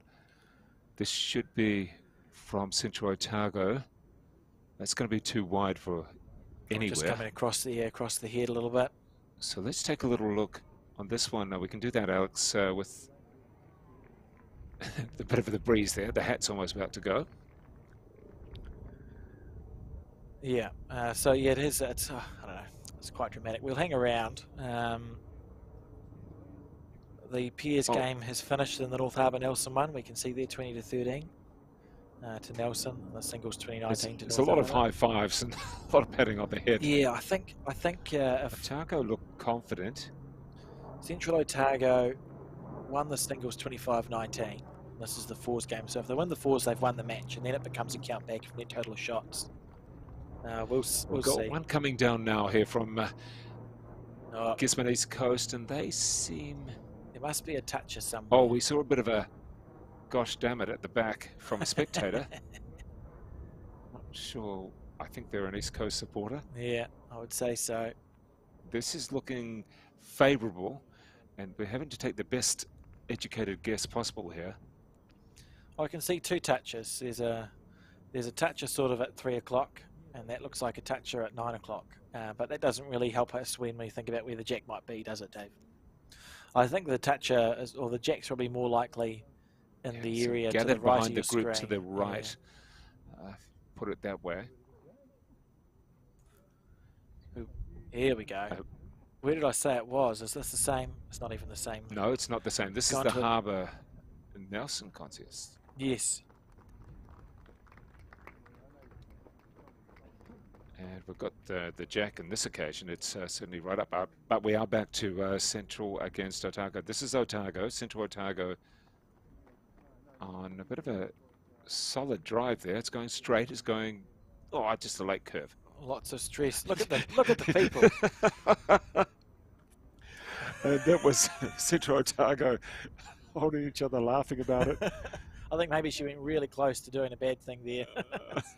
There was some nerves. Yeah. Some big nerves there. In the meantime, it's the East Coast team that are waiting or waiting for their turn, and they'll guide it down. So if we just have a look at the overall scores, Dave, Central Otago's net total of shots is 21 with one result completed, and Wellington's net total of shots are 28 with one result completed. So Wellington's still holding on to that first place at the moment because Wellington have won their fours game against Thames Valley 15-12, and Central Otago have won their with game. East Coast sending one down now. Their team getting lower and lower.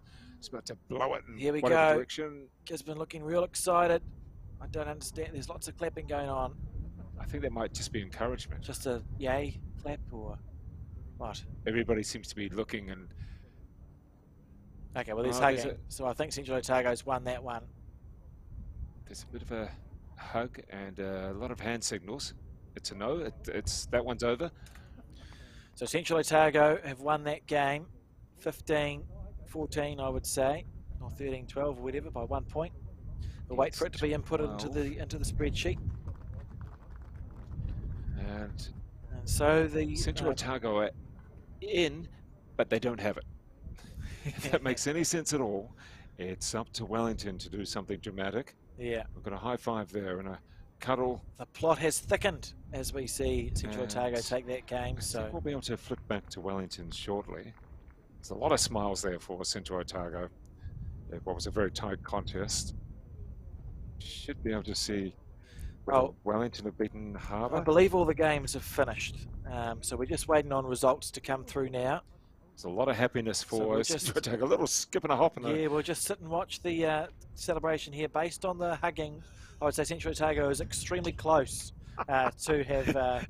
we are giving you the result based on hugs and smiles. Well, based on that, I would say that it's real close to Central Otago winning this. Remembering that Auckland definitely won the men's with that triumph over Wellington, albeit 25-24 in the singles. There was a split between the pairs and the fours. And we'll just sit and wait and see what happens. The spreadsheet has been updated as we talk, as we speak. It's the hug report. Based on the hug, I'm going to go Central Otago. I think might have just rolled over the top of Wellington, but we'll just have to. I've never reported on something based on hugs, but I think it's as good a reason. as good a reason as any, Dave, as we see some conversation going on there. I mean, how happy do the Central Otago women look? It'll come to account back anyway. Well, I'm not sure who that is, but she's smiling. Yep, that's Pam Walker smiling there. Okay, well, we'll go on the Pam smile on the category of Pam smiles. We're going for a win on the Pam smiles. Very good. So yeah, going into this around. We're just waiting to see what happens. I don't want to talk too much about it, but it'll be very close. It'll be a countback, I think, between Wellington and Central Otago. And of course, if Central Otago do win it, it'll be their first ever victory in the National Intercentre Championships. Yes, it will be, and it'll be a mighty day for them. Yeah, results are going in now. So Central Otago lost that pairs. They lost the pairs 17-12, Dave. But they won the fours and they won the singles, is that correct? They won the fours and they won the singles, so they won that match. So we're waiting for Wellington against Harbour, is that correct? We're waiting for the Wellington results. We're waiting for the things that I can see the Wellington person. did play Harbour, is that correct? Yeah, I can see the results. You're seeing going a cursor go on there. It's quite exciting as we watch it develop. Never has a cursor been watched so close. 25-24 win to Nelson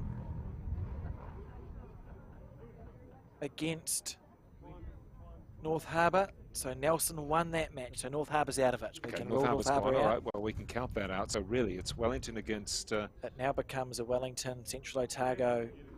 And who are Wellington playing again? Wellington are playing Thames Valley. Okay.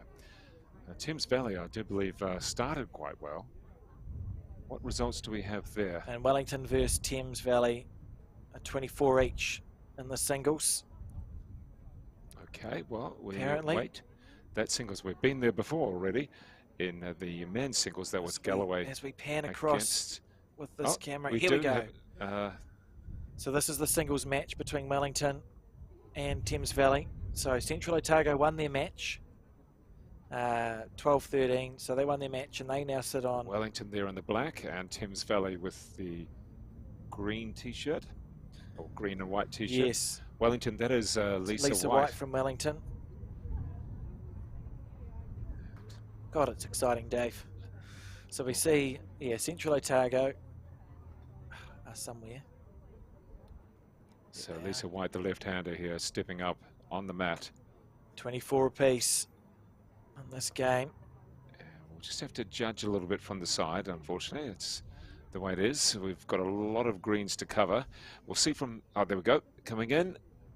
So she's holding the shot. Too far into the gutter, yes it is. And that was Lisa's last bowl. So there's one bowl to come from Thames Valley. We can see that Lisa White does have closest to the jack. Yes, and she's holding the shot. And this is the last bowl of this game.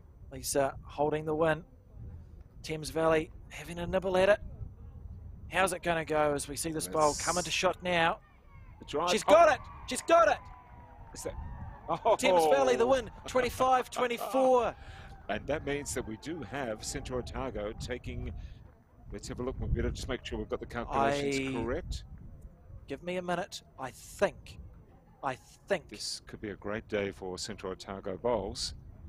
I'm just going to make sure we've got the calculations right. Yeah, so it's going to go to a count back now. So we'll just wait. It's the only two results to go into the head. So we'll wait for the calculations to be completed. That was a great try by the by the Thames Valley singles player. That's a staggeringly good bowl. Who was that singles player for Thames Valley? We may be able to quickly check on that. It was certainly superb. Lisa White was in a great position, but from Thames Valley. It was, I think, Lindsay Nichols. Okay, well, congratulations there to Lindsay Nichols. Just keep it even tighter. My goodness, Lindsay, you're giving us a heart attack here. So it's going to go to count back. We feel that Wellington may have won it on a count back of points. Think so? Or not Central Otago? We just need to wait and see the results go. Central Otago may be devastated. Oh, wow. So I'm sure they're happy at getting so close. We think Central Otago and Wellington faces. What do we got here? I don't even think they know. I think Central Otago and Wellington are drawn on match points and game points. So it's going to come down to a count back on net total of shots. We're not seeing anything too much from Wellington yet. Has everybody got their phone out and doing a few calculations? Unbelievably good as we just wait for those two results to come in. Just remind everybody, of course, that Auckland did win the men's National Intercentre Championship for 2022 at the Browns Bay Bowling Club. And there is, of course, more coverage next week, different competitions, in fact, every single weekend from now on. And of course, we do have the World Champs coming up. That's in next month at Nainai. Yes, that'll be a good event, the World Champ singles. And we see Tamara. Just checking That's good. results. Tamara That's the whistle there, so that's the time limit, 2 3/4 hours. Been an absolutely epic weekend of bowls, Dave, and thank you, by the way, while I've got you, for joining me on the commentary. No worries. Yeah. It's been quite a long day. Other roles that have been involved in tuning here. It's always nice, well, always interesting when a sport does start early. Well, at least, you know, if you can get it to start on time is the most difficult thing. Instead, bowls today decide to start a little bit early. Yeah, just kick right into gear, keep everyone on their toes. It was a little bit of a rush, Yeah. but we got there in the end. So thank you, Alex. And those calculators are still being used somewhere. Yeah, they are. We're going to stick around. We want this result. I do want the result. I feel like Wellington might have snuck in for first place. I think they've clung on by their fingernails. But I've also said about a minute ago that Central Otago Well, won. we're not seeing any high fives from Wellington team as yet. Yeah, we haven't. The hug monitor hasn't worked quite so well. So yeah, there we go. So the results are going in now. Thames Valley won 25-24 in the singles, lost 12-15 in the fours. So it comes down to this pairs result here. 24-18 to Thames Valley. So surely that means that Central Otago maybe take it. Surely it waiting means for the calculators just to work out on. We're going games. So what's the order that we go in again?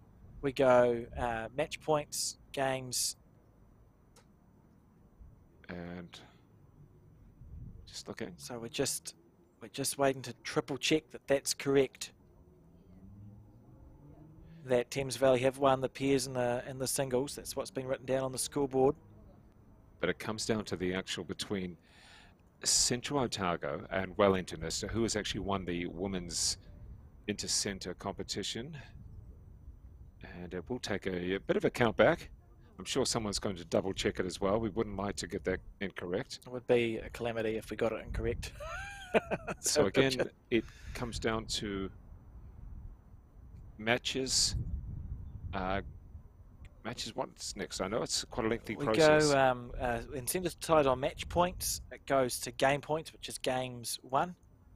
And then we go highest net total shots, which is, I think is what we're going to be your up shot to, stiff. So that's what it's going to go down to. Shot highest net total shots. And then it goes to if they won the match against that player, and then it's like ends one. And if all that fails, they need to have one end of fours, but we won't go to one end of fours. Okay, we shouldn't get to that extent. However, that was if it got real dramatic, the fours. So let's see who's getting the calculator out. Someone.